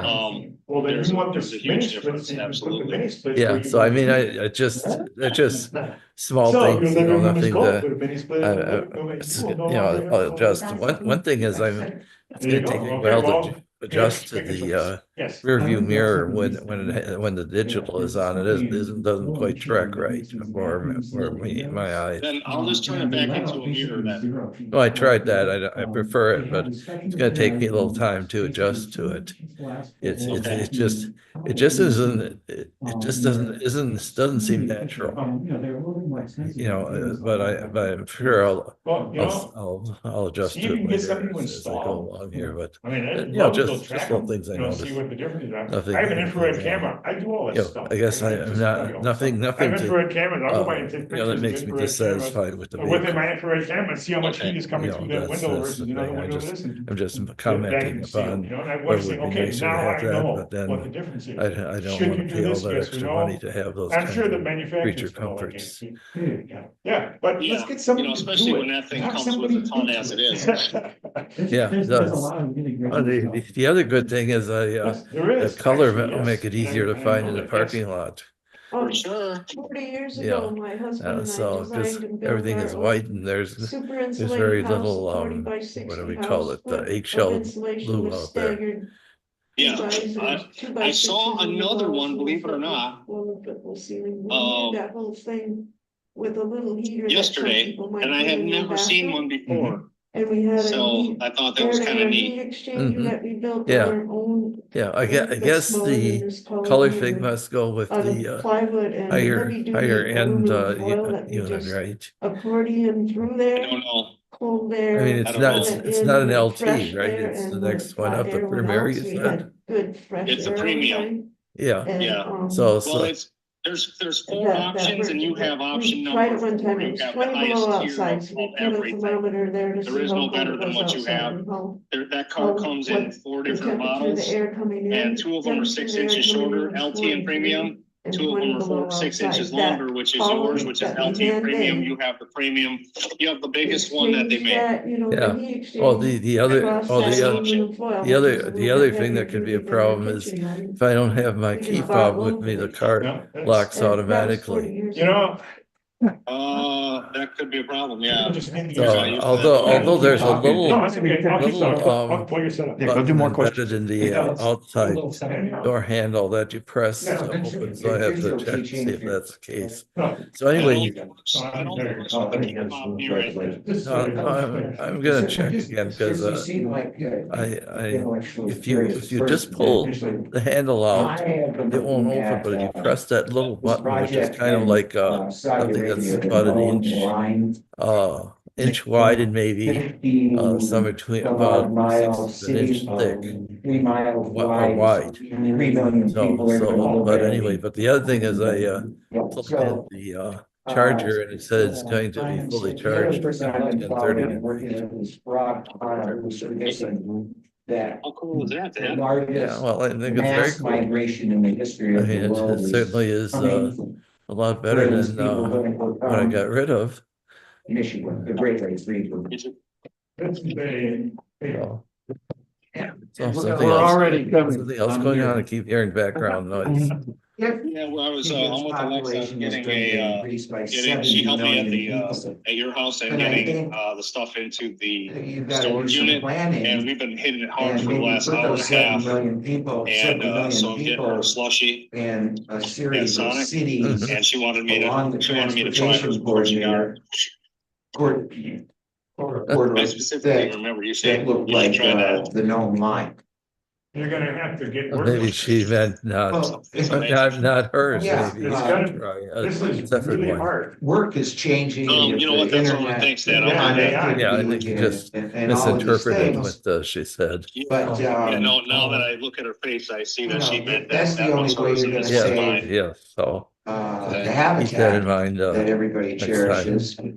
I And will say, everything I'll else. let her the know that you know ecosystems that that's the way it's gonna go Yeah, down. you know, the Our no dad line, humor is the no kicking in line high gear, reminds Dad. me, when I saw it, I said, oh. What's I that? saw a picture of I it said, on our that dad screen, humor's kicking in and it's high supposed to be gear. this totally Yeah, self-sufficient yeah. structure. Oh, and I'm Yeah. feeling And I'm better. thinking, you know what, that's a You cruise sound ship. better. You sound That's the actually same like, thing on a ship. when I A saw totally that your car was on, I'm self-sufficient like, structure okay, he's in feeling the middle antsy, of he's this feeling ocean. better, With so millions he's of good. people in it. With millions. Well, I just Yes, wanted that's to a get whole the, string of try the cruise car ships, out right? just to see if, Yeah. basic, if They I say can to handle me, the but you basic have to get functions the and, source from somewhere, right? Who's gotta and come all the from other someplace? stuff I can figure out later, but, I just want to make I sure I don't know can what run the the solution car is. and Frankly, there's so many people, I don't know how we're gonna. I don't know. break Maybe it's gonna self-correct. features. You know, because I don't know. Nature will take care of all of it. Well, because nature's it gonna win, breaks but differently. I don't know how. Especially if you use the little when you lever get on more the steering efficient wheel. It really I love stops. that idea. I love that idea, recycling power. Can you you believe that? Yes. and Yeah, I well, know- I used to talked do about that it, I with the don't- cruise control, with accelerate, decelerate, and it was, you could finesse it a lot better than using your foot on the pedal. Yeah, I've done that myself. I do like what you're saying. It's Yeah. awesome, especially when you're going multi-state, so. Yeah, so that's what it is. So anyway, I have to, figure out all the little things like, I assume it has cruise control, right? You bet it does, yeah. Well, here's the thing. If you pay, I don't know if it's $10 or $15 a month, there's a bunch of options that I think you'll like, which also includes you getting a car with a hotspot. And so the car becomes your internet provider for your laptop. If you want to take this thing on a drive up to a dealership and you want to just sit there and let it charge and stay in your car while it's running, air is on. and you can turn your car into a hotspot and use your laptop with it. That out of the way. I just plugged it. What do you mean? What can't you do? Move the straw. No, that doesn't work.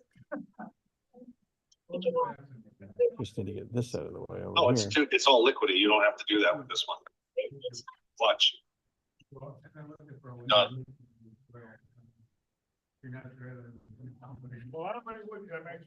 So anyway, Yes. are you, are you coming over again today, or was that it? No, I don't know if we can make it. I'm gonna try, but I went in at 2 o'clock this morning for a couple hours. I went in at 8 o'clock for a couple hours. I'm dropping Alexa off now to go back in for a few more hours. It's just, I've been working since midnight. Oh, okay.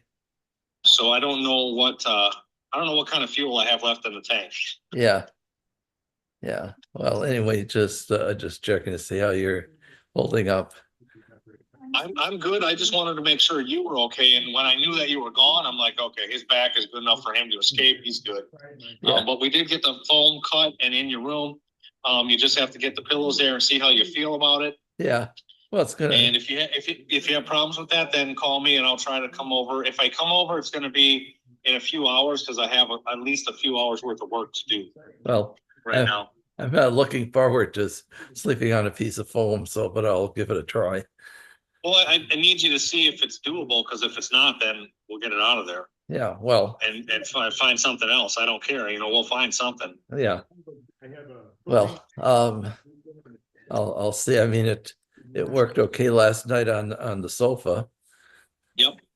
So I guess I could do that if I don't like the foam. Choices is for it to disappear. Yes. You know, do you think it would do any good if after things get better, I put the foam under the mattress, or that's not going to make any difference, is it?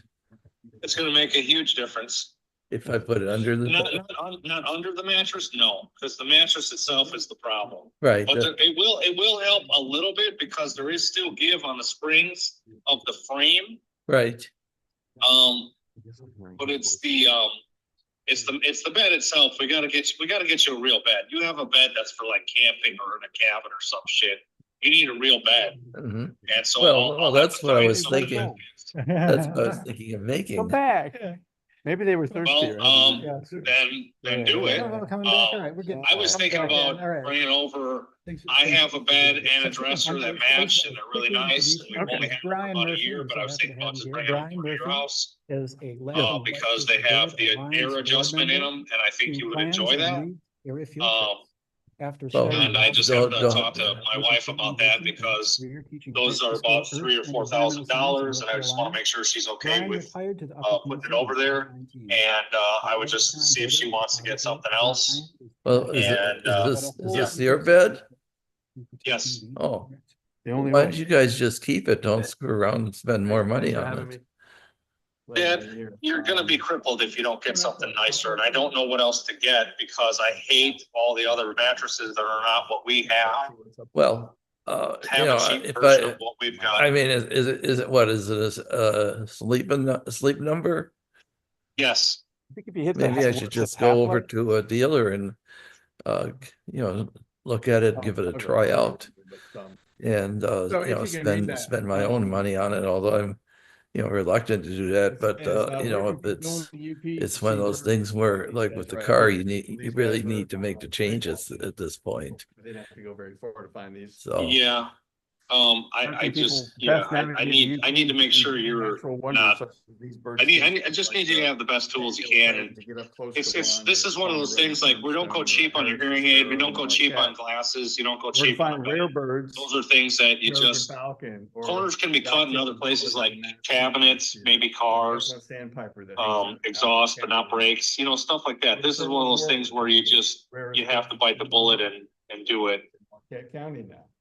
But let me talk to her first and see where her head is at on that. I will actually. Because I had already talked to some movers and stuff, and I may do something like that. Well, so don't do anything drastic yet. Yeah, Let me see what's going on. Pictures here. don't go ahead and do that, Tristan. All these guys. You come know, up here. when I've made a bed, I put slats in. Well, to Yeah. assist And then people I in just put finding a these mattress birds, in, we no want to box develop the spring. Upper Peninsula Birding Trail. Right, I Yeah. got it, but that's what you have It's gonna now, be an extension of and some other No, birds. well, we no, put the this, foam underneath. this or we was, could put- So this I'm was a gonna go good over, here's the Birding mattress. trail. Oh, gotcha. A firm Fire one, on a so that's birding what I'm trail. saying. If I don't have And how do I we don't do have a it? box Gave spring, this I don't have, presentation a couple of that weeks you have ago with a to box a spring. group of, Hold on, Dad, I got work call, what hold we on. hope are gonna be partners. They're gonna partner with I us. hear you, what's going on over there? The DNR, Nature Conservancy. No. It's a whole bunch, City of Marquette people, Travel Marquette. Oh, boy. A nice little crowd. It was a good start. Suck. A birding trail Suck is it. a driving route, first of all. It's not a trail through the woods. Okay, this is something you're gonna do in I your. got it, car, okay, thank you. Birds. Okay, bye. Dan, I gotta This go. will be a more Okay. efficient way. Okay, I'll talk to you after work, give me We 3 to use 5 hours. suggested birding Okay, locations well, that are okay. determined Bye, mostly- kids. which Bye, is bye, Dad, a, it's just Alexa, bye, Dad. I am Bye-bye. your kid too, though. Citizen Bye-bye. science Bye-bye. program developed by Cornell University. I'll talk about more in a minute. And then at these, along the birding trail, there'll be interpretive information, just depends on which location we're going to be talking about. There'll be information about bird species, about habitat types, about the ecology of the area. There'll be educational exhibits, there'll be visitor facilities. Possibly, if they're already there, we're not going to go out and build visitor facilities, but here's an example of a birding trail, Saginaw Bay, where people can just drive along and visit these different birding spots. My first birding trail was a long time ago in North Carolina. This is on the east coast of North Carolina. And it's actually, I don't know how many of you know who Charles Kuralt is. If you're my age, you probably do. He did Sunday morning for CBS for decades, and he did 60-minute programs. But this birding trail, I was out birding one day at the Poquoson Refuge, and I ran into this. I didn't know it existed. And so, wow, look at all this information about birds, and it tells me where I can go. I can drive all over and visit all these refuges. Eastern North Carolina and Eastern Virginia have a lot of wildlife refuges. So it was a great way to connect all of those places for people that visit. Michigan has a lot of birding trails already. These are the ones that are downstate, already operating, and the North Huron Birding Trail is in the UP, and the Shore to Shore Birding Trail is already in the UP. And the new one is going to be, we don't know what's going to be called yet. We're actually doing a survey to see what anybody wants to call it. The North Huron Birding Trail, here's a map. Here's the bridge down here. And so there are birding spots that people can visit all along here and up toward the Sioux, but not quite up to the Sioux. And then there's the Shore to Shore Birding Trail, which is the next section of the UP. And it goes basically from Sault Ste. Marie up to Whitefish Point and over to Seney. So what we want to do is pick it up from there and keep it going all the way through the next 5.5 counties.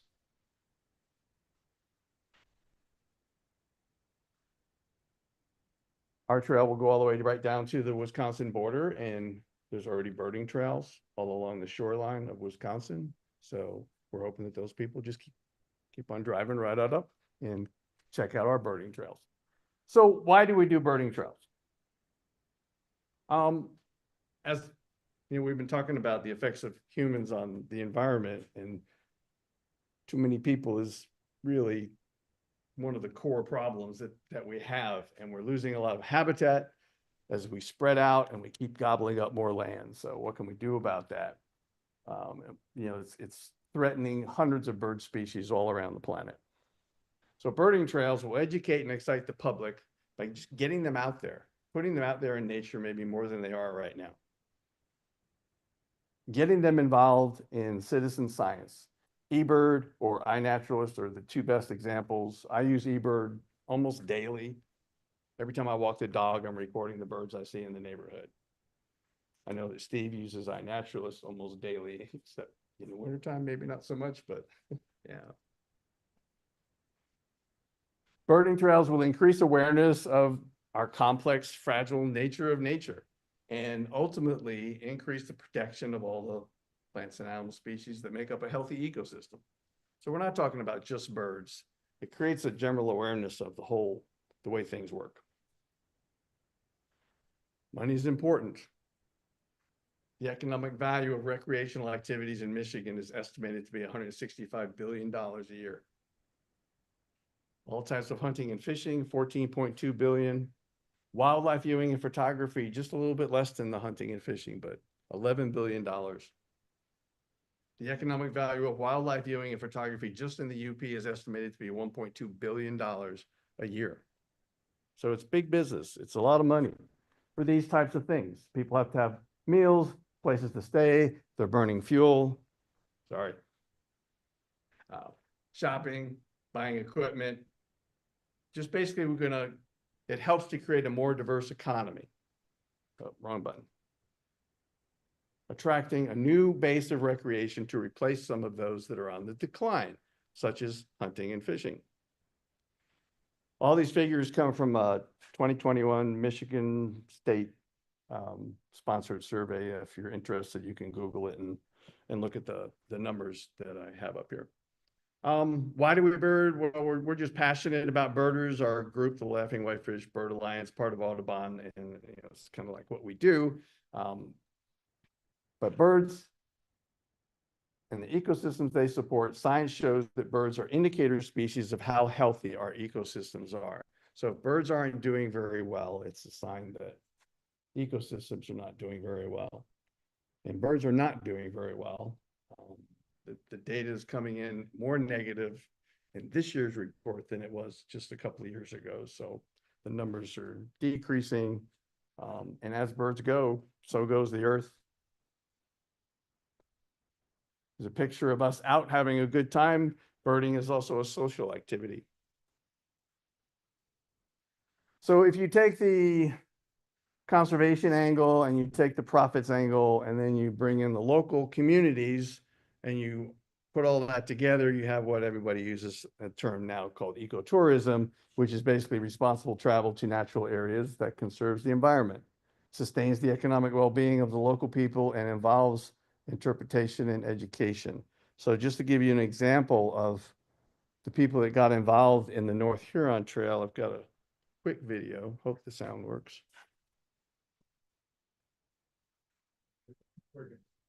Just go a little pretty high.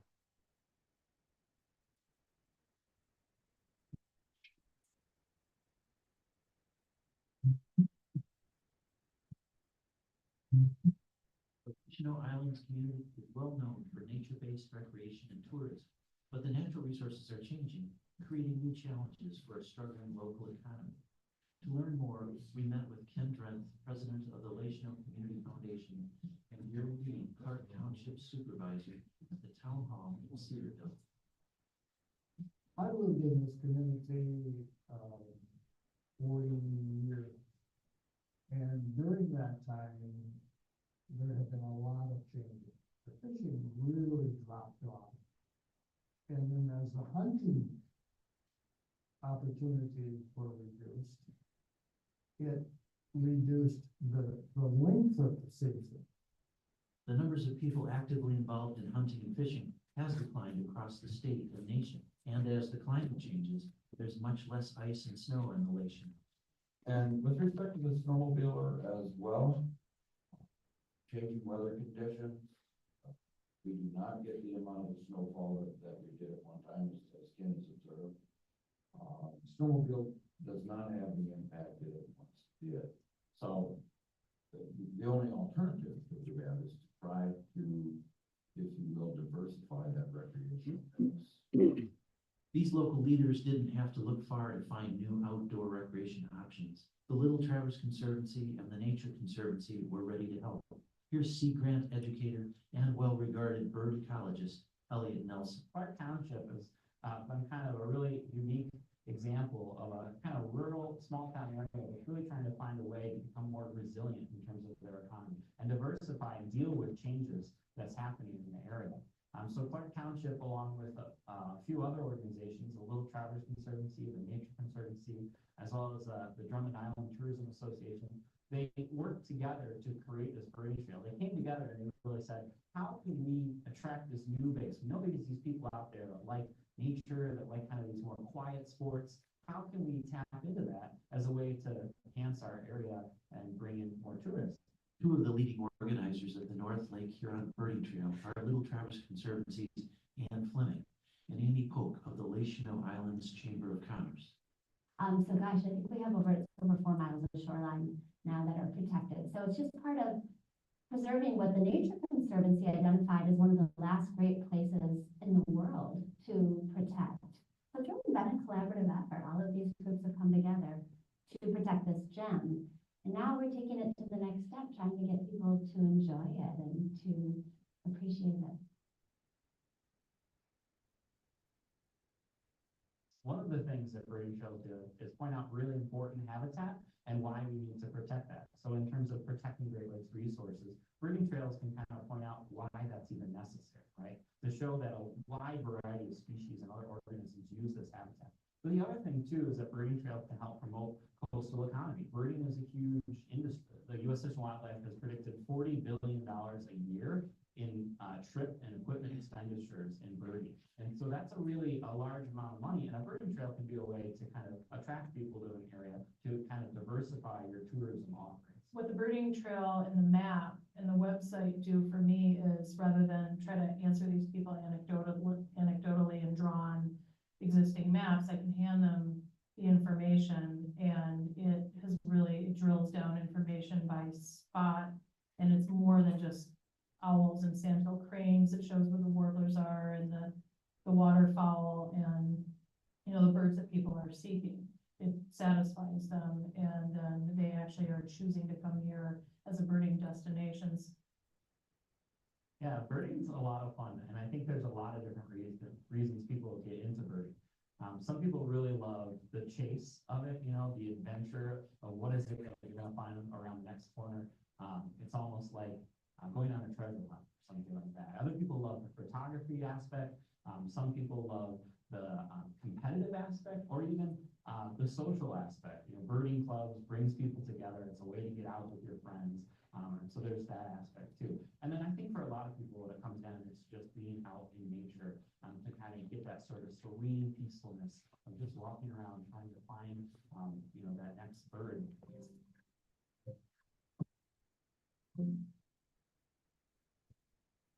All right, so hopefully that gives you a feel for why we do it. Now let's talk about how we're going to do it. It's going to take a lot of people, first of all. Can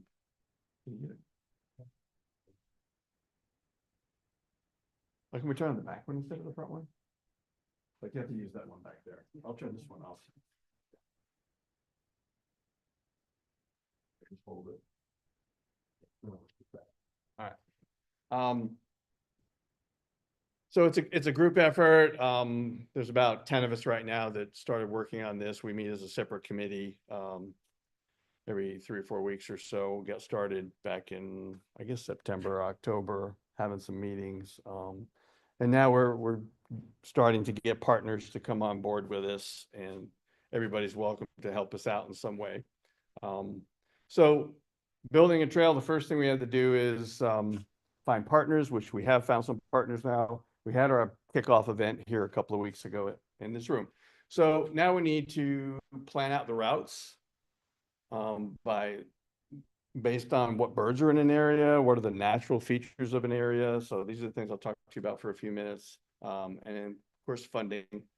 It's going to take a decent amount of money to produce the maps and the signage that has to be put up at all the locations. So we'll be working on raising some money for maps, for signs. We have to design and print. Somebody needs to do all the writing. We have to make a website. And then once we get all of that done, then we'll go out and we'll promote the trail in the different local areas. I hope my time scale is that if we can get all this busy work done before the end of this year, that next year we can go out and do the final touches and actually promote the trail as being in operation sometime in 2026. So as far as partners, these are some of the partners that they had for the North Huron and the Shore to Shore. And we've already talked to some of these people, and I think they're going to help us out. So we're pretty excited about that. We do need to go out and find some finances. So these are some of the sources that we hope to tap into in order to fund the trail. I don't know, we may be talking somewhere around 30 grand or something like that. We're not really sure yet. We haven't added up everything and gotten estimates, so. Quiz break. Just make sure everybody's paying attention. Which is the tallest bird in Michigan you can't play? He did the questions for me. Yeah. So great egret, sandhill, how many hands for great egret? Hands for sandhill crane, hands for a trumpeter swan, and hands for a great blue heron. All right. The answer is, well, a great egret's 39, but a sandhill crane is 46, and a trumpeter swan is 60, but he goes this way instead of up this way. So it's none of those. It's a great blue heron. That guy right there. Yeah. Okay, back to work. So route planning. Well, it's all about birds. So we want these locations to have either a lot of birds or some very special birds. At least it's some time of the year. Maybe there's a whole bunch there in the spring, or maybe there's a whole bunch there in the fall. So we start with the eBird hotspots that, how many people are familiar with eBird, first of all? So I know who about half of you are, yeah.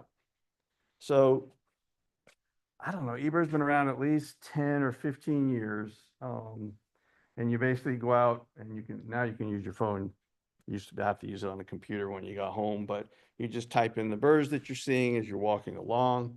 You can record it later or whatever, and it collects all this data. eBird is huge now. There's just today, probably in the United States, there were probably 20 or 30,000 inputs from that many people in one day in the United States. And this is all over the world now. So these are the eBird hotspots in the central UP. The ones that are red are the busiest ones with the most species, and then it goes down as you go in different colors over here. But that's what we're starting with as far as how to select the birding hotspots, the birding sites that people will drive from site to site. Some spots are special because they have unique species. So there are some places, for example, in Marquette County where you can go see a Kirtland's warbler, and certain places where you can go find a snowy owl or a boreal chickadee or a blackback woodpecker. These are very unusual birds. There are people who drive up here from the lower part of Michigan every year just to see those birds. That's their trip. They come up here to see those birds. And then, not by coincidence, birds hang out in really beautiful places, usually. Whether it's a spectacular shoreline or really pristine forests or unspoiled wetlands, you're likely to find a lot of birds in those places. So the UP has a lot of places like that. So there's lots of places where we can send people to go look for birds. And then there's just the areas that we've already preserved. There's conservation easements and nature preserves that have already been set aside by a lot of the groups, Nature Conservancy and the Upper Peninsula Land Conservancy and other groups. And then there's national forest land and national park land. So there's a lot of lands that already have great birding spots on them. And then there's the weather. There will be some places where people will bird just in the wintertime to come up here and find a snowy owl or snow buntings and things like that. So some of the spots on our maps will be more geared toward winter birding. And what we want to do now that we've kind of gotten started is we want to go out to the local communities now and talk to them and get them involved in helping us to choose which spots to include on the map. The special aspect of this is something called birdability. We want to, wherever possible, make the birding spot accessible to people in need.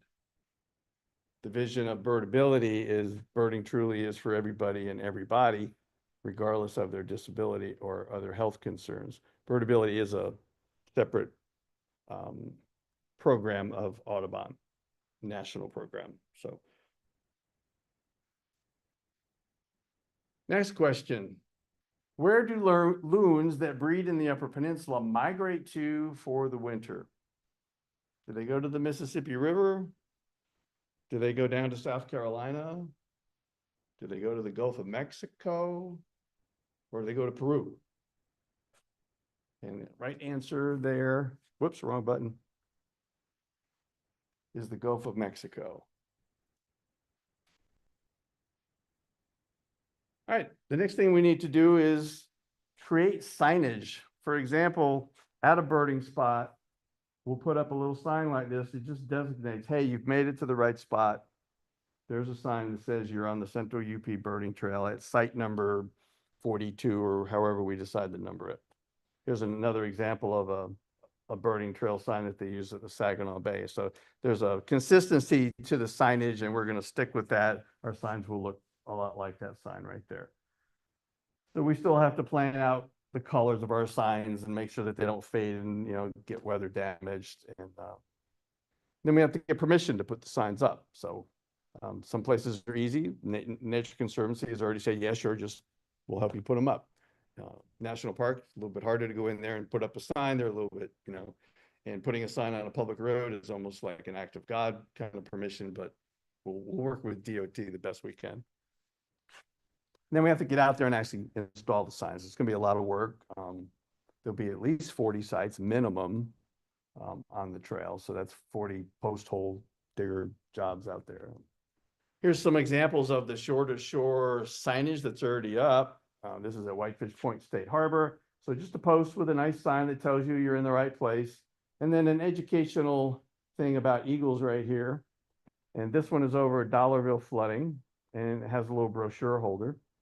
And then we also plan to, wherever we can and where we can raise the money, is to put out educational signage that will, you know, apply to different areas. I'll show you another example in a minute. This is the sign they put up at Tequamanon State Park down at the river mouth. This is all about the shore-to-shore birding trail, everything on here. So they spent quite a bit of money putting this up. Has the maps for the shore-to-shore. I'm going to hand one of these out to you in a few minutes so you can take a look at it. It has all the information about all the birding stops that's on this map. And again, more educational placards about species of birds. This is at Seney. So all of this is Seney's signage.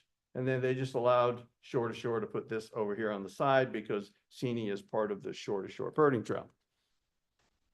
And just some more examples of the different types of signs that we might put up in different areas. Next question.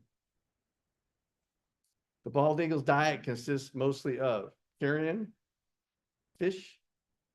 Okay, carrion, any votes? Fish, any votes? No? Rabbits and small mammals or little dogs.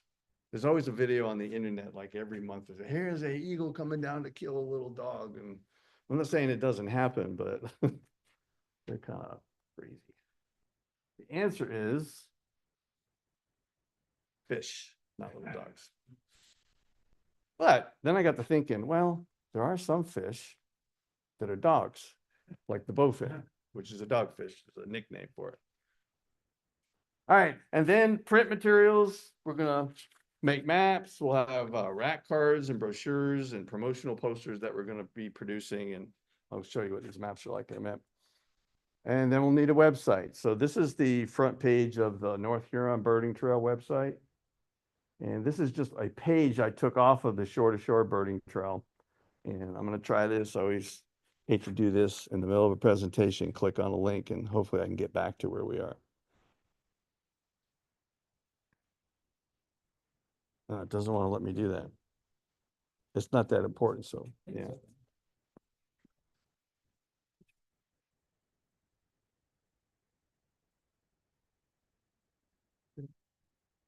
There it is, yeah.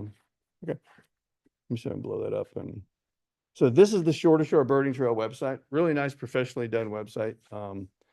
Scroll down through the welcome. And then the coolest part about it is the interactive map, which is right here. And so the way it works, let's zoom in.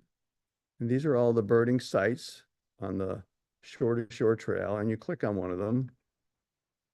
And it takes you there, shows you a photograph of what it looks like when you get there. Over here, it tells you comments. Is it winter accessible? You know, are there bathrooms? And then most importantly, what kind of birds are there? How do you get there? Is there a gas station, bathrooms, etc.?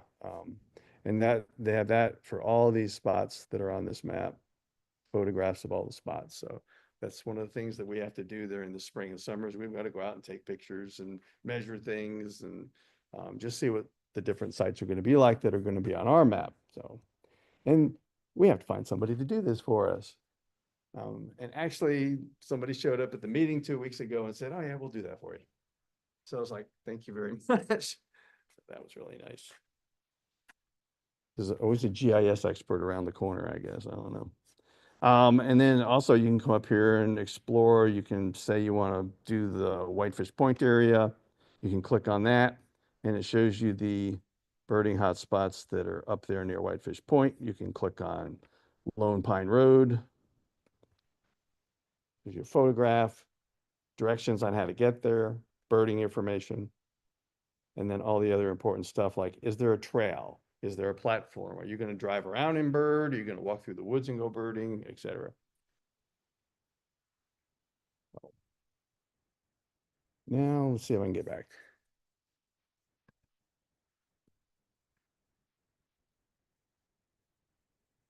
Continue to share. I think I'll make it here. Yes. Okay. Once we get all of that done, then we go out and we make announcements and we have parties. Maybe we go down to the farmer's market. We go to the Blueberry Festival. We set up a table. We say, hey, the trail's open. Here's the brochures. Here's the maps. Just kind of go around to the different counties. We're going to be in 5.5 different counties. So just thinking a quick conclusion, birding and wildlife watching has become an important part of outdoor recreation in Michigan for the economy and as a tool for fostering a better understanding of our natural world. Please join us as we expand the Upper Peninsula Birding Trail Network into the Central UP. And just a little thank you, especially to Elliot Nelson. He's the one that did the Shore to Shore Trail and the North Huron Trail.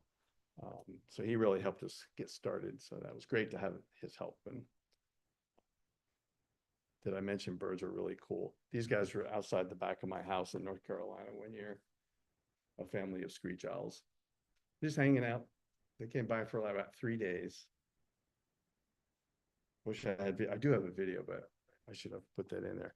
And now, please come to Birds and Brews, April 26th, and you will get to do Jeopardy with Steve because he's going to do Birding Jeopardy before that. April 26th. So let me hand these out to everybody real quick. You can take a look at it. Open that up and then if you have any questions.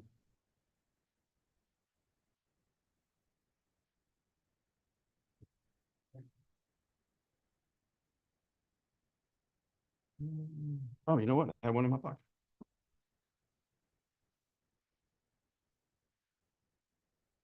So the next thing about the website is that we're not limited in how many sites we can have. We are limited on how many sites we can put on the map.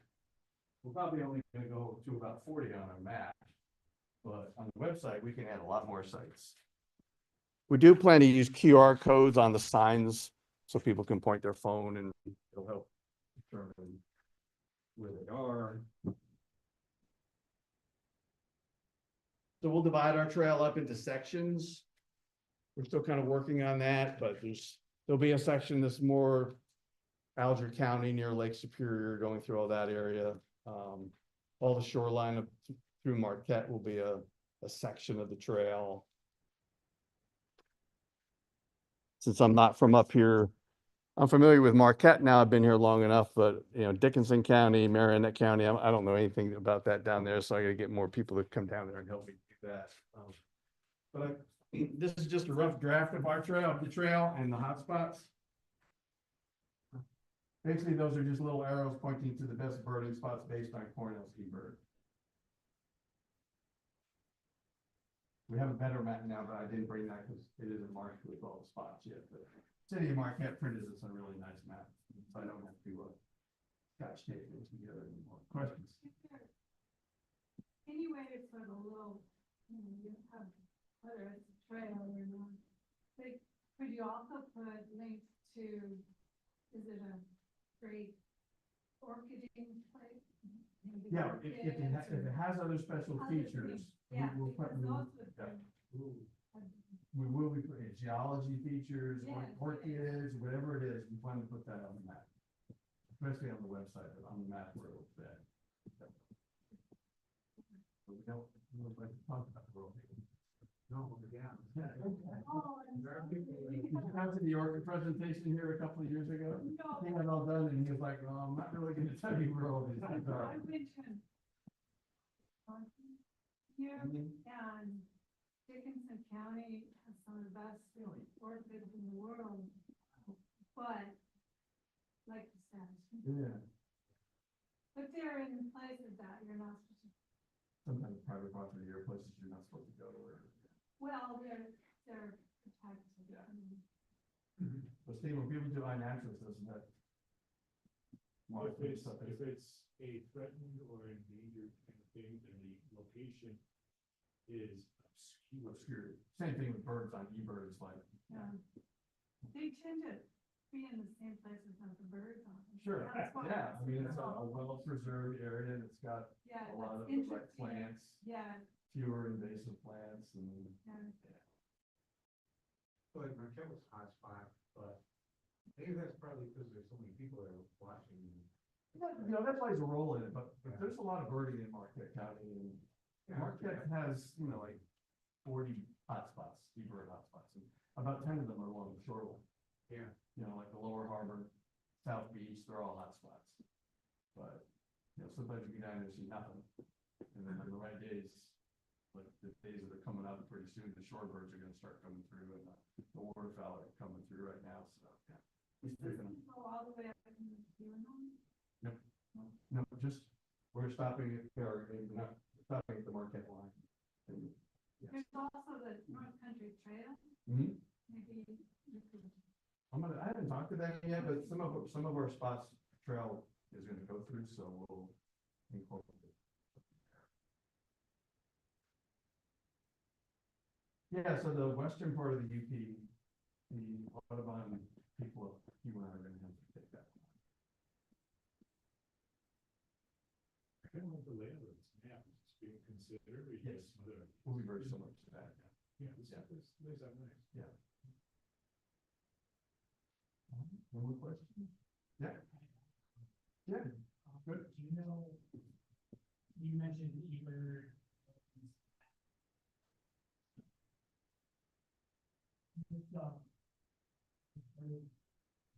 Bird trails, seen some of the signs around. Yeah.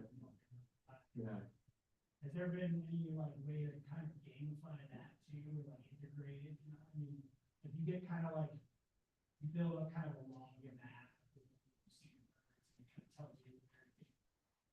In eBird, there's a lot of that data comparing, if you want to get into it. Some people really do, like, ooh, I'm number 10 in Marquette, you know, for the year, or I'm number 2 lifetime, yeah. Yeah, see, I just like to have like see where I'm seeing them, and, you know. Yeah, oh, yeah, in eBird, you I can, like maps. yeah, in eBird, you can pull up crazy data mapping, it's, People are almost like tracking that, and they could like string together the spots they've seen them, to like kind of be or something, I don't know. yeah, I see what you mean, Yeah. it doesn't do that, but yeah, that would be fun too, yeah. And one other question was, what's the GIS for that? Capard, CUPPARD, Okay. they're down in Escanaba, I think. Okay. Yeah. Yeah, so, yeah, I do too, I took some GIS classes when I was a teacher, because I was thinking, maybe I should branch off. Wish I had, but this is really cool stuff. Where I'm at, Yeah, really. More questions? It's 2 minutes to 4. Need 2 more questions? Thanks for listening, appreciate it. Yeah. We'll be announcing the official name pretty soon. We're kind of working on that. Collected a whole bunch of names and we're narrowing it down. It may be Central UP.